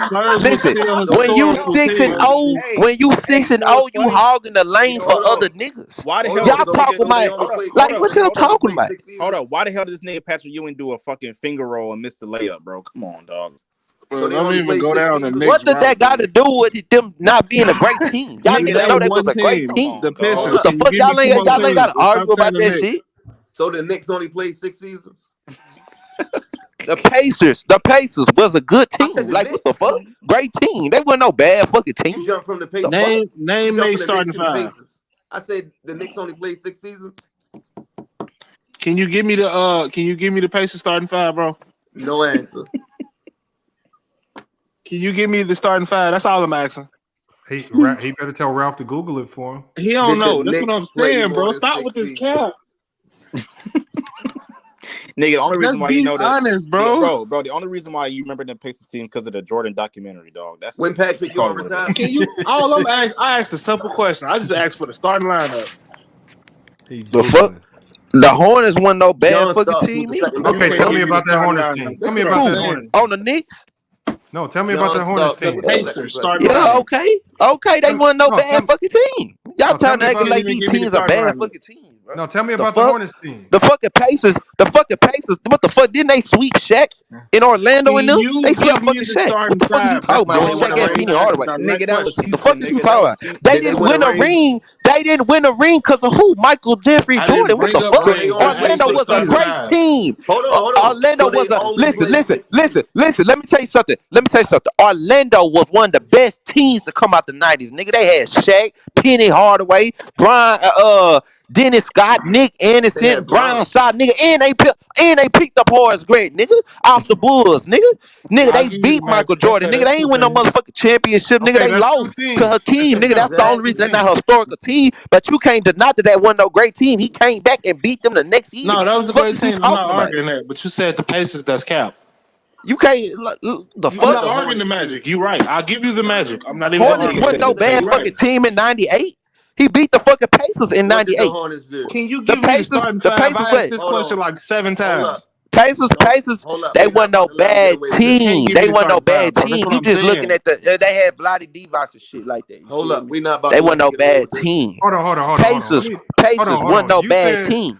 hold on, SFM. You said the Knicks were great. Mark Jackson, Reggie Hold Miller, on, and Rick Smith and them, SFM. and Hold on. Jalen Rose. I They wasn't no got you. fucking bad team. Hold on, SFM. Hold on. That So team went to the finals. What the come fuck? on, SFM. You gotta hold Cooking on. these niggas. Hold on. Cooking yourself. Look, y'all. Look. In '90, the Knicks were an 8 seed in the Eastern Conference. In '92, they were a 4 seed. Their best years were '93 and '94. Where in '93 they were a 1 seed, and then '94 they were. And this is in '94 is the year. This is year Jordan was gone. They were a 2nd seed in the Eastern Conference. And couldn't get it done. They were a 3rd seed, 5th seed, 3rd seed, 7th seed, 8th seed, and then 3rd seed again. So on average, they were really never one of the top teams in the East. That's a historically great team, though, Lamar. Hey, Lamont, my bad, bro. I couldn't hear you, bro. I couldn't hear you, bro. Oh, okay, you good. I swear to God, that whole time I was talking, I couldn't hear you. That's why I was wondering why you kicked me. I don't know what the fuck. No, I didn't kick you. I just put you in the back. I know. Let me ask you something. If the Pacers are so, like you said, the Pacers are a great team, right? Couldn't even name the starter line. Then why the hell did they lose to the New York Knicks in 1999 when they were the 2nd seed? Can you please explain that to me? He can't. Why did them niggas lose? Bro, they was just losing. And that don't take the fact away that they wasn't no great team. Being a great team, a historical team is two different things. Why did they lose? Why did they lose in 99? And that's what y'all said about When now 2020 minus. But can I say who the Pacers had? Can I say who the Pacers had? Mark Jackson, Rick Smith, Reggie Miller, Antonio Davis, Jalen Rose. This same team went to the finals with Kobe and them in 2000, right? That's 3 people. That same team went to the finals in 2000. So what are y'all talking about? They weren't no great team. Why did they lose? Y'all crazy. That same team. Hold on, listen. That same team has swept Orlando Magic, right? Yeah. Come on, like what are you talking about? Okay, so SFM. Throughout the 90s, we'll start with 90-91. 90-91, they were a 5th seed in the East. Then you move on to the next year, a 4th seed, 5th seed again. Then they were a 3rd seed. The year Jordan was gone, I think he might have came back from retirement this year. They were a 1 seed. 96 they were a 2 seed. But then after that, they've dropped back to the 6th. And this was after, and then they didn't get good until after Jordan left. They were a 1 seed, but they still never won anything. And then they went back to being a 4th seed and then a 4th seed again. I mean, what I don't see historically great. If they were historically great, they would have been right there behind they're the not historic. Listen, Lamont. I'm not saying they're historically great. I'm saying they was a great team. They was a great team. They didn't get to that point because of motherfuckers like Michael, Shaq, and Kobe and shit. Well, they already had beat motherfucking Shaq, Orlando Magic. They ain't beat. Shaq wound up beating them when they had Kobe in 2000. But that's the same team. What kind of listen? That's the same team in 2000 that was in the finals, bro. That's the same team. Jalen Rose, Mark Jackson. Well, hold on. Now, I don't think Mark Jackson was Mark Jackson. This was a great team. What year did the Pacers sweep the Magic? I think that was in He don't even know, bro. 90, He don't know, man. 95. It never happened. He don't know, man. It He never don't 90. know. It He never don't happened. know. Yeah, they did sweep the It fucking never Magic, happened. nigga. Hey, the They legacies did. prop check, nigga. Look for yourself. Nigga, they Look never for swept them yourself. niggas, bro. What you talking about, Look for man? yourself, nigga. Hey, Lamont, Yo, what up? that Utah team that ain't win was 64-18. Yeah, no, and they still weren't better than the Bulls. They wasn't. And You got to nobody think, was Ralph taking them Lauren, over the just Bulls. because they went 64-18 in the West against a Bulls team that played all East games, right? Don't mean they was a better team. We've seen a lot of 60-win teams not be shit like the Atlanta No, I'm Hawks. saying they say they We saw last year the historically Utah great Jazz team. is the #1 seed, but nobody picked them to win anything. Just Right. because you I'm got a saying good Bleacher record don't Report mean got you a them better on. team. Listen, bro. It was 1994 in the first round, nigga. They swept the Magic. What the fuck is you talking about? Talking about like you talk out the side of the ass for some shit. You go look at your motherfucking self, nigga. They swept Shaq, nigga, with Penny They won a Hardaway ring? and Nick Anderson and Dennis Scott, nigga. That nigga, the Magic was the most stacked team, nigga, arguably in the 90s, nigga. Fuck is we? What is y'all No, they talking about? wasn't. No, they The wasn't. Bulls was the most stacked team in the 90s. Nigga, the What are you Orlando talking about? Magic was stacked, nigga. What is we talking about? More stacked than the Bulls, bro. You capping? Hold on. You said the most. Listen, stacked. are you talking about the Bulls? Are you talking about the Bulls with Horace Grant or Dennis Rodman? Which one Bro, is you you just talking about? said the 90s, bro. Okay, which one is you talking about? Because he three-peated with Horace Grant. He three-peated with Dennis Rodman. So which one is you talking about? The Which nigga one you hauled the talking about? lane for these teams to not be historical. These teams was great teams, Bro, I don't not want to hear winning that because it was shit, bro. mainly one nigga Which winning one in you their talking about? era. What do you LeBron fans not understand? Y'all don't What understand do that. you mean LeBron fans? Because y'all bro? ain't seen it. I'm Because the one what are you that y'all talking look about? up to, he don't How do many? that. So y'all ain't gonna Hold on. understand I'm that. We're on MJ camera fan. right What now. are you How many talking about? All-Star appearances Nick Anderson got? Man, Nigga, listen, man. The they nigga are was not a hogging the historic lane, team, man. dog. They are not, bro. There's no You You don't just team know? capped. in the East that's historic, bro. None. You don't None in know? the 90s. You None. can't name them. Besides How the many Bulls. Oh, All-Star y'all. appearances Nick Anderson got? Hold on, let me hear MLE question. Go Go ahead, ahead. MLE. How many All-Star appearances Nick Anderson got? I don't think he got none. So how the fuck is they stacked? Hey, let me ask you something. Y'all just brought up Ron Harper. How many No, All-Star don't jump appearances he to got, Ron nigga? Harper. We talking about None. Nick Anderson. He got He's like a none. role You just player. brought up Ron Harper. No, What I the ain't say fuck? nothing about Ron Fuck Harper. is you talking about, nigga? You were just I talking ain't say about nothing Ron about Ron Harper, Harper. nigga. Ron Harper ain't got no All-Star I didn't salacious. say nothing about Why Ron you don't Harper. play that on both sides, nigga? You Come on did now, earlier, stop. bro. Harper. Stop I ain't say bluffing. nothing Earlier about you Ron Harper. did. Yeah, but you're still talking about a Bulls team that still had more All-Stars. I asked you about Nick Anderson. I ain't say nothing about Ron Harper. Nigga, Ron Harper's a 5-time champion, You dog. jumped to Said a whole Ron different Harper player earlier. while we talking about Nick Anderson. You said they stacked. So I'm going through the team and I'm asking you about the players. How many All-Star appearances did Nick Anderson have? Do me a favor. Go and look at Nick Anderson's highest point per game average and look at Ron Harper's and then compare to both of them. Yeah, Ron Harper's career only got derailed because of the knee injury. Exactly, bro. He averaged he was 20 hurt. before he came to the Bulls, Ron Bro, Harper. But I'm asking about Nick Anderson his right rookie now. year, he averaged 23 points a game his rookie year. And 20 before he came to the Bulls. Exactly. But I'm asking about Nick Anderson. Okay, Nick, so stacked. If you want to look up Nick Anderson and see what he did his rookie year, or comparing both of them together, let's see what Nick Anderson did his rookie year. He averaged 11 points in 1990. Why you get quiet? You just going off about Ron Harper. Nick Anderson. Nick Anderson got nothing. He hasn't accomplished anything in the NBA besides, he was a good player, but he wasn't nothing amazing. Dude. He Googling. He almost averaged 22 years, but other than that, bro, he never averaged over 20. Magic was a good team, but it wasn't what he tried to make them to be. Come on, man. He said they stacked up the most stacked team in the 90s. Nah, they were definitely not the most stacked team. Otherwise, they wouldn't have got swept by the finals. Tell me they got swept by the Rockets if they'd been the most stacked. Bro, the Knicks. But isn't Nick Anderson most popular? Let me ask y'all something. What was the two most historical teams out the 90s? Nigga, the Bulls and there was only the Bulls. The Bulls and the Rockets. No, it the was Bulls just the and the Rockets.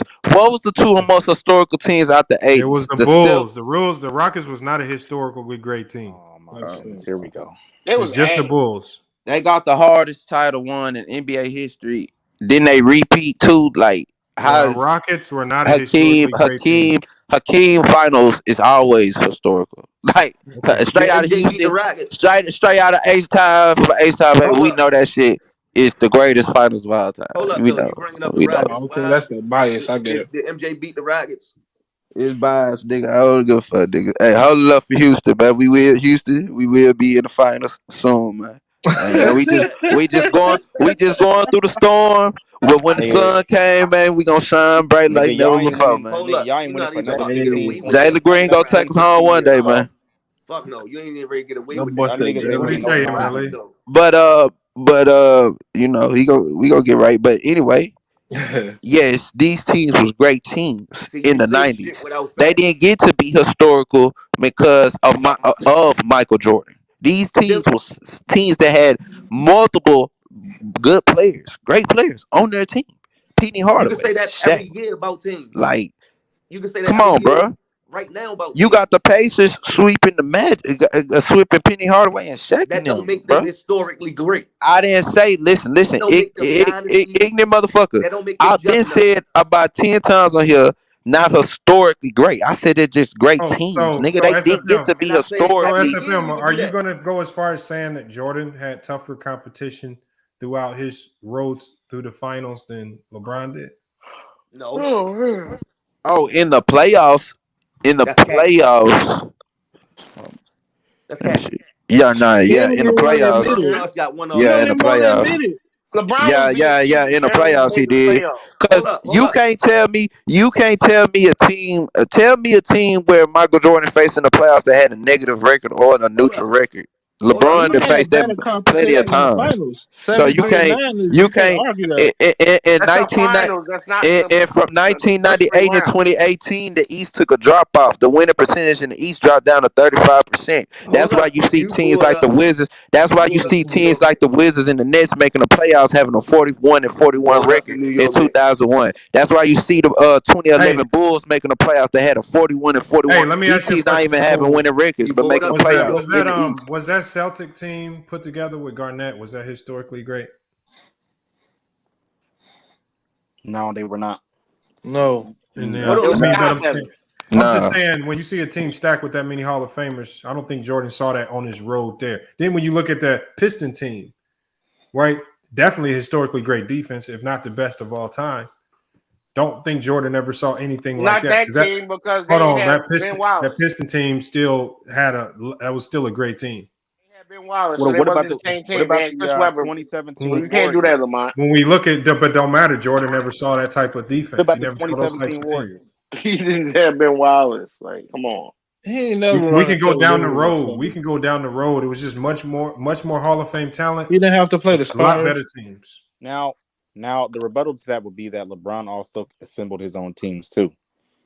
So you gotta be fair because Michael didn't have the luxury. Michael did assemble his teams. He did.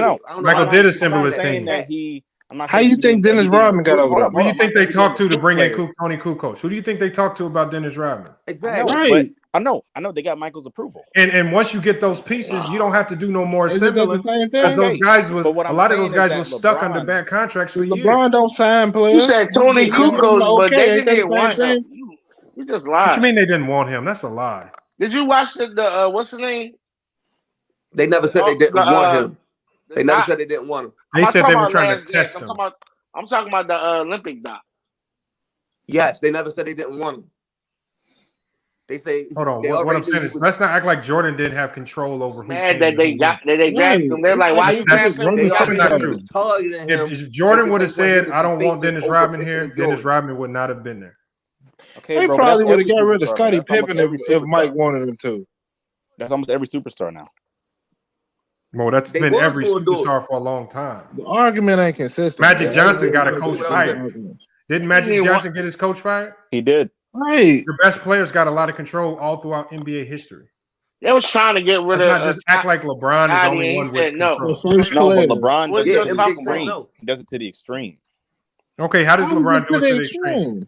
Okay, first of all, getting your coach fired is not extreme. Barkley tried to come play for the Bulls. LeBron. MJ said no. LeBron, you remember during the 2018 season, LeBron, I think they traded. It was a historical midseason trade. Hold on. But you running around saying LeBron traded him. We all know Magic got his coach fired. Where is your connection between LeBron and those players getting traded? So you don't remember when because as a GM, when my team is losing, getting smacked, I'm gonna trade those players. So you don't remember. So you don't remember when Dwayne Wade got sent back to Miami. I don't believe that LeBron had told him that they were trading him back to Miami. Okay, how do you know LeBron knew? You don't think LeBron did not know? Do you know LeBron knew? LeBron is the one who got. Do you know LeBron knew? No. So why he always? No, Ralph Lauren. Hold on. I'm not. Ralph Lauren, you're not in this. Also, LeBron leaving Miami and not telling D Wade until after. So hold on. What? That's yes. Look it up. Look it up. Oh, now he got to report to another man. Oh, my bad. LeBron didn't report to another man. All I'm saying is that LeBron moves different than other superstars. No, he don't. He's taking advantage of his status as being the face of the league. He's been doing this for years. It's almost a decade. You just made all this stuff up. I ain't making it up. Look it up. You made it out your head. Look, you know what? Look it up right now on Google. That's bro. What I'm saying is, what you try to do is what people try to do is they try to connect every trade that these organizations make. No, and they say LeBron made the move. I said LeBron leaving Miami to go back to Cleveland. Hold on, Daily J. He did tell D Wade. What I'm saying is it because the GM just recognized it wasn't working and made a change because they had the flexibility to do so? Bro, LeBron got all them dudes there. That's what How do you know? Wade and LeBron had a conversation about Kyrie. LeBron. Okay. I want you to show me the videotape of him sitting in looking at the contracts, making the money work. Yo, you made it worse, bro. dude. They do everything behind the scenes. You know they. LeBron looked at the salary cap, the flexibility, the draft picks, and made sure everything aligned properly, and told the GM pull the trigger. Okay, so how did the Lakers get Anthony Davis? Because Anthony Davis said, "I want to come to LA." But who's his agent? And the GM pulled the strings to make it happen. Who is his agent? Hold on, so Rich Paul, that's his own man. And they work. What does that mean? And he's a part of what company? Clutch Sports. It don't matter, but that you said LeBron. Okay, he got him to the team. But Deadly J, when the first time around, when LeBron asked for the Lakers to sign Melo, why didn't the Lakers sign Melo? Because Melo, he wouldn't accept coming off the bench. But then you say LeBron, but LeBron run the shit though, right? But dude, LeBron. So whatever he say, go right. Okay, no, he don't run that. That's basically what you're saying. You trying to first of all, you comparing an old Melo, who basically that's not the point. You said LeBron Melo to in his prime Anthony. You basically saying LeBron got so much control. We comparing the power you just gave LeBron. It don't matter if they LeBron has that power. Or a greatest player of all time. You said LeBron run the shit. You might as well quit while you're Hey, you know what? People were saying that this year. They said LeBron wanted to trade Russ, but the Laker organization said no. Okay. Do you believe that? That's an example. Do you believe that? LeBron gets what he wants more times than he doesn't. Yeah, but that's every best player on every single team. I'm saying is that that's the best player on every single team in the NBA. Through his agency. He does a lot of his trades through his agency. Go and look Hold at on, he doesn't do any trades. Come on, man. You gonna tell me that a lot of players LeBron played with weren't represented by his boy? A lot was and a lot wasn't. What does that mean? What does that mean? Rich Paul is on man. Was a lot wasn't. Who was what does that mean? Also, too, another thing. Who was also the GM of the Pelicans when they made that trade? And who used to work for the Cavaliers? The Cavaliers didn't even like him. They didn't like him. The Cavs don't even like doing moves with teams LeBron goes. Why do you think the Pelicans fired their old you fucked up because you do know Jordan agent did a lot of these guys John too. And his agent, the narrative only stick with LeBron. You just fucked up. Let me tell y'all something. It says the Pelicans abruptly fired Dell Demps amid continuing uncertainty about the future of forward Anthony Davis. No, they fired him because they fired him because the Lakers had offered a better deal, but he didn't want to. No, they fired him because he turned down a deal that they should have took in the first place, and they turned it down and got a worse deal. He ended up getting fired because of that. Yeah, he got, and then after that, who they bring in? They brought in somebody. Them They Jazz, make the them same Jazz dumb okay, Dennis Rodman. They brought in and David Scottie Griffin, Pippen who didn't had want him. rapport with LeBron. Even though David Griffin did say some shit about LeBron, they had history. So they went ahead and made that deal. You So said, Rob you Pelinka said, had nothing to hold do on, with but that. you said all these players signed to Clutch Sports. No, I'm saying. Hold on. Let me finish. You said all these players signed to Clutch Sports be playing with LeBron. Who? I mean, AD's If probably that's one the of the case, biggest they ones. would have got Hold on, y'all. Hold on. He said all these players outside of Anthony Davis. Which players signed with Clutch Sports play with LeBron? Why the Lakers couldn't get Ben Simmons there? Okay, hold on. Let him answer the question. All these players signed with Clutch Sports. Okay, Montrezl Harrell. That's one. Let's see, Anthony Davis, like you said, but we said I said play with him currently. Okay. Markieff Morris was also. He doesn't play with LeBron right now. He wasn't signed with Clutch Sports. He wasn't signed with Clutch Sports at that time. He fired his agent recently and signed him. Okay, exactly. I understand that. But those are guys who are also a part of that. They're associated with him. Contavious Caldwell. Just now got at the time he wasn't with Clutch. Okay, but I'm telling you that these are guys that have association with them. Okay, like I said, hold Taylor on. Horton, You can't Taylor name him Tucker, if he have Taylor if Horton he's Tucker not is even another signed one. to him. You said they're playing with Taylor Horton Tucker is another one too. He's another one. Who did LeBron give the big contract to? That was signed to Clutch Sports. J.R. LeBron didn't give no. Hold on. What the hell is that? Why don't you do this? How about you give credit where it's due and say, Rich Paul, you a hell of an agent. You be helping get these guys paid. Bro, come on, man. He would not have the power. Why you discrediting Rich Paul? If he wasn't associated with LeBron. Hold on, Rich Paul don't have.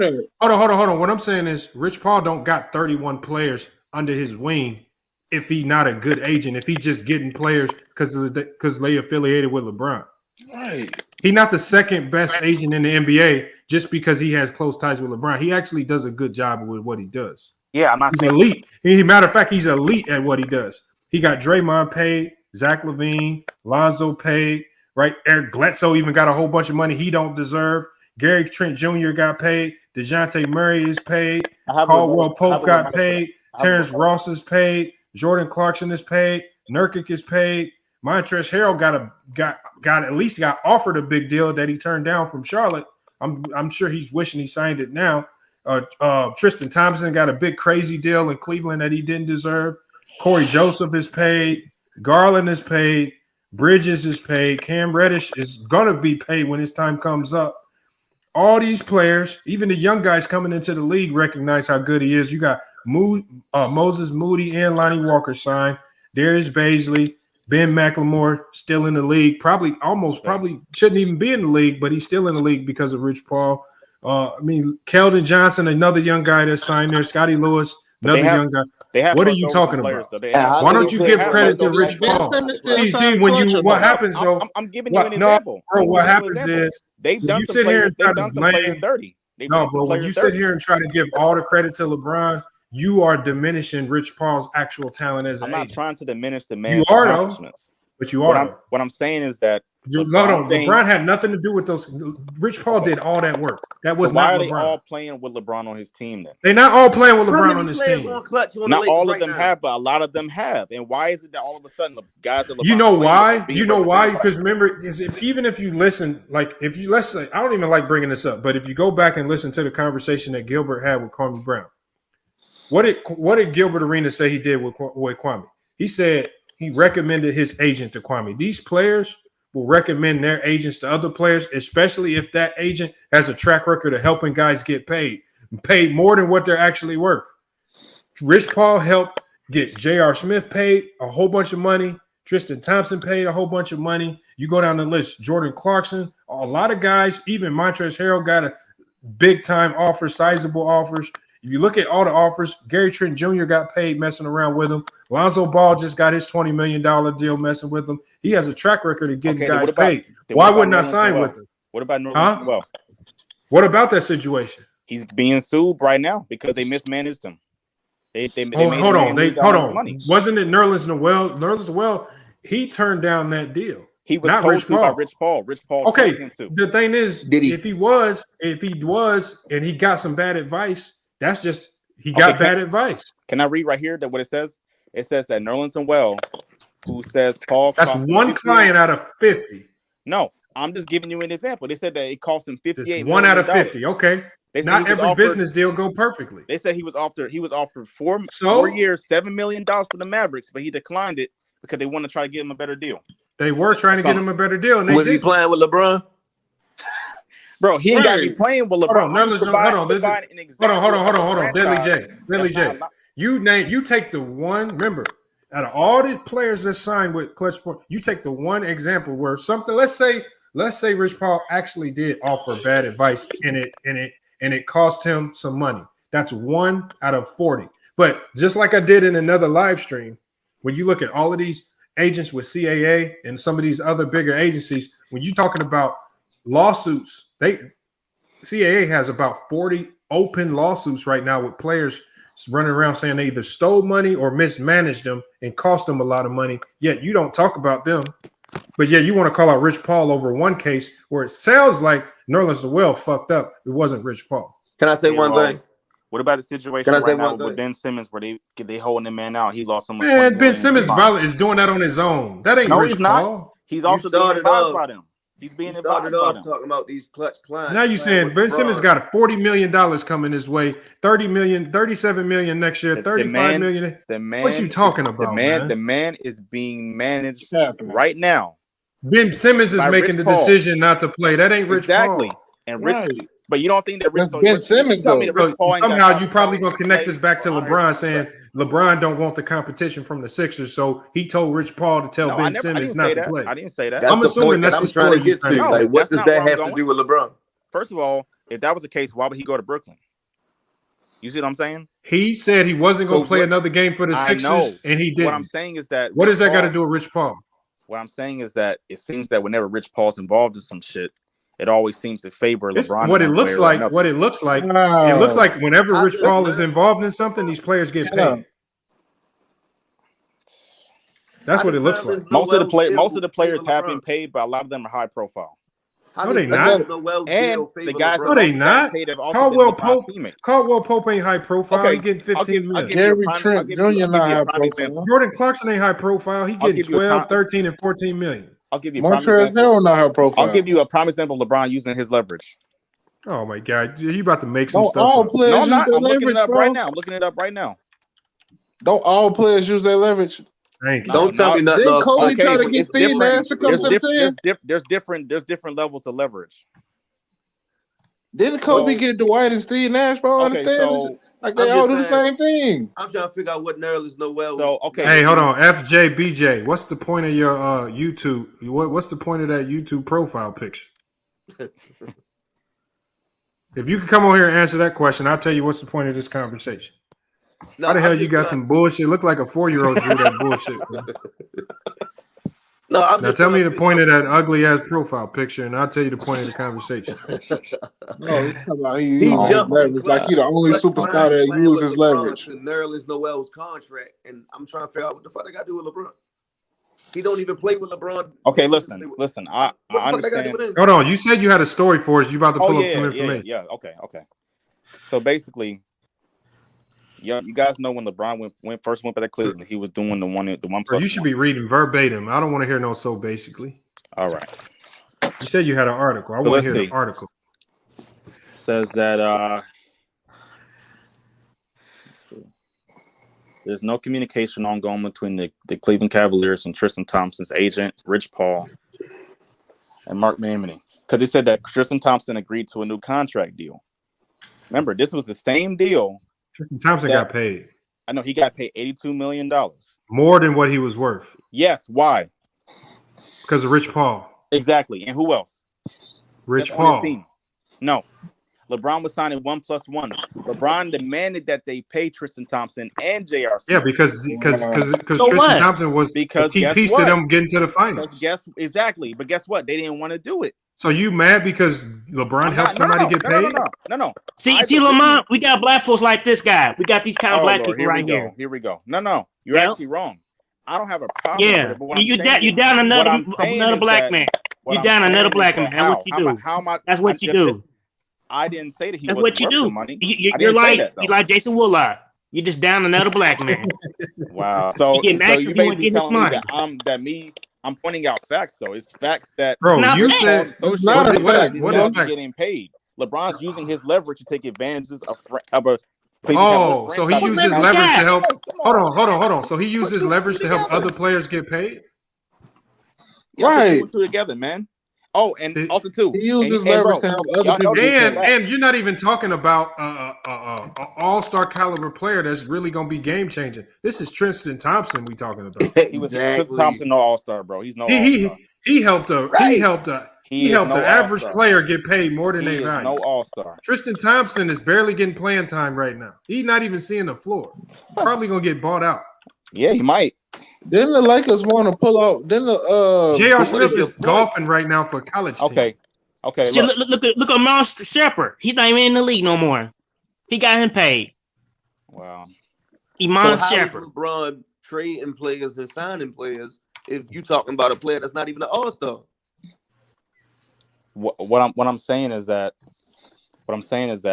if you guys remember back in 2018, 2017. Oh my God.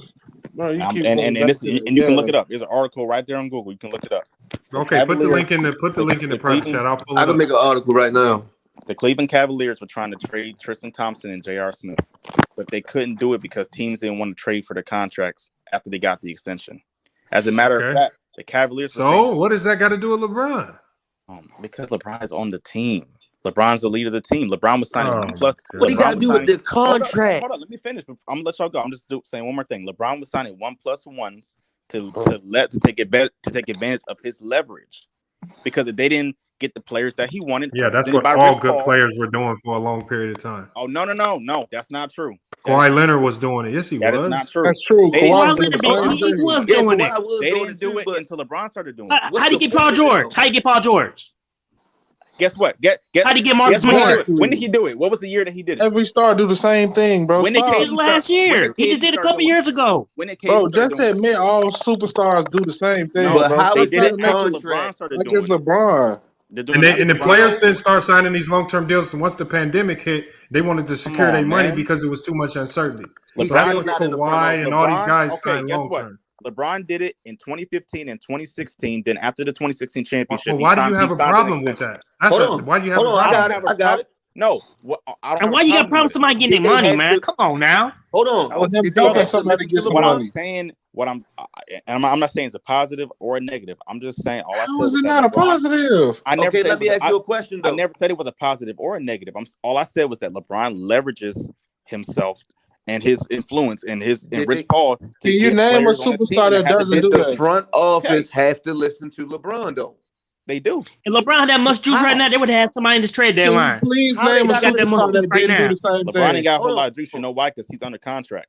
Name a superstar that didn't do the same thing. LeBron is under contract. When you sign 1+1s, bro, you got all the leverage in the world. So basically, you answer my question? Should be fired. I don't know. I don't understand. I don't understand what y'all can't get about that. I'm literally saying LeBron signed 1+1. Listen, when y'all say shit like this, so basically you're saying right now LeBron gave up his power for a long contract. Yes. Oh, so LeBron don't have no power no more. All of a sudden. Okay. So then tell me why they did it when LeBron told them not to trade Kyrie. They traded him to go and get Isaiah Thomas. LeBron didn't want them to do that because the organization is bigger than LeBron. They make the moves exactly. Guess why? Because LeBron was under contract. Jesus Christ, man. And guess what? And what they did was they made the move. Kyrie didn't want to be there, so they traded him. They told LeBron. They said that we will trade Kyrie. Kyrie asked out. Eric Bledsoe signed the extension. LeBron said, "I refuse to sign the extension." They said, "Okay, bet." And they would have had traded for Isaiah Thomas and Jay Crowder. Kyrie asked out. That goes against your point. Kyrie did. Yes, Kyrie did want to leave. You know why Kyrie wanted to leave? So how come they didn't listen? Kyrie, you saying they didn't listen to LeBron because he was under contract? He found out. So you first started this off by saying that LeBron has this all power and gets players moved. But then you talk about two examples of where he couldn't get players moved, but you say it's only because he signed long-term deals. So he don't have this all power to get players moved because he can only I feel like you're just making this up as you go, bro. Yeah, he just making it up. That's what he's doing. He just making it up. Brother, because bro, you can look he's reading from an article. You literally, I'm being dead honest. You actually can really look it up. But you know, clutch points isn't that credible. You just contradicted How is it not credible? Clutch points ain't never been very credible. Even if what you're saying is 100% true, you just contradicted yourself. How? What did I say? Because you just said LeBron got all this power, and then he say don't trade Kyrie, and they trade him. How he got all this power? Why? He want Melo. LeBron. They don't sign Melo. How do you know they? They told LeBron. They said, "Listen, if you sign the extension, we will go and trade Kyrie for Paul George and Eric Bledsoe." That is a real story. You can look it up on YouTube. Didn't want Paul George. Bro, where are you getting this story from, bro? Hold on. Where are you getting this story from? Now that's a lie. That's a lie right there. I heard about that. Tell me how LeBron said he didn't want Paul George. They didn't want Eric Bledsoe. They didn't want Eric Bledsoe for no Kyrie Irving. Yes, they did. And Paul George. No, they did not. Yes, they did. Look it up. They wanted Paul George, though. You were lying. Listen, LeBron said he didn't want Paul George. The reason why I'm telling you to look it up because if you look it up, you'll find the article. Like literally, Lamont can pull it up. Okay, send me the link. Look stuff up, man, but it don't mean it's real. Thank you. It don't mean he's telling the truth. I'm on my phone right now. But I literally go to the internet. It'll kick me out the live. All right, just tell me what to type in. Just tell me what to type in. All right. Hold on. Let me pull my screen up here. Hold on. Watch this. We're gonna see it I know because exactly what he's talking about, and he about to contradict himself in the same sentence. All right. We're gonna look up these these highly credible articles that they know exactly what LeBron says and does behind closed doors. Because the article was also saying that Paul George said he was going to sign long term if LeBron signed long term. All right, what's the name? What do I type in to find these articles? 1 second. LeBron James gets players traded. We'll see how credible these articles are. Okay. All right. So if you look up, you can look up this article right here. What's the article? Okay. What do I type in? Hold on, I'm sorry. I'm trying to find an article that'll give you more information. I always make the narrative. Okay. You know what? LeBron type in Paul George Cavs trade LeBron extension. You'll find a whole bunch of different articles that will pull up and discuss what I was just talking about. I got a question. One article, man. I mean, I'm trying to find the article right now. I mean, you can if you want to, you can click on the very first article you see. It says LeBron James was angered by the Cavs' failed trade for Paul George. If you want to read the article, it may not. Why was he angered? Looking for. Okay, well, what does this have to? All I'm saying is that LeBron. Remember, when did LeBron sign his 2 year? LeBron signed a 2-year extension in the summer of 2016. Bro, he signed. First of all, players were signing the 1-and-1 deals because they were maximizing how much money they could make because the salary cap kept going up. So they didn't want to be locked into a deal. And when the salary cap went up, they could have got more money the next year. That's what made the 1-and-1 deals popular. But when did KD and Kawhi Leonard had nothing to do with power and all this? I asked you a question. I said, when did KD and Kawhi Leonard start doing it?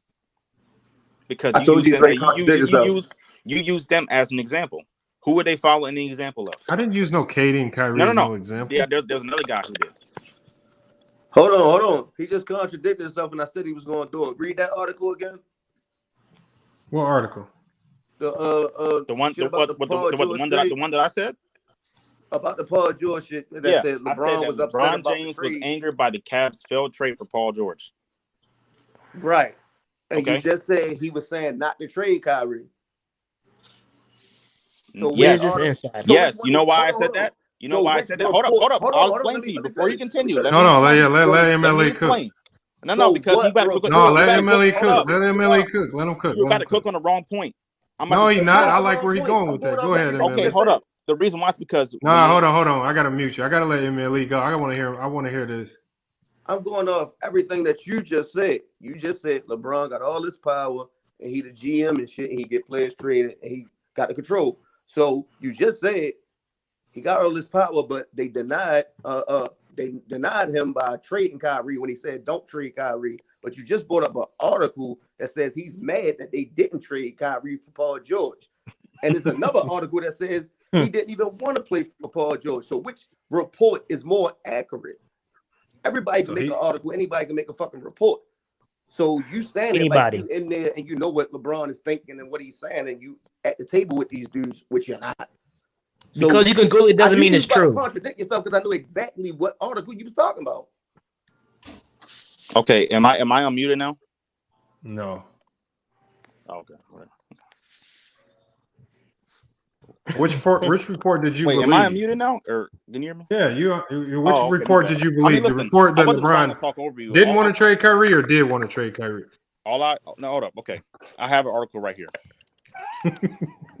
Listen, I'm just trying to explain. Like I said, if I had the exact article, like I said, I know you don't want to play a whole YouTube video where they were explaining it, but I'm trying to find the correct article where I'm explaining literally. Who did the YouTube video? Because literally, they're saying that the Cavaliers could have traded for Paul George without they actually could have traded them. He just asked you who did a YouTube video. That's what he's asking you. Who did it? YouTube video. I mean, ESPN was talking about it too. And the reports came out that LeBron didn't want Paul George to come there because he was leaving. That's another report. He was leaving. He was leaving. But they said, but you just said wasn't that report that he said Paul George don't come here because I'm gonna be leaving next year? Okay, no, they wanted him to trade. They wanted him to trade Kyrie. I just said that the Cavaliers said that we'll trade for Paul George if you sign the extension. LeBron said no.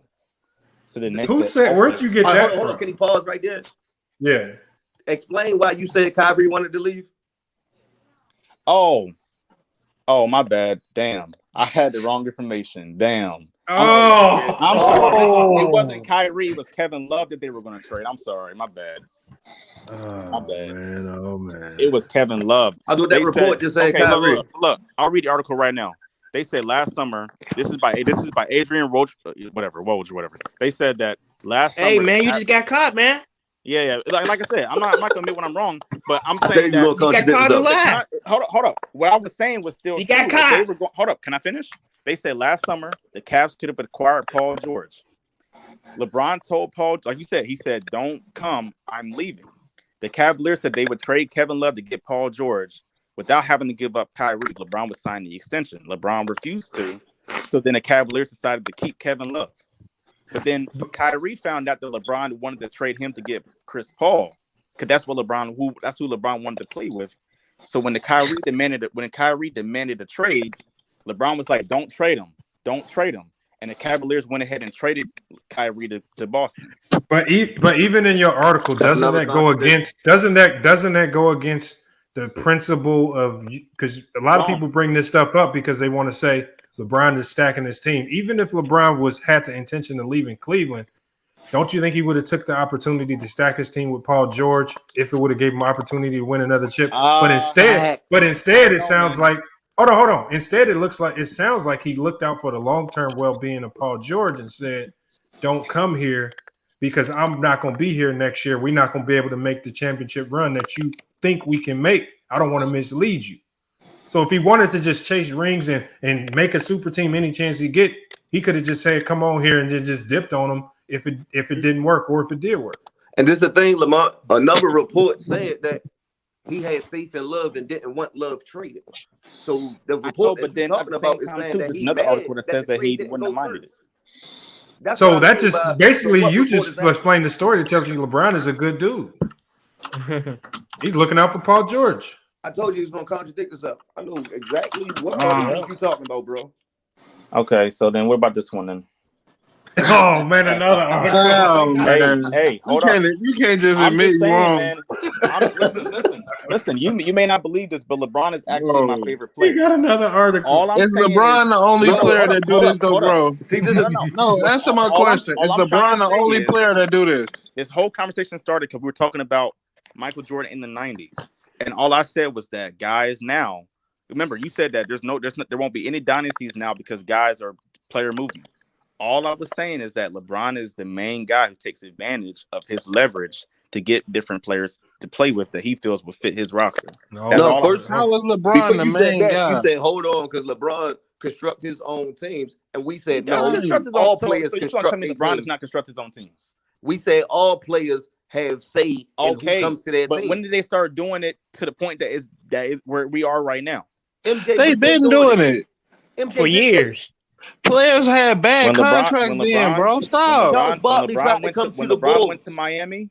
Hold on. Went to Miami, it opened the floodgates for everybody else to go ahead and make No, he didn't, because Boston did it. Matter of fact, you know what? Yeah, Boston had already done it. Didn't Boston do it before, bro? Everybody just act like it never happened.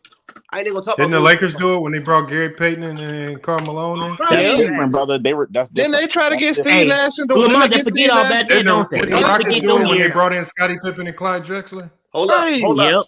They was old. They don't count. Or Charles Barkley, I mean. No, you talking about they old now. Now they old now. Ain't Russ old, but they still they was the same age as Russell Westbrook. But the man wasn't All-Star last year. They don't get LeBron no slack. Stop. But hold on, Moses Malone went to play with Dr. J, and then they won a ring, right? Yeah, they was doing it in the 80s. Right. They just in the 80s. They just always Barkley tried to come try to blame Bron. Did you see the story where Larry Bird said he recruited Bill Walton to come to the Celtics? Right. Yeah. I mean, did you guys watch? They focus on LeBron. They're not going to look at that story. Did y'all watch the conversation between Draymond Green and JJ Redick on their podcast? If you listen to the conversation, Draymond said that when LeBron went to Miami, that LeBron officially started the player empowerment movement. That's one player's opinion. Draymond, okay, but what I'm saying is that who is Draymond's agent? Really, bro? Why would it matter, man? I'm just saying. I'm so tired of this argument, bro. Everything clicked back into LeBron, huh? Bro, Clutch Sports is powerful. That's a good thing, but I'm just saying that it's different, bro. It's not the same. I feel what you're saying. It's just different. I feel what you're saying. I feel what you're saying. But I'm not trying to sound like LeBron is like trying to Moses destroy the Malone league. going to play with Dr. J. How many years ago was that? I'm sorry, I didn't hear what you said. What you said? I said I just gave you a prime example. You bringing up Draymond and this era and all that. I just gave you a prime example of Moses Malone going to play with Dr. J, MVP. Okay. How many years ago was that? Shit, that was like what, like early 80s, like 80, like 8. So how's LeBron the first player to do it then? Look how many years ago that was. Okay. Why nobody wasn't born on this panel? Probably no other players could have moved around. Moses Malone did it. So you saying no other player could have went wherever the fuck they wanted to go in free agency? No, they just got to follow LeBron's lead. Wow, bro, you just can't admit when you're wrong. But y'all they just got to follow LeBron's lead. Listen. I'm not saying that everything I'm saying is 100% correct, but what I'm saying is that that's the point that I'm making. Though back then, guys did not just up and leave like that. They couldn't. They signed 7-year bad contract. Right, that's my point. LeBron left move. That was rare. They did that stuff in the ABA. Barry did the stuff. They was moving around. Really not understanding. By players being tied up in contracts, they was demanding trades. It happened to Hakeem. It happened to Jordan. Happened to Scottie Pippen. Remember when Hakeem was faking injuries, demanding a trade out of Houston? Charles Barkley renegotiate his deal. Oh, I'm saying. Okay, you're using that as an example, but did they trade Hakeem though? Did they what? Did they trade him? No. No, you know what they did? They fined him and suspended him. They fined him and suspended him. Okay. They traded Charles Barkley. No, he still stayed with the team. Charles Barkley went to. Wow, bro. Okay, that's different, bro. The Sixers traded. Yeah, Charles Barkley was moving around all the time. Nobody want to say nothing about that. He was moving around. Free agency. How's that different? Shaq left and went to the Lakers. LeBron and KD have never been traded from their teams ever. Why would you trade LeBron or KD?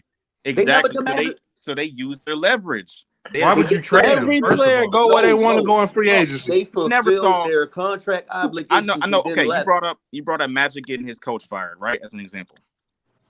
Did Magic threaten to leave the team if they didn't fire the coach? How do we know he didn't? No, I'm asking you. Did he? I don't know. We don't know that. We don't know. I'm just saying. Magic and Larry. Media wasn't the same. It wasn't all these fake reports coming out to give you social media stories. 24-hour news cycle. You didn't have. I guarantee you back then there were a lot of things going on that we just weren't aware of because there was no news or social media like it is now. People read one article and then run with it like it's 100% facts. That's crazy. And they only stick with LeBron. It never sticks with other players. That's all it does. It's always LeBron. It's never nobody else. Never nobody else. Nobody always nothing. Well, LeBron created the super team. All I got to say is heavy is a head that wears a crown. Bro, stop. I'm so tired of these arguments that have been debunked. If you that dude, what's the difference between the super team and the big three? If you that dude, everybody follows your example. That's all I'm saying. Bro, what's the difference between the big three and the super team? MVP. Okay, first of all, people would It's say no difference. Hey, hold up. I'm giving you an example, right? When the Celtics, no, bro, let me finish. When the Celtics was a super team, bro. Yes. Quite a few Lakers teams were super teams, bro. It been super teams, and all of these big three super team is all the same thing, bro. I'm so tired of these arguments that only stick with LeBron.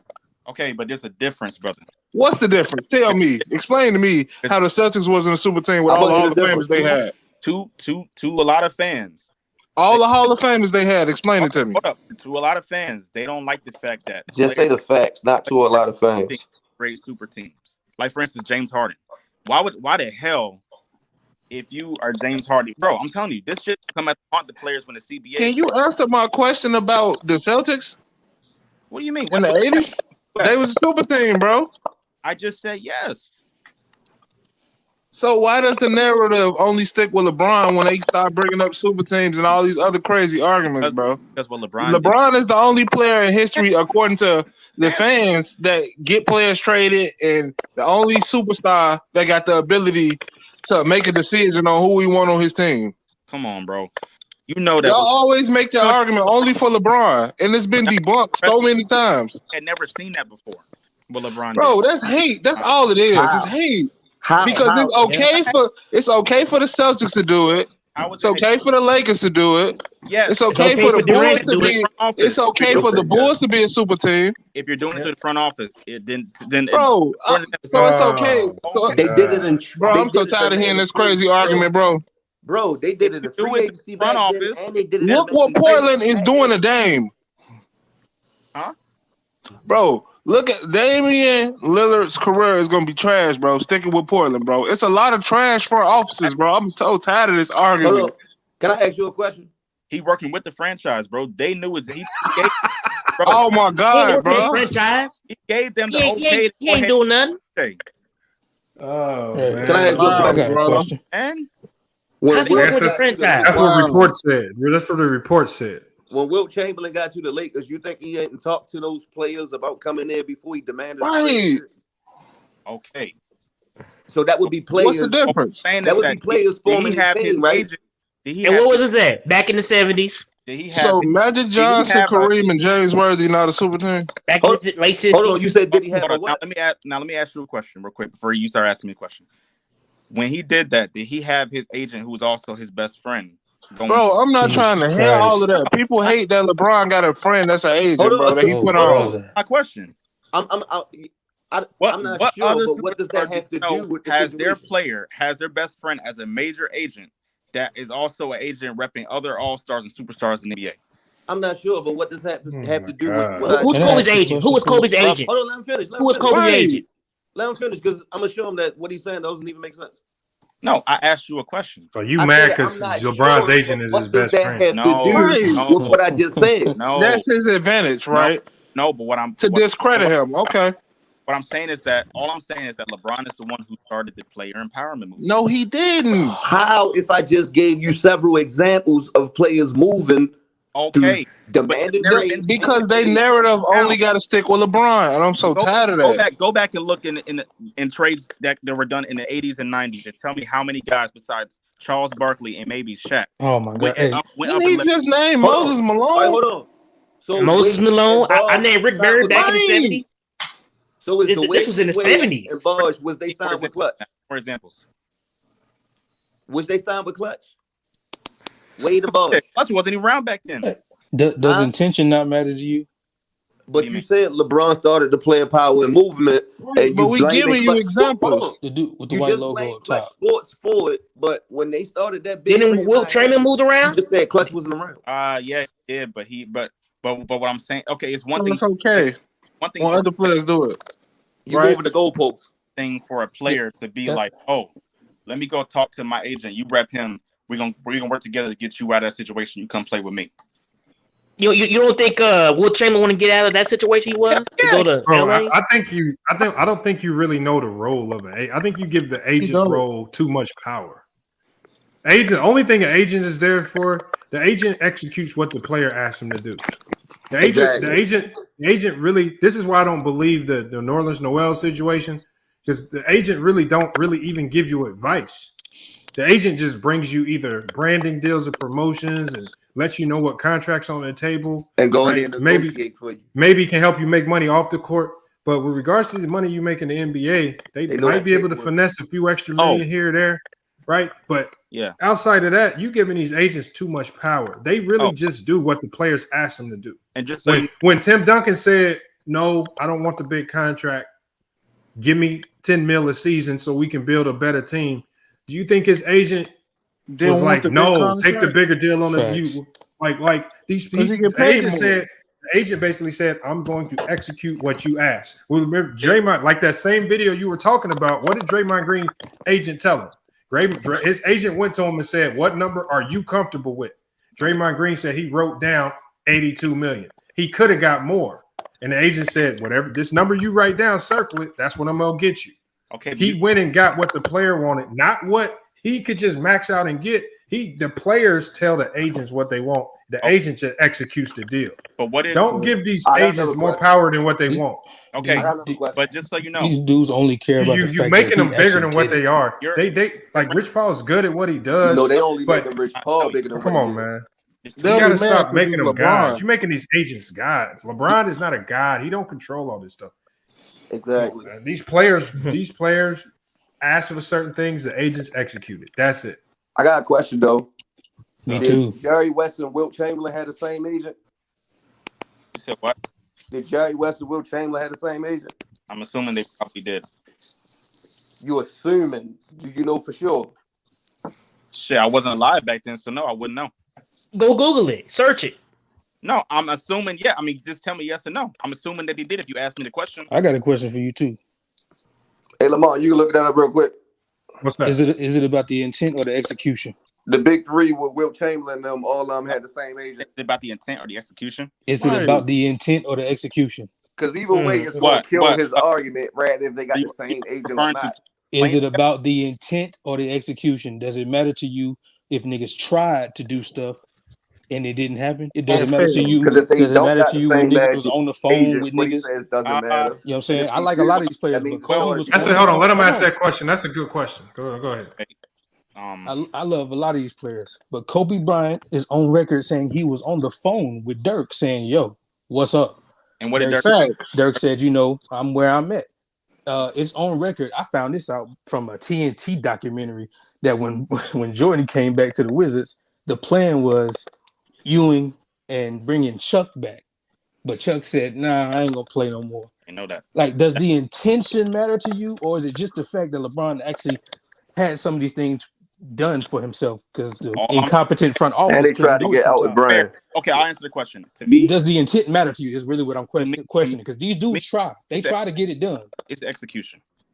So that's it. That it don't matter that dudes be on the phone. Matter. Yes, it don't matter that Kobe called Dirk and like, "Yo, Dirk Nowitzki, can you come play with me?" That don't matter at all. That he tried. It's one thing to be like, "Yo, like you calling," but then you using an agent that's also your best friend. Okay, let me ask you a question. He's not using that. That go to double standard right there. That's just a simple question. That's you know what? Hold on. Your argument will actually hold weight if you could actually name other agents and you understood their relationships with these players as well. That is true. That is true. But you can't name another agent. And then that would kill his argument. What I'm saying is that I'm using an example of. You're only taking one agent, using them as the example, trying to act like it's an anomaly, but you don't know any other agents nor their relationships with players. Do you know who Bill Duffy is? You know who Rich Paul is because of LeBron. These agents and players have relationships with each other. That's been happening a long time. Hold up. You heard what he just said? Dub Gotti. You heard Kobe said that. Kobe said that himself. I know, Rob. You said I know of Rich Paul. Why? Only because of LeBron. Exactly. Yeah. And that's exactly what I'm saying. You see, but that don't mean other superstars. Does the intent matter? Or is it just about the execution? You literally just stated the reason why I know who. Yeah, but the problem is you knew of Rich Paul before he became an agency. I mean, yeah, but exactly. So let's not act like you only heard of him because he's an agent. He was around before his agency was around. everybody in his LeBron's circle got known because of him before this Clutch Sports came around. And they all got businesses. Dudes that was in Allen Iverson's circle. Do you know Dub Gotti. Kobe did call Dirk Dub Gotti. Stop trying to talk crazy. He said it out of his own mouth, bro. Relax. That's funny. I wasn't saying that to slight Kobe. I was just making up a point. Kobe said it out of his own mouth. You just so focused on LeBron James and Rich Paul. You just so focused on that. But you can't name another agent's name. Real quick to the guy. You know who Bill Duffy is? My bad. You know who Bill Duffy is? You know Bill Duffy? Yes. No, he does not know Bill Duffy. No, he don't know who that is. All right then. Hey, one more little question. I mean, actually, this is more of a statement. The dude was referring to the 1+1s and all that LeBron was signing in his second stint with Cleveland. I mean, wouldn't you structure your contracts like that, given that first stint? Don't just act like he was just doing it for no reason. Bro, you don't understand. No, Jordan was doing the 1 year that 1+1 had nothing to do with money either. It didn't have anything to do Jordan with was money doing the 1+1 first. After that first stint in Cleveland, I wouldn't have trusted him. Man, I would have been like, hey, y'all can get what y'all get from me. Do y'all think that I'm saying that what LeBron's doing is bad? No. You are saying that, bro. You're trying to discredit him. I'm not coming at you from that. I'm not saying you saying it's bad or good. What I'm saying is you giving that man a job that he don't have. Yeah, and you putting a little extra sauce on certain things when other players have tried the same thing. He was just a little more successful in that area than some, and he wasn't. That's what sometimes. I'm saying. I'm saying he was more successful because of the connections that he had now. That's all I'm saying. And what I'm saying is, why don't you put those other dudes' attempts in the light? They tried. A lot of them they tried. He didn't succeed. They was on the phone when y'all with each do other. that, y'all discredit every GM and every front office. Okay, like, none of them has a job. Palinka just some dude with some wavy hair right now to y'all. Palinka just a dude in the front office. Yeah, with he ain't doing nothing right now. Back. He collecting millions, just sitting there doing nothing while he go to Disneyland. That's what he doing. He go for afternoon jogs and drink tea all day. That's to y'all. LeBron, the point guard, the GM, the coach, the assistant coach, the center. Come on, bro. LeBron did put together this team, though. LeBron did put this team together, though. Come on now. No, he had a lot of input. He had a lot. Every superstar does. He had a lot. Influence. Yes. Every superstar got influence. And Anthony Davis. Anthony Davis. Here go a prime example. Okay. You play 2K, right? Yes. Now, when you become a superstar in 2K and they be doing trades and shit, don't they bring you in the front office and ask you about players? Actually, no. They don't. They do. In the old ones, they did. They don't do it now. Bottom line is you got input when you're a superstar. But they do it in the fucking game. You ain't LeBron James in the game. I'll give you a prime example. 2K13, the GM, if you went in there and asked for a trade, he would go and looking to get in a player for you. You are right about that. But you remember when the 2K, I forgot which one it was, where you be like, this player in my way, and I could that was 2K13. Be more productive, and then they trade the player. That was 13. Okay, it was done in the game, but you wasn't LeBron James in the game, was you? No, I was just some random player. Exactly. And you know what every fucking superstar has that type of influence over their team if you a star player. I know. When you say okay, you know what? I'll ask you guys a hypothetical real quick. If Ben Simmons was on a 1 year or 2 year deal, do you think that he would have had more leverage for them to get rid of him than if he signed for 4 years like he is right now? Well, anybody with a short deal has more leverage. Okay. Bro. So what I'm saying is that when LeBron was in, just like James Harden had leverage to get traded because he didn't sign his extension. Okay. So what I'm saying is that guys notice that's a strategic move. That's why Lonzo Ball didn't sign the extension and he went to be a restricted free agent. Okay. You're right. But what I'm saying is that guys were like, oh, they saw how LeBron was moving. Even Melo, when he went on ESPN, he was like, Wade and Bosh asked me if I want to play with them. I decided to sign a 5-year deal.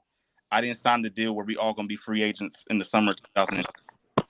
Melo said that he learned from that example. He said, I didn't understand the business of the game. You don't think that doesn't translate to seeing two guys talking to him about saying, hey, brother, you want to... I still don't understand your point in all this. It's just like, bro, like my point. All I'm saying, you look at a lot of most of the major moves that's happened from like 2010 up until now. 3 times it has been because LeBron, Rich Paul. What major moves are you talking about? We just saw a major move yesterday. It had nothing to do with LeBron. The trade deadline. No. I'm saying most of the moves have been with him and his circle. What moves outside of AD? LeBron going to Miami was a decision that was made. That was a long time ago. He moved to free Doesn't agency. matter. Y'all mentioned examples. What about Kawhi Leonard going to the Clippers and then demanding Paul George? Or you guys don't get me? Hold up. You mentioned examples from the 60s and 70s. So why can't? What about that move? If LeBron was this mad scientist that you making what him about out to Russell be, Westbrook Ben getting Simmons traded 3 or 4 times? That's a major move. Ben What Simmons about would be on Chris the Paul Lakers getting right now. traded? That's a major move. Ben Simmons. Ben Simmons would be a Laker right now. You if keep LeBron saying there are was no what other you're major saying moves. You saying they all revolve around LeBron. No. You went all the way back to Miami. LeBron has made several major moves What? over the last decade. I can name How many? I can name most. How many? How many major moves did he make? Shit, probably at least 3 or 4. DeJounte Murray will be a Laker. That's not right a now lot. If LeBron was the That is a lot for person you're saying he is. He moves to get different super teams and all-stars to play with him. Yeah, that's a major move. Okay, so what moves did he do to get all these all-stars to play with? How many times did Moses Malone go to different teams to go win championships? How many? The only other guy you name is probably Shaq that did it that You mean fulfilling your contractual obligations and then deciding what to do with your career from there? Also, James Harden's demanded trades in 2 teams in less than 2 years. Okay. Because of LeBron? Sir, I never said because of LeBron. I never said that. Chris Paul Chris Paul got traded to the Suns because of LeBron. Exactly. We went from talking about the player empowerment era. Now you got to twist in my words and saying that LeBron's the reason why all these players are doing. Oh, George got traded from OKC because of LeBron. I never said that. You don't. My point is never said that. I never said Kristaps Porzingis got traded to Washington because of LeBron. Has that power? Oh, okay. So now he's not gonna listen. He's just gonna keep rambling and ignoring what I'm saying. Okay. Just keep the same energy is all, bro. That's all. Same energy, but now he's being sarcastic. Because why when but he just said all the major moves is because of LeBron. I'm trying to think. Addressing what I'm saying. Why when now Kawhi you're say being sarcastic, trying to make jokes because you know what I'm saying actually makes sense. But why when Kawhi say I'm not going to the Clips unless you get PG with me? Why you don't highlight that? So bent up on LeBron hate. You're not actually listening to what I'm saying. Why don't you highlight that though? You're not listening to what I'm saying. No, I literally gave y'all examples. What you look up on Google. Goes about what I just said. You said that what I'm saying. Bro, you showed us 9 different articles that said 9 different things. Myself when I just gave y'all 3 to 4 examples of LeBron making major moves to play with different super teams. They ain't making no major moves. There you go with that word. This nigga, that super word team that only came around when he made a move. Is LeBron, super teams have always existed. Is that a super team, bro? Is that a super team? KD went to the Nets. Is LeBron, D Wade, and Bosh a super team? Oh my goodness! Answer the question. Answer the question. In my opinion, yes. Okay, is LeBron, Kyrie, and Kevin Love a super team? To me, no. To me, no. Okay, that never was to me. I asked you a question. Are they a super team? No. To me, no. Okay, I said, so how are they not a super team when Kevin Love was an all-star? Now you're going to try to tell us that. No. Hold up. Chris Bosh was an you're going to try to convince us that was a super team. D-Wade was an all-star. LeBron was an all-star. Why are you going back to Miami? Kevin hold on. Kyrie was an all-star. Hold on. an all-star. How is that not a super team? Hold on. Okay, so based on your logic, by all of them being all-stars, that means the Chicago Bulls have a super team. What, right now? With Zach LaVine, Vucevic, and DeMar DeRozan. Right. Hey, Lamont, I was but the way they playing right now. No. They're all let him finish. Let Lamont finish. Oh, go ahead. No, you just said they're all stars because Kyrie was an all-star that was in the lottery every year. Kevin Love was an all-star that couldn't make the playoffs and was losing in Minnesota. Chris Bosh was an all-star that couldn't figure it out in Toronto. D Wade was an all-star that after he won that championship, they couldn't get back and have any relevance and contend for nothing over there in Miami. On his way to Chicago. Okay, what are we talking about? So you talking about what you naming is LeBron is picking up players who were failing and turning them into winners. Okay, LeBron was failing too. He didn't win the championship before he played with them. You can call failing what you want, but he was getting there. But he didn't win. He was dragging some great teams. He was dragging some great teams to the final. And you can say he didn't win. You can say that. But you know the key denominator in them championships that he didn't won win when he left Miami. with all them super teams, the one thing you can say for certain is that they don't win without him. He didn't win when he left Miami. Okay, you know why they don't win without him? He won because you know why? Because he that fucking good. Listen, LeBron. Like I said, LeBron is an all-time great. But what I'm saying is that he is the guy who you look with the player and power movement. You look at bro. You know why you're capping right now? You're capping right now because we see all of these other teams try to duplicate what LeBron does and build super teams, and they struggling to win. Okay, we saw Brooklyn. We saw Brooklyn put together a super. Hold on. We heard you talk, Deadly J. Okay, we watched all these other teams put together big threes of their own, and they struggling to figure it out and win. Yet LeBron does it in 2020 and that wasn't even really a big three. That's not a super team when he got Anthony Davis. They won a chip. When he went to Miami, they ultimately figured it out and won a chip. When he went back to Cleveland, he took Kyrie and Kevin Love and won a chip.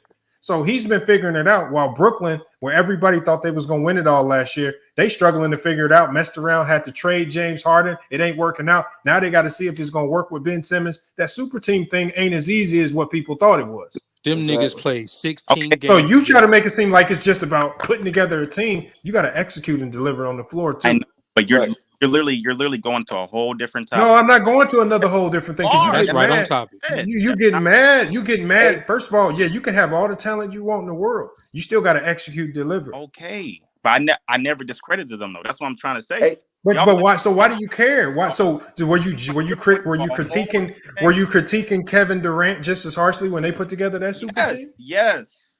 Okay, I just don't hear it. I don't hear it. I don't. Sir, I can bring up. First of all, what James Harden is doing is going to fuck them when the CBA ends. They're going to go. No, you read that. You read that on ESPN. Says Stephen A. Smith. I'm actually trying. That's a Stephen A. narrative. I don't believe it's going to fuck nobody. You don't believe what Ben Stephen A. Smith said that dumb shit. I don't believe it. Okay, them dudes know how to negotiate, but I don't feel as though you hate. When the CBA is over and they go ahead and make changes, I'm gonna come right back in here and ask you what you think about that. Bro, that's the owner's job. The owner's job is trying to fight for deals that have them for the advantage, and it's the player's job to hold out until they get a deal that's an advantage of them. Okay, I just feel like you caught up in a false narrative. I don't feel as though you hating. You just caught up in a false narrative that everybody run with. Okay, all I'm saying, how is it a false narrative when everything I'm stating has happened? I'm not just listen. I'm ready to tell you how it's happened. Yeah, everything that you said has happened before LeBron. I'm ready to tell you how it's a false narrative. That's one point, and it will continue to happen after LeBron. I'm not talking about in the 70s, 80s, and 90s. I'm talking about right now, and up until 2010 and now. Who has made the most moves to create, by my definition of what a super team is? The Brooklyn Nets. No, not KD made just as many. No, not the Houston Rockets. KD made just as many. Houston Rockets. The thing is, see, what's happening is all the other teams that are trying, they just failed because it's hard. The LeBron did it and won. So you don't count the people that fail and try. Well, people don't count that Houston Rocket team when they got Charles Barkley and Scottie Pippen and the King. Everybody thought it was going to work, but it failed. But because it failed, y'all want to say, oh, it failed because they were old. But when they first got together, we thought it would work. When James Harden, Kyrie, and KD got together, everybody thought it would work, said they was going to win. But when it failed, you don't want to count it because it failed. It's a lot of teams that get put together that's considered super teams. Even with Chris Paul, Russ, and PG. Right. Okay, didn't work. I never said he only care about when it actually happened. He don't care about the people who attended and tried. Do you feel as though the 2015 Hawks was a super team? Bro, I just said that when you have perennial all-stars playing together. That's what I said. You said 3 all-stars. Go look it up. Go look it up. 3 perennial. Now you added the word perennial all-stars. Yes, you said 3 all-stars. You just added that in, bro. But that's the 2015 Hawks had 4 all-stars. You can't refute that when 3 perennial all-stars put together, that's a super team. So 4 all-stars on one team is not a super team? You said 4 all-stars on one team? They won 60 games, right? 2? Common sense, bro. The Hawks team was not a super team, dog. Hold on. You just said 3 all-stars is a super team. I said if they got 4, it's not a super hold on. MLE, he added the word perennial in because he saw where you were going. Perennial. I mean, come on now. You got to admit, dude. Well, he added perennial in to try to flip it because up. He didn't say that earlier. If I'm gonna say all-star, I can say, okay, you made the all-star team how many years in a row, and now you're playing with 2 other guys who've done it? How is that not a super team? How is 4 all-stars not a super team? All-star is an all-star. No matter how many times you made it, you're an all-star that year. Do you think it's a super team? 4 all-stars, yeah, that's a super team. Okay, any team with 4 all-stars, 4 all-NBA players is definitely a super team. Bro, do you really believe in everybody who putting up numbers as a number one is really a true number one? Because if you ask me, Bosh and Love were really, really, really good, but They I think they went to where they were supposed to go on a team where they would actually be able to win. Because what were they going to do as the main guy? Just Bro, if answer you that got for me. 4 All-Stars on one team, you They damn are near Hall got of Famers. No, All-Star that is a fact. That is a fact. They are. But what would they have done as number ones? I just want to know how you feel about them as true number ones, because they was balling. Okay, but do that mean that they would have been? That's damn near All-Star weekend every night. To be honest with you, if Kevin Love and Chris Bosh had never played with LeBron, they likely would have racked up a lot of All-Star appearances, but they never would have won. Facts. Then. So why them going to a position that they probably should be in, which is number 2 or number 3? Why is that all of a sudden? Oh, that's super. Explain why. They had number 1 option, right? Facts. They're perennial All-Stars. Chris Bosh was even All NBA one year, second team, and I think in 07, right? Okay. So, and he's making the playoffs. If you actually go and look, Kevin Love's team, I think one year they won 45 games, but they didn't make the playoffs because that year I think the AFC was a 50-win team. You can go and check if I'm wrong. But what I'm saying is that those 2 guys were All NBA, Olympic winners when they were on their own team. Oh, they beat Nigeria. When they playing with LeBron, you go from being a number 1 guy like that to being a third option. Come on, man. He went to his natural position. That's what I was. That's what For example, look at Shai Gilgeous-Alexander right now in OKC. I was just about to say his Shai name. Gilgeous-Alexander is a number 1 in OKC, but on a good team, he is not going to be your number 1. He went to his natural position. Shai Gilgeous-Alexander, if he goes to the Lakers right now, he's a third option where he. You know how many number 1s is in the league right now that ain't really supposed to be? You know, I'm gonna tell you another guy that should be a number 1. That's a number 1. De'Aaron Fox is a 1 option. Yep. He should not be a number 1 option. Okay. Donovan Mitchell is another guy. You're not going to win a championship with that guy as your 1. He's naturally a number 2 guy. Okay. You use if you want to win a championship. Is De'Aaron Fox a perennial All-Star? No. So what? Why are you using one of the best guards? You know what? I could give you an example of a guy. Devin Booker proved to you that he's never going to be a 1. He was going to be a great number 2. How do you know that? And when you brought in a number 1, that team got propelled to get into the finals immediately, and then they're the best team in the league right now. I asked, how do you all because he went to his natural role as a 2. How do you know he's not number 1? So because we saw what that team looked like with him as number 1. They were trash with him as a number 1. Really, they were. But when they went in the bubble, they almost went a 10 games. Bro, they had a stretch of 8 games. Wow, they won 8 games in the bubble. What? That translated to parade. Yeah. No, it didn't. No, what happened was they got Chris Paul. Be realistic, man. Even one of my favorite players, Kyrie. Over Paul. This is something that Devin Booker actually said out of his own mouth. Okay. They're not in the finals. They're not in the finals without Chris Paul. Chris Paul's the number 1 on that team. But see, this is a different point than what I'm saying, though. You asked me a question about them as individual players. What MLE was saying was, how do you get mad at LeBron James for teaming up with 2 guys that in their natural roles are going to be 2s and 3s? I'm not mad at on a championship team. I'm not mad at LeBron for making the move. You guys literally I don't know where you get this LeBron hate from. I'm not hating on the man. I'm not saying you hating on him, but you're the one calling it a super team. So then, okay, so I can't say that. You call Kyrie and Kevin Love a super team. How, sir? Kyrie. When neither one of those guys are true 1s anyway. Okay, so. Kyrie, that's why I said if you're gonna call them a super team, you gotta call 4 All-Stars on one team a super team. If you're gonna call that a super team, you literally got to call 3 good players on any team a super team. No, the Bulls are a super team. I said that they are Hall of Fame talent players in the perennial All-Stars. Oh, you change it up every. I might give you Miami. I'm not giving you the Cavs. You never even asked me for my definition. Thank you. Check it out. Julius Randle's a 1 option with the Knicks, but he's definitely not a number 1. Okay, but I'm not. And if LeBron teamed up with Julius Randle, it don't make a super team. Shit, they gonna call it a super team. They will. He'd be at number 3. If LeBron was to go to the New York Knicks tonight, they gonna call that a super team. Hey, what super team second and third best player get benched in a playoff game while the main guy out there make a comeback? Where they do that at? I might give you Miami. I'm not giving you the Cavs, bro. No. That's not a super team. What did LeBron do without Kyrie? I just said I might give you Miami. I'm not won a championship. What did LeBron do without Kyrie the next year? Went to the finals. and got swept. Why are you acting like that was the only We still move got and to the the only finals change to without that? Kyrie. Bro, you acting like getting to the finals is just some. You just Exactly. You acting like getting to the finals is just some little thing to gloss over. He wanted him to lose. He wanted him to lose to the Pacers in the first round and get beat by Victor Oladipo. You just said, what did he do without Kyrie? Kyrie went to Boston. He got swept. Didn't go nowhere. He got to the finals. LeBron got to the finals without You Kyrie. wanted him to lose to the Pacers. Okay, I see what you. I see that LeBron James. Hold on. You know what else he did without Kyrie? He won a chip in LA. Playing next to who? AD, he didn't have a super team. Another guy who shouldn't have been. Another guy. No. What he did in LA, he did it without a super team. He did it with another guy that shouldn't be one other star for a super team. One other star. I never said that though. He did it with a. You asked what he did. Now, what has Kyrie done without LeBron? You said that he won. You said that he won, and I said, who did he win next to? And with a nigga who shouldn't have been a number one. How did he get him? And how did he get him? No, they got him. They got him because AD asked to go to LA. Exactly. And who was Anthony Davis' agent? What does that man? Bro, honestly, brother, I can do this all day. I'm being honest with you.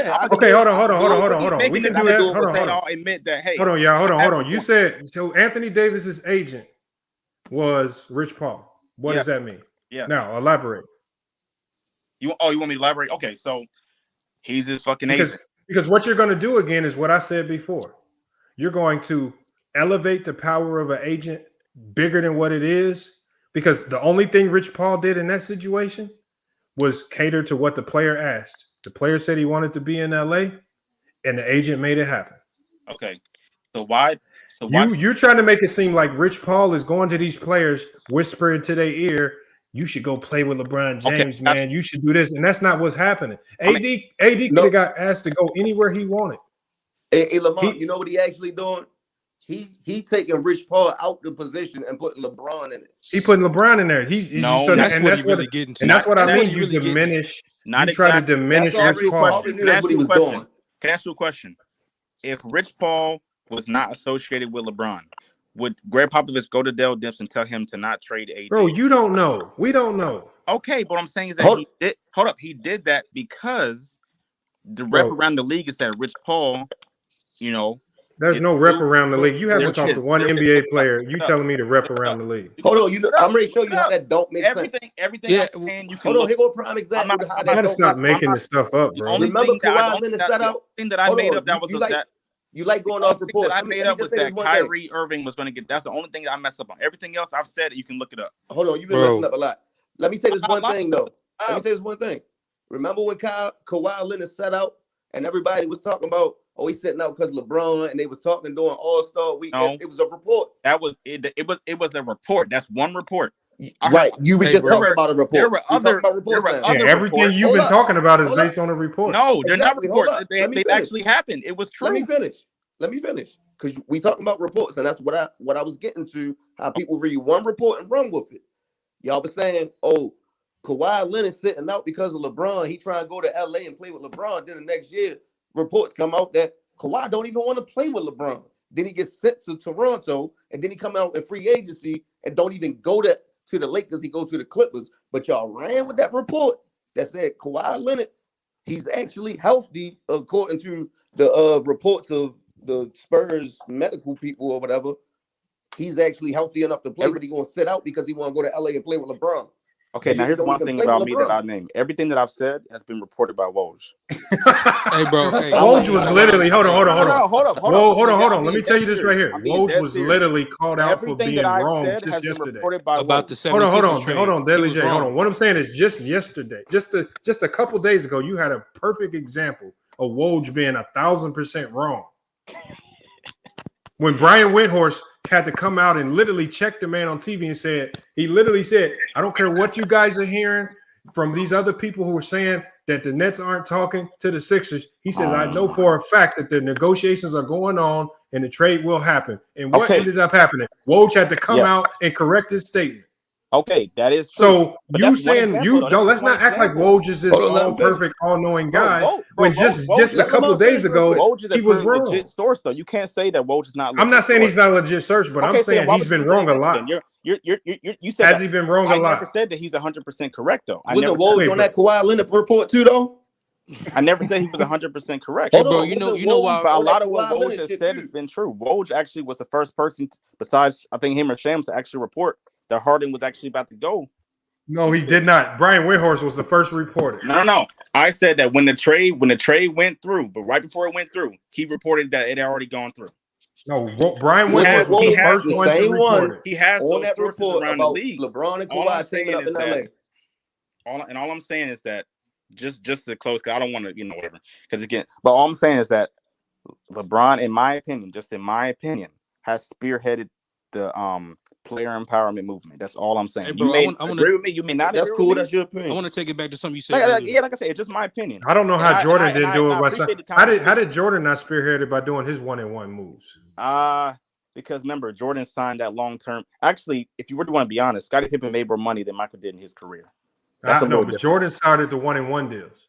He did, but that was a tail end of his career. But did he start it? No, because other guys weren't doing that. So if not guys to the extent that's happening right now.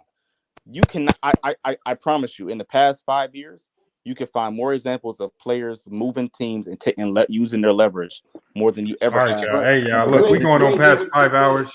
I got to shut it down, man. I would like to keep it going, but we just hit the 5-hour mark. I appreciate the conversation, though, man.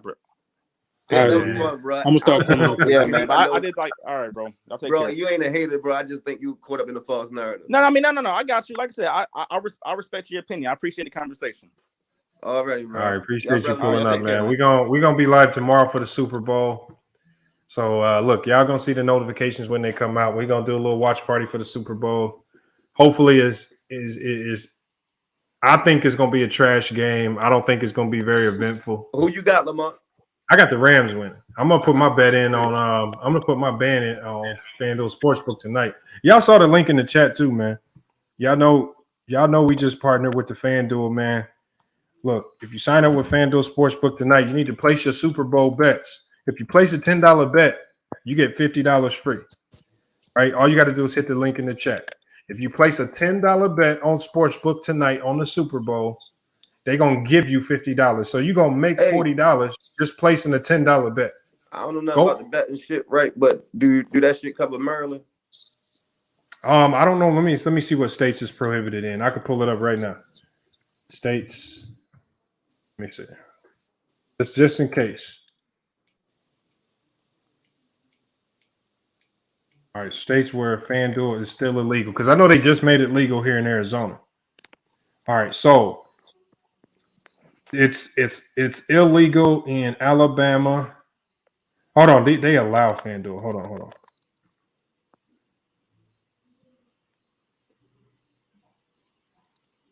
Okay, so Iowa, Louisiana, and Washington. So it's cool. Those are the states. So we good in Maryland. Yeah, you good in Maryland. Okay, hold on. Idaho, Montana, Nevada, Hawaii, and Washington. I'm ready. So you good. So look, just download all you got to do is hit the link. If you don't have a FanDuel account, just hit the link, set up a new account. Right? If you don't have it, set up a new account, do your $10 deposit, place your bet on the Super Bowl. Look, I want to see y'all bets. I want to see who wins. I'm going to put my bet in on the Rams. I'm going $10 bet. But look, all you got to do is once you put your $10 deposit in, you will get $50 free in your account just for signing up and placing the $10 bet and doing your deposit. Right off the bat. All it takes is about 24 hours for it to process. Look, you make $40 just sitting there doing nothing, basically. Oh, shit. In this live. So look, all y'all need to be signing up right now. Look, I'm spamming it up. The link is in the chat. Y'all should be showing me y'all bets. And so I did some NBA bets today too myself on some of the games. It didn't turn out so well. But look, I only bet $4. I did a $3 bet. I could have. Yeah, I did a $3 bet today that could have potentially paid out. I think it was $1,200, and then I did another $7 bet that could have paid out $1,400. But all this week, I'm gonna be posting some of my winning pay slips. On from FanDuel Sportsbook, right? So I know when I posted one of the winning pay slips, a lot of people was jumping on there saying, "Oh, this is old." Well, duh, I'm gonna post my winning pay slips. I'm not gonna post. I'm not gonna post a losing pay slip from yesterday or today. I'm gonna show y'all the ones where I won. Basically, I'm just showing you that. Giving niggas some hope. Yeah, the thing is, you can bet on, like, we talk sports every day. A lot of people come in, chop it up, talking about they know this and that. Well, put your knowledge to the test. If you feel like these teams are going to win, if you feel like this player is going to perform to a certain degree, just put your bet slips in. And then you don't got to put up, the good thing about Sportsbook, you don't got to put up $100, $20. You could bet $1 on how you feel. You can bet $1. You could bet 25 cents on your pay slip if you want. Right? So the good thing about it is for everybody in any budget. So it's really turns it into all for fun, man. So again, download FanDuel Sportsbook right now, man. That's the link in the private chat. Yeah, I can put it in the private chat for you. Let me put it in the private chat for you. Hold on. So for the people on the panel, if you want to download it, there it is right there. That's the link. Right, you download it, do your deposit, man. Get $50 free. And everybody in the comments, y'all see the link right there, man. Sign up for Sportsbook. Put y'all Super Bowl bets in, and we could also do some of these NBA games. I want to see some of y'all pay slips. I want to see somebody with a big time winning pay slip. That's a no-brainer. Sometimes I'll do some ridiculous stuff. Like I'll put $1 up, and I'll do a pay slip with like 15 different things that could potentially happen in the NBA. Might not happen, but if it mess around and do happen, you could turn that $1. I seen one dude turn like $1 into 20,000 because the odds of it happening was so ridiculous. So, I mean, some of y'all be buying McDonald's with Burger King and stuff, man. Just put $1 on the sports book. Right. Might as well, man. But hey, we're gonna shut it down. That, bro. Yup. Salute to y'all pulling up. We got Bayless the King, MLE, and MLE, man. You got to shoot me some more music. I'm gonna be going back to doing my scoreboards next week. I'm about to. I just my brother just recorded a couple new joints. Do you got any R&B artists? No, I'm like probably a half R&B artist myself. That's about it.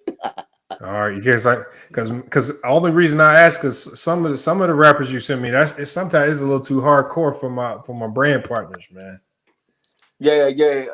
I got one. He like doing some J. Cole shit. Yeah, we got to tone it down. Outside of that, man, we gotta cool it down for the brand partners, man. We ain't trying to run too many of the brand partners off, man. They get scared when they hear that. Dude that I just teamed up with, he make like feel good music.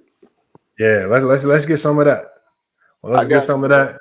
Yeah, and we can put that on there. And what I'm gonna do now is I'm gonna set it up a little different when we do it, because now I'm gonna not just have the scoreboard playing, but I'm gonna have one half of the screen dedicated to showing the artists, their album cover, and who they are every time the songs change, so people can know who they are and know how to find them when they hear a song they like. Right. So if y'all in the chat got some music, man, I'm gonna be running the scoreboards. I'm gonna be switching up how we do it. Right. So yeah, we can get y'all some recognition if y'all got some good music out there. But just make sure you have all your social medias and stuff in order, so I can have some information to put out to the people, man, when I drop the music online. But we're gonna go ahead and end it for the night, man. Appreciate y'all pulling up, man. Salute for y'all pulling up in the chat. MLE, Bayless the King, everybody else that pulled up. Great conversation. Hey, I'm on the panel tomorrow. All right, yeah, just definitely hop on, man. We're gonna be live for the Super Bowl, so make sure y'all pull up again. Check us out, man. Hopefully, it's a good game and it don't let us down. But until then, man, it's FYF Sports, man, and we out. All I hear is yap. Ain't talking about nothing, right? Watch this. We gon' bring that pressure. Just a little FYF, 20K sub 6 months, what's next? They been hating at first, now they calling us the best. Hit up YouTube, tell them cut the check. Just a FYF, 20K sub 6 months, what's next? Woo, fuck your feelings, we all know who the real is. I be getting to it, ain't wasting no time. Walking straight in, we ain't waiting in line. Fuck your feelings, you don't care about mine. You a YouTube gangster, don't be yelling out slime. Or you talking LB, talking Ticket TV. Ain't nobody watching them, all the viewers be sleep. 5 years in, all your subs is your friends. Ticket TV, watch the cars again. Just a little FYF, 20K sub 6 months, what's next? They been hating at first, now they calling us the best. Hit up YouTube, tell them cut the check. Just a FYF, 20K sub 6 months, what's next? Woo, fuck your feelings, we all know who the real. They all know, shop don't close, working 24 before, trying to make the channel grow. Look at them, pointing fingers, hating on the low. You can't compete with our podcast show. Couldn't make it in the league, so we got on TV. Crying by LeBron like a little baby. You must be crazy, trying to ever play me. Or you super tough until it's time to say cheese. Just a little FYI, FYF. 20K sub, 6 months, what's next? They been hating at first, now they calling us the best. Hit up YouTube, tell them cut the check. Just a FYI, FYF. 20K sub, 6 months, what's next? Woo! Fuck your feelings. We all know who the